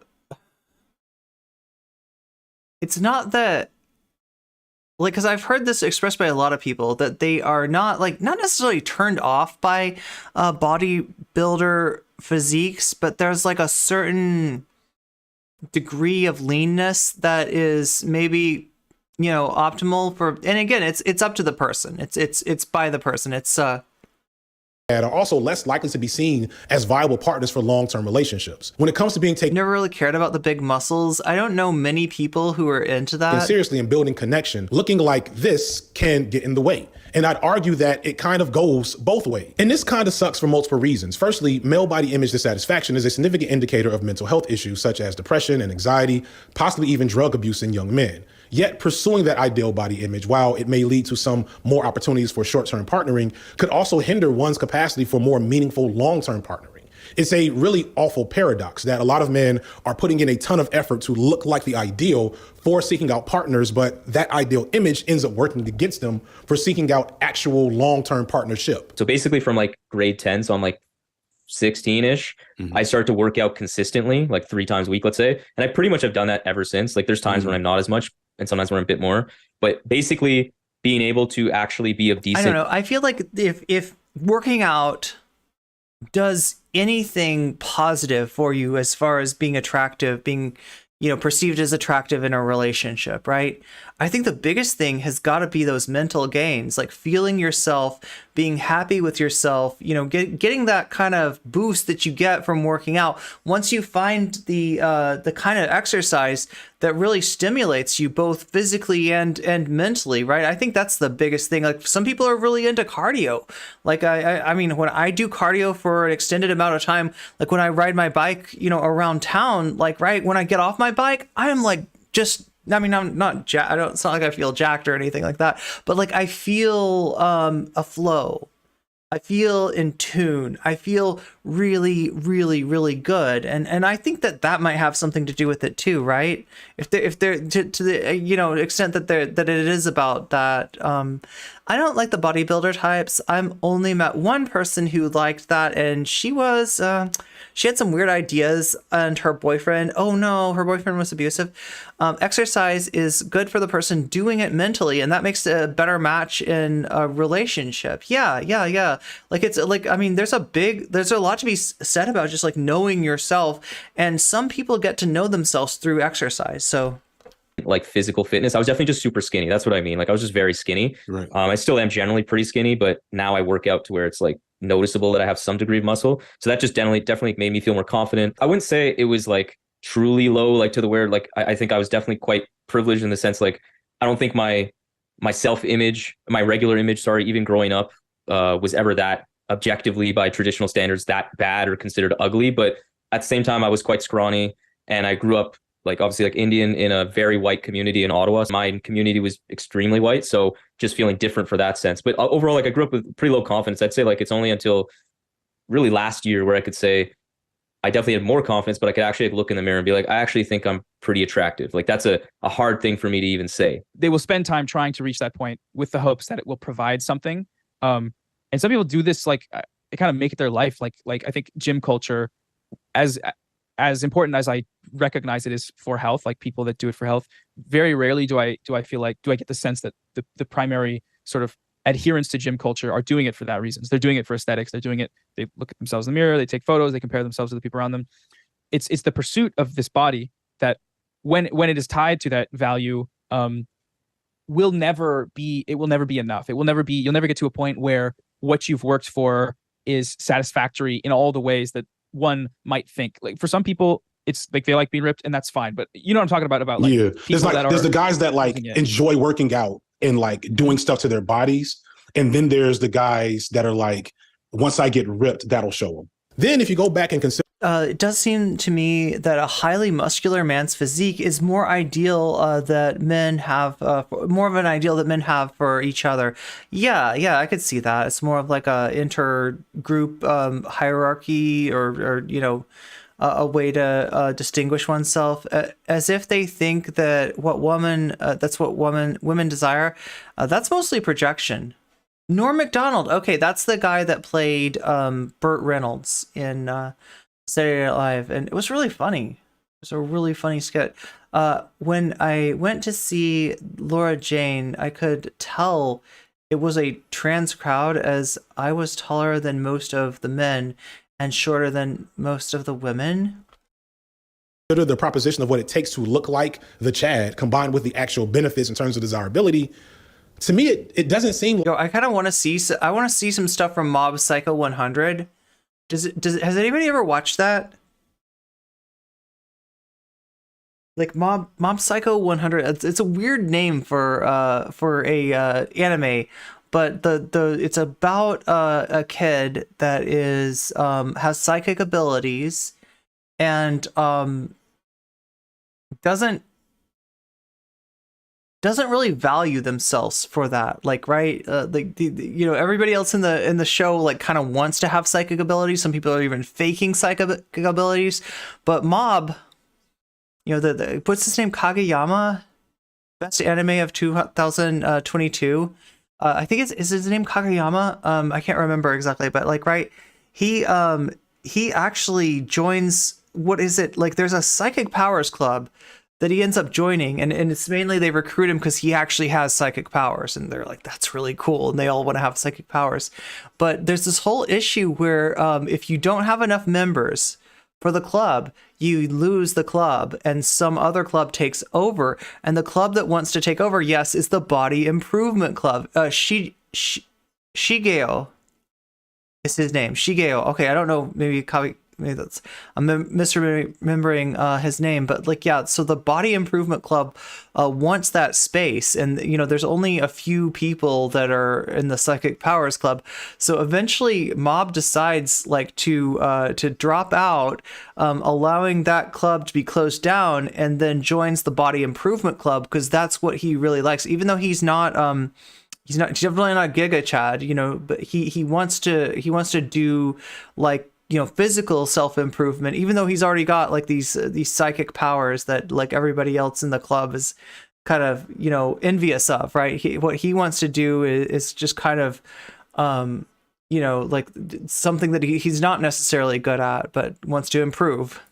Like it's all that worth it unless you are really that much into fitness, which if you are, awesome, keep doing that. If you're into... What is this? Oh, is this One Punch Man? Being fit and working out for that reason, for actual passion for fitness, that's actually a really great thing for your desirability, which I'll get to later. However, if you're a skinnier guy... Yeah, they were actually nice. Yeah, surprisingly. Like, right, they're you know, stereotypical. You'd think that they're bullies or something like that, but they actually turn out to be really nice.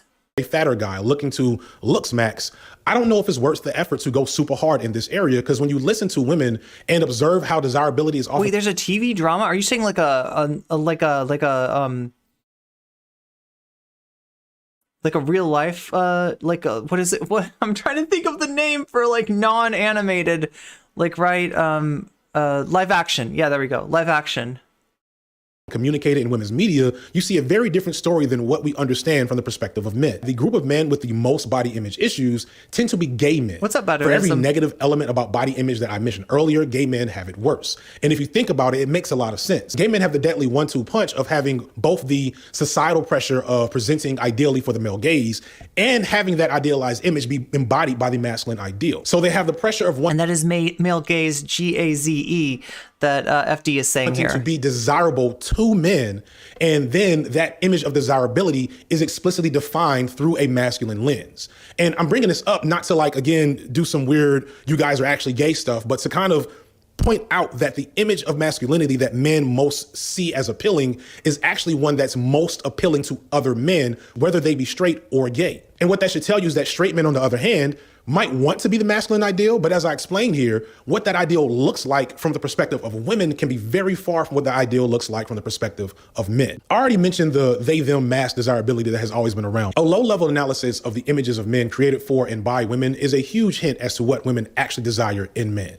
The annual Sexiest Men Alive issues of People magazine, while not a perfect indication of what women like, clearly seeks to present an image of men that is warm and caring and engaged. These are still traditionally masculine men who are attractive and handsome in any traditional sense, but what they're presenting to be seen as actually desirable is not these chiseled physiques, but those chiseled physiques that they're presenting as desirable are hidden behind comfortable clothing and gentle smiles, not flexed out muscles with sweat and veins popping out their necks. If you tie that to gender, it's from my argument is that you could be super masculine if you want to be aesthetically.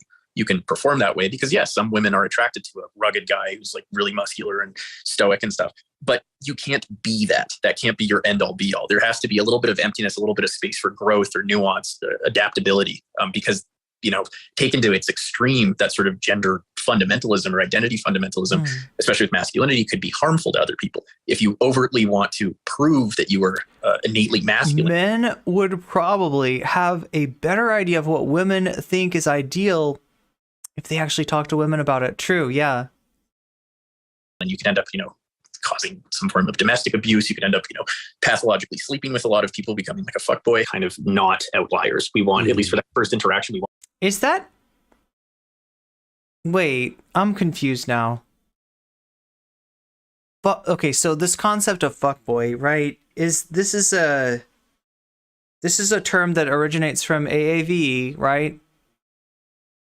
And I feel like it's one of those terms that maybe white people tend to get wrong. Can somebody just clear this up? I feel like is that like that usage of you know fuckboy is like a promiscuous guy or like a player, right? That is, I feel like that wasn't the original like definition of fuckboy. Am I right about this? Want somebody that's pretty like plain, pretty like safe and secure, especially. And then I think you pair that with guys are probably not great with taking photos because they're not socialized to rely on pure aesthetics. They're supposed to rely on kind of competence and performance, and women are socialized to rely on aesthetics. So you're engaging in a platform that really favors people that are good at aestheticizing. Sisyphus makes a really good point here about how boys and girls are socialized differently when it comes to aesthetics and beauty. There are many more consequences for not being physically attractive for women versus men, and thus women. Fuckboy is a good dude that's only good for fucking. And girls begin to figure out aesthetics and beauty at a very early age, and entire industries are built around aesthetics for women, while men are openly discouraged to learn these skills, and thus many go through life never having had a great grasp on how to how to make things look pretty. I always mispronounce that too. It's not some high-minded philosophical thing to say that women want men that make them feel aestheticize. Is that the word? Safe, and also seem safe, as in not a creep or a weirdo or someone who is operating with a lack of emotional intelligence. And what is desirable to women isn't always conveying dominance and strength and power, but conveying those features of being safe and being a provider or being a companion. Now, lookism and patriarchy mean that women will be more likely to attach those features to attractive people, but it's a complex. Yeah, you have a lovely night too, Krusty. Bell curve, and hyper-focusing explicitly on looks is a good way to, one, completely misunderstand what women. I have to do some research. I just remember we have a set of clocks. That's tonight? Oh no. Oh no, it's happening. Yep, it's March. It makes sense. It means a womanizer. Okay. Looking for, and two, exert energy and personal resources in the wrong thing. Lots of women are looking for lots of different body types. Yes, being shorter or larger or super skinny will affect how you're perceived, but it doesn't preclude an absence of possible partners. Again, I'm not going to gaslight anyone to think that looks are not important, but you should consider how you assess what looks is as a man. Like that's verbatim what happens. So like a lot of people think that, okay, like when I do this big glow up, like, you know, like I'm gonna get all kind of da-da-da-da. Not really. Like a lot of people actually, to like a certain extent, may feel as though like you're so attractive now that you probably get this a lot, and therefore I am not going to add to that. Like you have like almost like an ironic reaction to it, like a backlash to an extent. So there's a perceived, there's almost like a perceived desirability that could end up cutting against somebody. Yeah, fuckboys are shitty assholes that just want to fuck you and play. Okay. You're gonna be mad at me, but like I really ain't had a whole face like that. Oh. Because keep in mind, coming from being fat and like being unattractive, being unworthy of affection, I still, even though like I was in this body, like I was still a fat guy. Like I was still a little fat chubby kid from high school. People, I love meeting new people. I love first dates. I'm like not the type that doesn't. Yeah, I find them fun. But I do wonder how much of that is me like compensating for all those years where I never felt capable. Right. You know, because and I think that may have came up in recent relationship where I was seeing someone. Right. I regret that. I think it's hard to sometimes because I still think I'm in that process where I'm not feeling super in touch with and super truly confident where I'm able to be myself and not scared of losing people and all that. Sometimes it's hard to even read how you feel about situations, and it's hard to be like present and like absorb other people and be like, oh, I like this, I don't like that. It's hard to trust what you see, basically. Yeah. It's just like a fog. Oh my God, I forgot. There's one more thing we need to cover. Like, we're in bed and she'll literally be like, put your leg on me. And it sounds weird to tell another person when like you say it out loud. But you also, I know you know what I'm talking about. No, I know exactly what you're talking about. Yeah, like 100% exactly. Never too late to have a hoe phase, says the woman crafting a diamond hoe in Minecraft. This weekend, exactly what you're talking about. So it's like, and that's why I'm glad you're making this video and also like talking about it in this particular way. Because if we could, I do believe it maybe not as simple, but let's say a great first step to just let boys, not even men, boys know that like your body shape has people that like it. Like there are already women who like you for their own selfish reasons. Like this sounds weird to say out loud, but yeah, like my girlfriend likes my personality and my body for like selfish reasons that like I don't necessarily have to always understand, is what she told me. She's like, don't worry about that. You keep doing you. I'm with you because I like what you're. Yeah, that's the thing. I feel like there's a certain level to which we gotta abolish this hierarchy of looks, right? And in reality, like my experience is that who and what I am attracted to diverges greatly from the whatever the thing that's sold to us as being attractive in terms of both sexes, right? It's more complicated, and it's and I feel like I don't know, I don't think I'm the only one who feels that way, right? And our personal preferences don't really get acknowledged enough. So there's both in a sense that like, you know, like what we're into gets buried, gets sublimated under this like stereotyped, you know, this is what's attractive, this is what's not attractive. And you know, how we're valued by other people also is getting buried. This person in the interview is a super attractive. Yeah. Doing. And that is what a lot of I can't always explain what it is that attracts me to a person. Boys are trying to get to. Right. How can I be so girls will like me? Yes. I don't want to yeah. I'm not saying be you because being you is cool. I'm saying be you because someone else is already gonna like that. They're already into that shit. You're not that weird. CJ X is a friend of the channel and one of the best people making content on this platform. You should check them out. And one of their Okay, so like look, we're on like there's there's a few components to this. We're about halfway through. I got to get to we're going to cover more of this tomorrow. We're also going to go over the Matt Taibbi thing because I think I have to go over the Matt Taibbi thing. I haven't talked about that yet.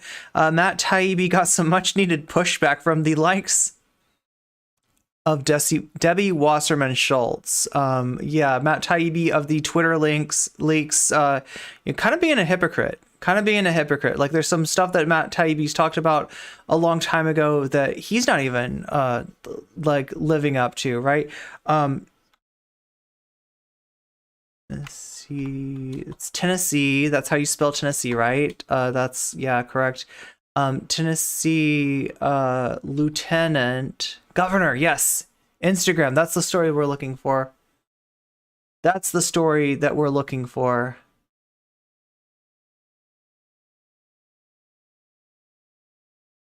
Wait, apologizes? The thing is, you wouldn't have to apologize. Okay, let's look at this. The thing is, though, he wouldn't have to apologize if it wasn't for his like anti-LGBTQ stance and being part of an anti-LGBTQ administration, right? There shouldn't have to be anything to apologize for. Other than just, I don't know. What do you hope comes out of this? Well, I think I'll be a lot more careful about using social media. Amid a sudden uproar over his provocative social media interactions, Tennessee Lieutenant Governor Randy McNally sits down this afternoon to answer Phil Williams' questions about the controversy. Good evening, everyone. I'm Rory Johnston. Carries off tonight. Now, those social media interactions with a young gay model brought accusations of hypocrisy against the East Tennessee Republican and countercharges that he's become the victim of a left-wing attack.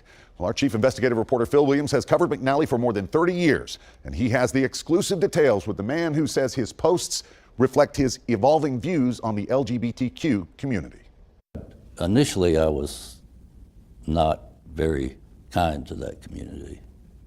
As I learned some things and met some people in that community, I realized that they're still individuals and they still have value. In a legislative session dominated by bills outlawing drag shows in public places and targeting gender care for the trans community, Tennessee Lieutenant Governor Randy McNally finds himself facing accusations of hypocrisy after a progressive site unearthed his social media interactions with a 20-year-old gay model, among them provocative posts that were liked by the 79-year-old Republican, including one where the young man doesn't appear to... So do you hear what he's saying here? He's saying that these posts reflect an evolving acceptance of LGBTQIA people, right? That this was him being woke. You know, it's a bad word for the GOP, but that's what he's trying to say. Is that like in the past, maybe I was homophobic, but now I liked this young man's post to show that I appreciate you, even if you're gay. I mean, that sounds great and everything, but you didn't just like a post of a gay guy being like, listen, I'm gay and I'm proud of myself and there's nothing wrong with that. And people who have a problem with that, the problem was with them. Like, right? That would be great. That would be great if this was what's going on. But like, you know, you never heard from this guy about any problems that he had with what the Tennessee governor just signed into legislation, which is one of the most restrictive anti-trans pieces of legislations out there, right? The idea that like, you know, if you interpret this bill the way that it could be interpreted, right, you're saying that people aren't allowed to be trans or gender non-conforming in the presence of you know, anyone younger than a certain age, i.e. like you're not allowed to be publicly, you know, trans, non-GNC, like anywhere, right? Be wearing clothes. When people see these posts, what should they take away from them? But yeah, he's liking sexy pictures. Right? And there's nothing wrong with that, right? But the thing that's wrong with it is the hypocrisy. The thing that's wrong with it is not what you're doing, on Instagram, but it's what you're doing in the legislature. I don't know that they should take away a whole lot. In an exclusive interview, McNally described how he befriended the young man. He looks kind of like a melted version of John Bolton. On Facebook, then on Instagram. Among the posts, this close-up of the young man's backside, McNally responded with 3 red hearts and 3 on-fire emojis, along with a comment, "Finn, you can turn a rainy day into rainbows and sunshine." It's just that. Is this cancel culture gone wild? Is this a left-wing hit job? Or is this somebody who's like applying a standard to other people that he's not he's not upholding himself and shouldn't be expected to uphold himself, right? Elderly legislatures shouldn't be liking 17. Oh, I didn't realize that guy was 17 years old. Yeah. So there's that aspect of it too. But this is just like a huge amount of hypocrisy, a huge and it's got some parallels, right? So we'll look a little bit at a situation that happened in the midst of the discourse about gay marriage, right? With a senator from Idaho, right, who was actually caught coming on to an undercover FBI agent in an airport bathroom, right? And kind of the reaction to that, right? I encourage people with posts and try to, So he says he's trying to be encouraging. He's trying to be accepting. I don't know if that's what you. I don't know if that's what you communicated with those emojis. Help them if I can. Were you trying to help this young man in some sort of way? Just basically trying to encourage him. There was also this post where the man said he was, quote, not a whore, but a hoe. One is a slut, the other is a prostitute, adding, "I'm the one that gets free weed for giving," then a reference to a sexual act. And it was liked by Lieutenant Governor McNally. Yeah. I don't know that, a lot of times on people's posts, you see the name and you see what they've written and you just press the button. I mean, that's fair enough. Like sometimes you don't see an entirety of a post. Sometimes you might like something that upon further reflection you might disagree with, right? It says like. Listen to what he says, though. You didn't read that post? I don't recall reading the part about the weed. I know that. But what about the prostitute? I might have read that. In that I might have read that. case, was it appropriate to like the comment? Probably not. Probably not. Then we came to a moment in our interview that could not be avoided. I need to ask the question that people are suggesting on social media to let you respond to it. Have you ever had any personal relationship with this young man? No. You've never met him in person? No, never have. In fact, we found other LGBTQ-related posts liked by Tennessee's Lieutenant Governor, who says he's gotten to know members of that community, including some from his own family, and that he's tried to be more affirming of their identities. He also knows... Well, if you want to be affirming of their identities, then speak out against what your governor's doing. That he has spoken out against some legislation pushed by his Republican colleagues. Okay, see, he's worried about the blowback from businesses. That's not the same. That is an economic concern for the state of Tennessee, right? And that's valid too, right? And like what happened with the bathroom bill in North Carolina, there was economic blowback to the state of North Carolina. That might have been part of what contributed to the eventual change of those laws, right? But there's more at stake here. There's a lot more at stake, and the fact that all you can do is offer some weak concern over this might really hurt our businesses here in the great state of Tennessee, that's just, I don't know, God, how does anybody buy this? How is anybody buying this? Does this affect your ability to lead? I hope not. And I've had some of my colleagues say that they're supportive, both Republicans. This is why those fiscally conservative, socially liberal folks aren't helping anyone. Yeah. Democrat. And I'm really, really sorry if I've embarrass my family, embarrass my Is friends. anyone buying this? Well, like they're gonna say later, like they made some nod to the idea that some on the GOP are claiming that this is an instance of cancel culture, that this was some kind of a left-wing hit job on my dude here, right? Any of the members of the legislature would oppose. It was not my intent to, and not my intent to hurt them. Roll call, Mr. Clerk. In the end, the Tennessee Senate chooses the lieutenant governor, a title that senators can also take away. Have you thought about resigning? I think that's really Okay, so that's interesting. It's not that he's nominated by the governor, right? So, you know, and I'm not even sure how this works in the state of Tennessee. Like in some places, the lieutenant governor position might be largely ceremonial. Here, it's bestowed by the state legislature, by the Senate of the state, right? That's who gets to pick the lieutenant governor.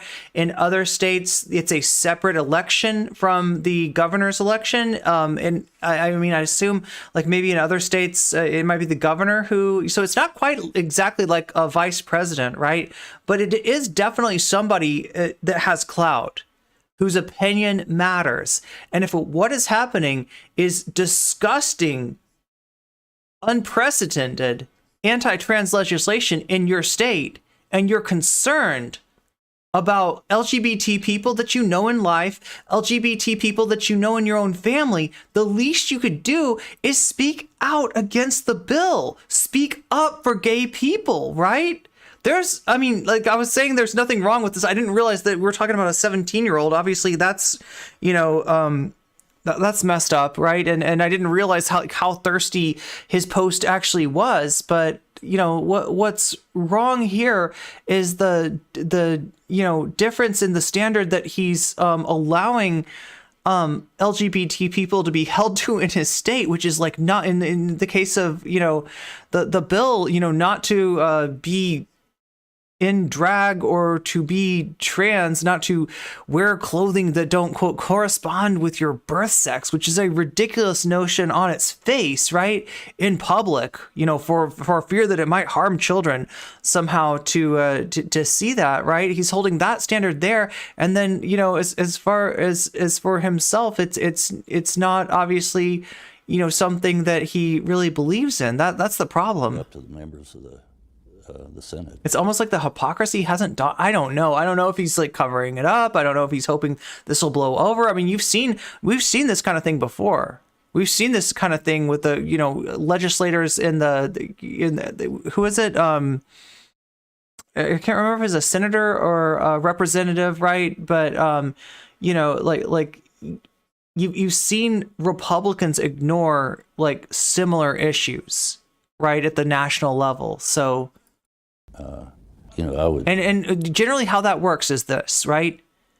They want to have a majority.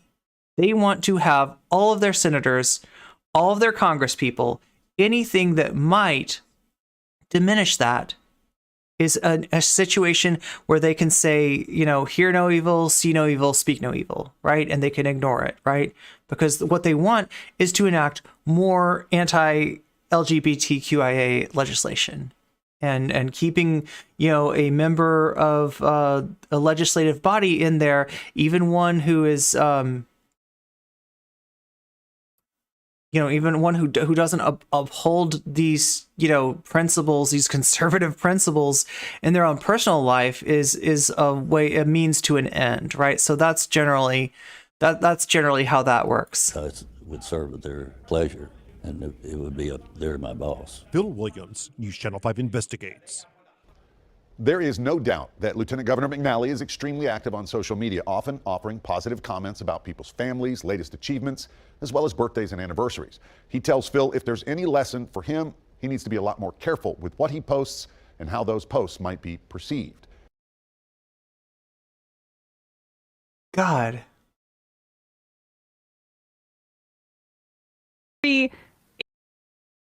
We talked about this the other day. Governor Bill Lee was, has he already signed it? The drag show bill? Yes, yeah, he has. He signed the drag show bill, despite the fact that he's dressed in drag. Because dressing in drag is just like, I don't know, fun to do. People like to do it. Yeah, and Giuliani did it.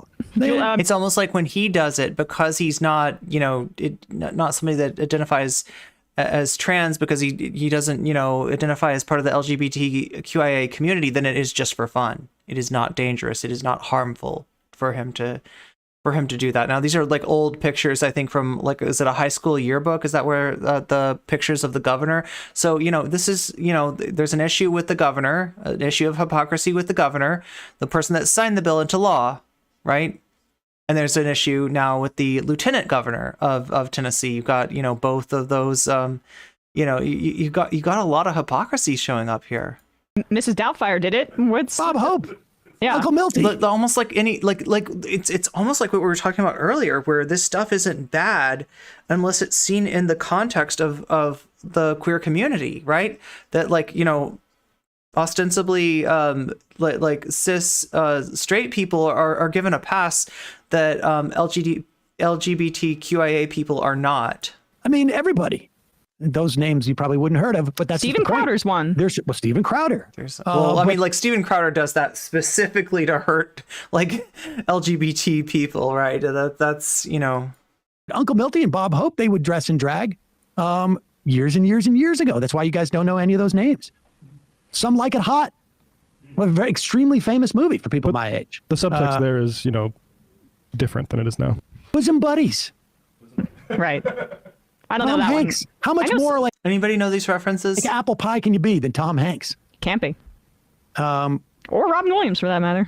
But one wonders, a lot of times when politicians Tom Hanks did drag? Promote these type of like transphobic.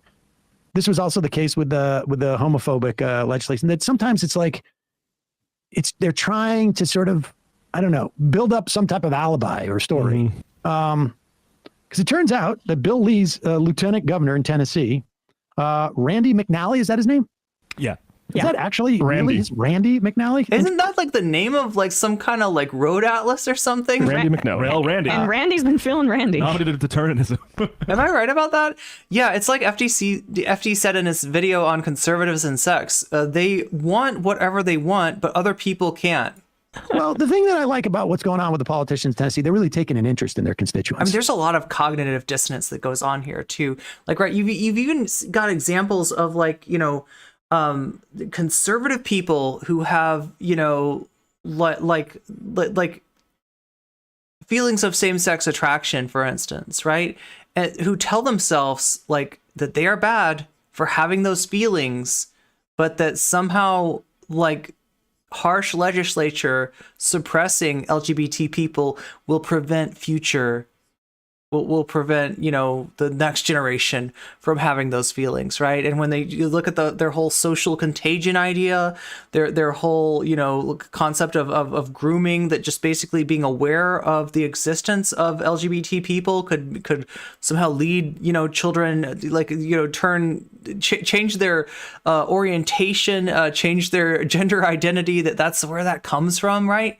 Instead of the idea that that might make them aware, that might make them more likely to seek some sort of transition or medical therapy or whatever, but it's not changing who you are. It's not changing your identity, right? Identity's there whether or not you realize, and supportive. All this could do is maybe make people realize that on a micro level.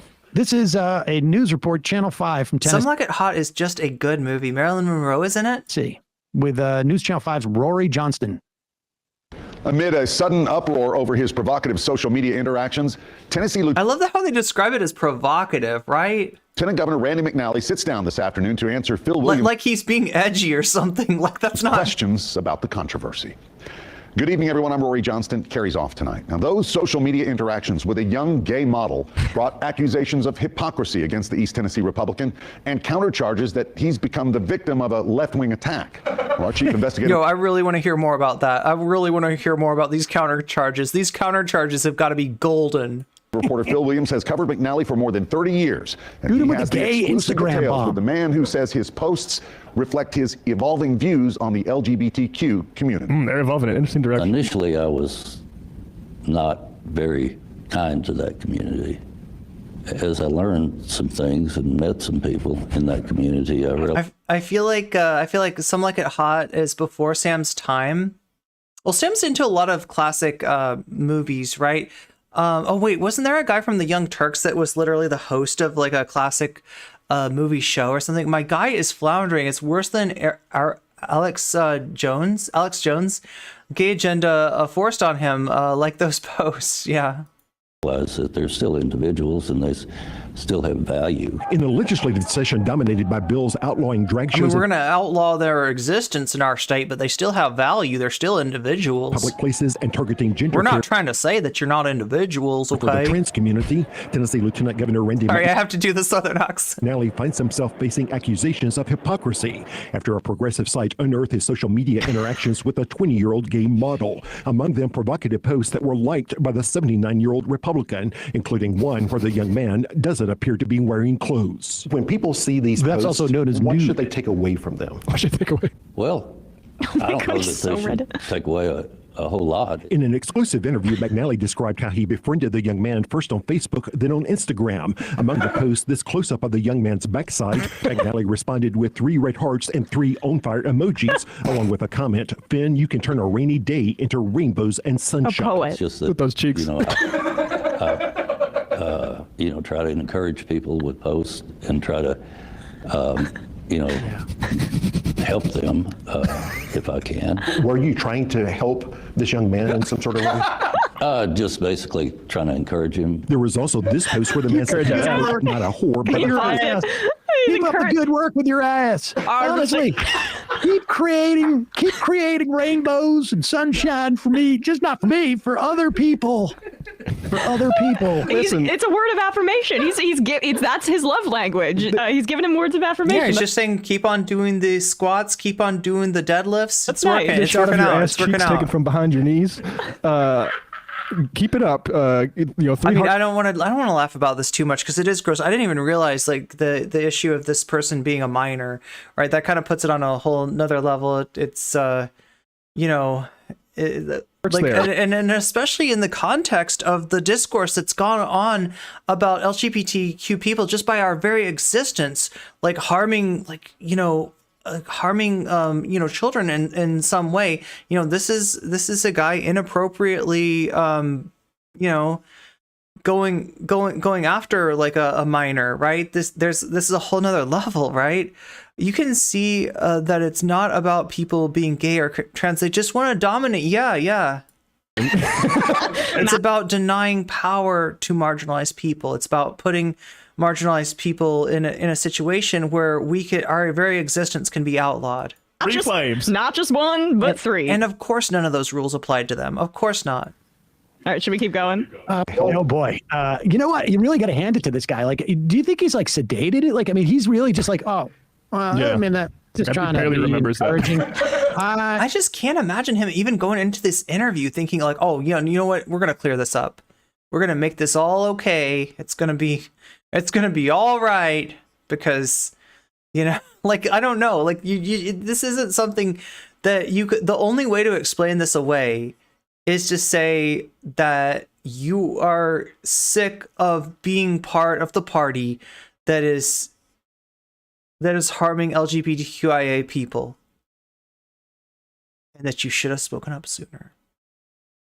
Encourage all forms of and honestly, yeah, resign, because like this is a minor that he's saying that he's making these comments on. Like, right, this is completely role models. Doesn't matter to me.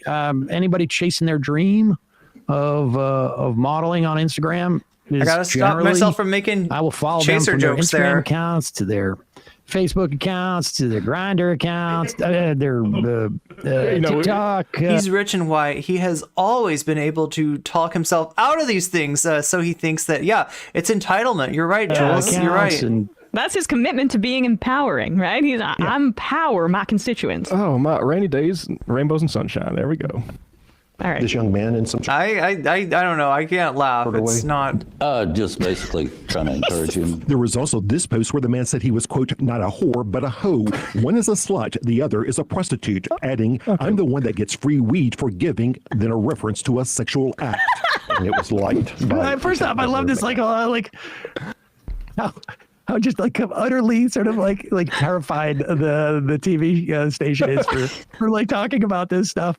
A sexual They're act. also kind of handling them with kid gloves, right? Like, I mean, this is like if what they want is like engagement, if this whole their normal way of proceeding is if it bleeds, it leads, right? And like that sometimes applies to violence, but it can also apply or to harm or like stuff like that. It could also apply to like just destruction of somebody's career, which in this case is kind of appropriate. But you see that they're not doing that. You see how they're conducting themselves around power. It's very different than how they conduct themselves in the absence of power. Free weed for giving head. Sounds like a good trade-off. Listen, that sounds like sunshine to me. Is a prostitute, adding, I'm the one that gets free weed for giving, then a reference to a sexual act. And it was liked by Lieutenant Governor McNally. Yeah. I don't know that, a lot of times on people's posts, you see the name and you see what they've written and you just press the button that says like. So you didn't read that post? I don't recall reading the part about the weed. I know that. What about the prostitute? Wait, the model is 20 now, and this started 3 years ago. So wait, this has been going on. This like this kind of behavior towards this person's social media posts have been going on for 3 years. I might have read that. In that case, was it? So wait, is he worried about the weed? He's worried more disavowing about the weed, not the prostitution Look, part. he said he's a hoe, not a prostitute, and that was good enough for me. I stopped reading right there. You see what they've written and you just press the button that says like. So you didn't read that post? I don't recall reading the part about the part. Weed. I know that. But what about the prostitute? He's been liking these posts for like 3 years. He also left comments. Yeah, they showed some of the messages, and yeah, they were not just they were a little bit more than words of encouragement, right? I might have read that. In that case, was it appropriate to like? Yeah, like you were talking about like fire and heart emojis. The comment? Probably not. Probably not. Then we came to a moment in our it sounded interview like chill, that like could they're not probably be not. avoided. Although to be fair, I mean, he didn't say he was a prostitute, and he is not. He could have said like, "I'm not going to slut shame anybody." I'm just not going to do that. I don't think I've ever liked a post I didn't read. There's been posts that I've liked before where like I read most of it. I thought I understood what it was about and I liked it. And then when I looked at it again, there was like one aspect of the post that I had an issue with, and I took back the heart later on. But yeah, not like this is a whole nother thing. I am sex positive, but weed negative. In that case, was it appropriate to... Or more likely when, I liked a post because I agreed with it and I looked at, who was posting it and I felt uncomfortable with, giving that person, my endorsement, right? There's been issues like that. But yeah, again, this is like this is not that. Probably not. Probably not. Then we came to a moment in our interview that could not be avoided. I need to ask the question that people are suggesting on social media to let you respond to it. Have you ever had any personal relationship with this young man? No. You've never met him in person? No, never have. In fact, we found other LGBTQ related... I mean, that's not the only possible problem, right? That's not the only issue is like when you're talking about like him, these like exchanges, like with a minor, like it's A post liked by Tennessee's Lieutenant Governor, who says he's gotten to know members of that community, including some from his own family, and that he's tried to be more affirming of their identities. He also notes that he has spoken out against some legislation pushed by his Republican. Okay, yeah, there we have it. Like, I mean, and I don't know if there's more news stories, if there's more legislation that he's spoken out against. I mean, great, but like this is just not. Yeah, it's just a business concern from what they're showing. Colleagues, does this affect your ability to lead? I hope not. And I've had some of my colleagues say that they're supportive, both Republican and Democrat, and I'm really, really sorry if I've embarrassed my family. He has a vested interest in letting the thirst my flow. friends, Yeah. embarrass any of the members of the legislature. With I mean, the issue is not that. It's that. Well, that's the your thing. Party. Here's the thing. Yes, I mean, the issue is it is perfectly fine for this guy to be liking these posts. Be as And thirsty as frankly, you want. I don't care what he's doing, with his weed stash. That's all. The bottom line is, you're so supportive of people who are, whatever. I mean, there's a bit of an age gap here, so it's not. It's more. Yeah, there's Chasing more. their dream or their personal situation on Instagram. How about calling up your buddy, the governor of the state, and saying, "Hey, man, you can't sign this." He voted in favor of he voted in favor of the drag bill. He voted. That's my point. Yeah, but I mean, it's very. It's There's no very excuse. positive framing by that reporter. Yeah, look at that. Like, this is what I'm saying. It's the way that they act in proximity to power versus the way that they act in its absence. There to say that he's been against some of the anti-gay measures. He has been a little bit, but for the most part, he's been in lockstep with his party. Absolutely. Absolutely. It's total hypocrisy. Why are you giving them support? Well, I'm giving them support by giving them some, flame emojis on Instagram. Yeah. In the meantime, I'm also, telling them that they're illegal in some fashion. Right. God, he really did seem sedated there. It's like He would have to be to go into that interview. Like, I can't imagine. put him in a catatonic state. I haven't been able to trade my weed lately, so I've been dipping. I don't remember into reading the part about weed, but the part I've been where he dipping said into my stash a little bit. I support these hoes because I can't trade it as much as I want to. Anyway, let's cover this. This is calling to voice my. Everybody know Jesse Singal. Jesse Singal's in the thumbnail here. Utter and complete disgust for these supposed left of center commentators who get so much mileage, sort of obsessively criticizing the trans movement and their activists, like Jesse Singal and his weird little sidekick. Yep. And Wait, Kitty Herzog, is that who we're talking about? The absolute bores who endlessly go on and on about wokeism and cancel culture while never addressing like the sheer psychopathy of the right wing pundits. Like Chayat, Jonathan Chait, and Iglesias and that crew, the popularists. Oh, I didn't know that was going on with Jonathan Chait and Matt Iglesias, right? I would have like, those are names I haven't heard in a long time, and I just would have never guessed that you'd find them giving that. There was a bill that passed committee in Arizona, I think, that would make it a crime to be a drag queen, as defined by the Hogs, within a quarter mile of schools or playgrounds. Yeah, it's just a very bizarre set of people, and it's just very, the way that they operate, like their framework is very dishonest. Shameless, yeah, absolutely shameless. And the fact that, like, look, like you hear Xanderhal and Vaush talk about gatekeeping. This isn't exactly what they're talking about here, but I mean, like, that's the only argument of like these people not being just like run out of the left, right? At the point where you're attacking trans people, you're not on the left. I don't care what your other views are. Just use kind of like vague implications about the other side while never, being specific. I think that like there's those are different. The taxonomy of this is a little bit different. Like I think Signal is and like what they end up doing is they give cover to the absolute hog transphobes that are taking away our rights by kind of saying, well, yeah, there's like people on the left that have a problem with this too, right? They're absolutely they're absolutely making themselves useful to the right.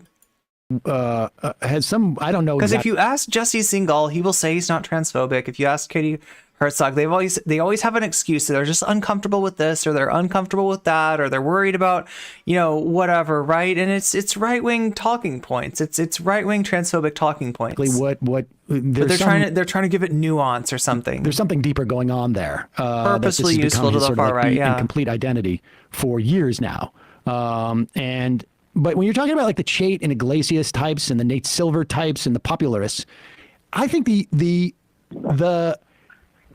impetus is very similar to what we just saw with the press secretary mocking Marianne Williamson, which is I'm going to pick the most marginalized person around that I can find and sort of bully them in some way and create some distance so that I am appearing, sort of like reasonable or cool. I mean, honestly, like these terms are sort of ridiculous, but that's what's going on here. Like, like I'm the rebel. Like it is a reactionary mindset, frankly. And sorry, go ahead. The reactionary mindset here is the idea of like, I'm going against the trend. But in fact, what you're really doing is, no, you're just reinforcing the genuinely pre-existing or prior existing structures that have been here always. But you're trying to make it, you're repacking it like I'm cool. I'm daring. I'm a rebel. But in fact, no, you're not. You're really just basically playing into the pre-existing bigotry that has existed. Yeah, and I'll be honest with you, I'm very anti-woke myself, but I also have a sense of proportion. Oh no! So the overwhelming look, I'm very anti-woke. Is to attack the right wing. Little self-report by the caller. And anything other than that, I think, should be suspect. I agree with you. I mean, I don't know what it means to be anti-woke, but I don't care ultimately, like what is in the heart of Jonathan Chait or Matt Iglesias, or like whether you and I could have a difference as to like how much we tolerate, a college student from Oberlin being upset about, the cultural appropriation of something. It's like, it's irrelevant. It's really just a question if you're a pundit or you're writing or you're even, just going on Twitter and, using whatever platform you have, whether it's like, 10 followers or 10 million followers and doing it and espousing this stuff. It's really just like, what is the important fight to have here? And, how much of like society goes through growing pains where there's no doubt in certain areas, there's, sort of like a over, getting out ahead of your skis a little bit, but society, like the real thing that will happen with all this stuff is it will be overcorrected. Any gains that any groups make in terms of like emancipatory or in terms of like actual rights or social acceptance or whatever it is. So we're talking about backlash here. Anyway, thank you everybody for being here with me. We're going to raid into Poly People. Tomorrow I am going to be covering, I know for sure, the Matt Taibbi stuff. We haven't covered that. There's probably a few other things. Let me look down at my thing here. Is Peterson up to something? Anyway, can we put out those Discord links once again? I want to get you, all of you who are not in the Discord yet, into the Discord, because I want you to let me know in my streaming suggestions what you want me to cover. Thank you so much, everybody, for being here. Yeah, we're gonna raid into Polly and give Polly my love. I will probably be in there as well for at least a little bit. Don't show Peterson tweet on stream. Oh, the Peterson tweet is really bad. Okay, I'll have to. Oh my God! So we already raided out before I can even stop talking. Anyway, chat, I talk too much already. I'm sure you're you're probably not sick of me by now. But yeah, we are raiding into Poly People because she's awesome. And I will see you all later.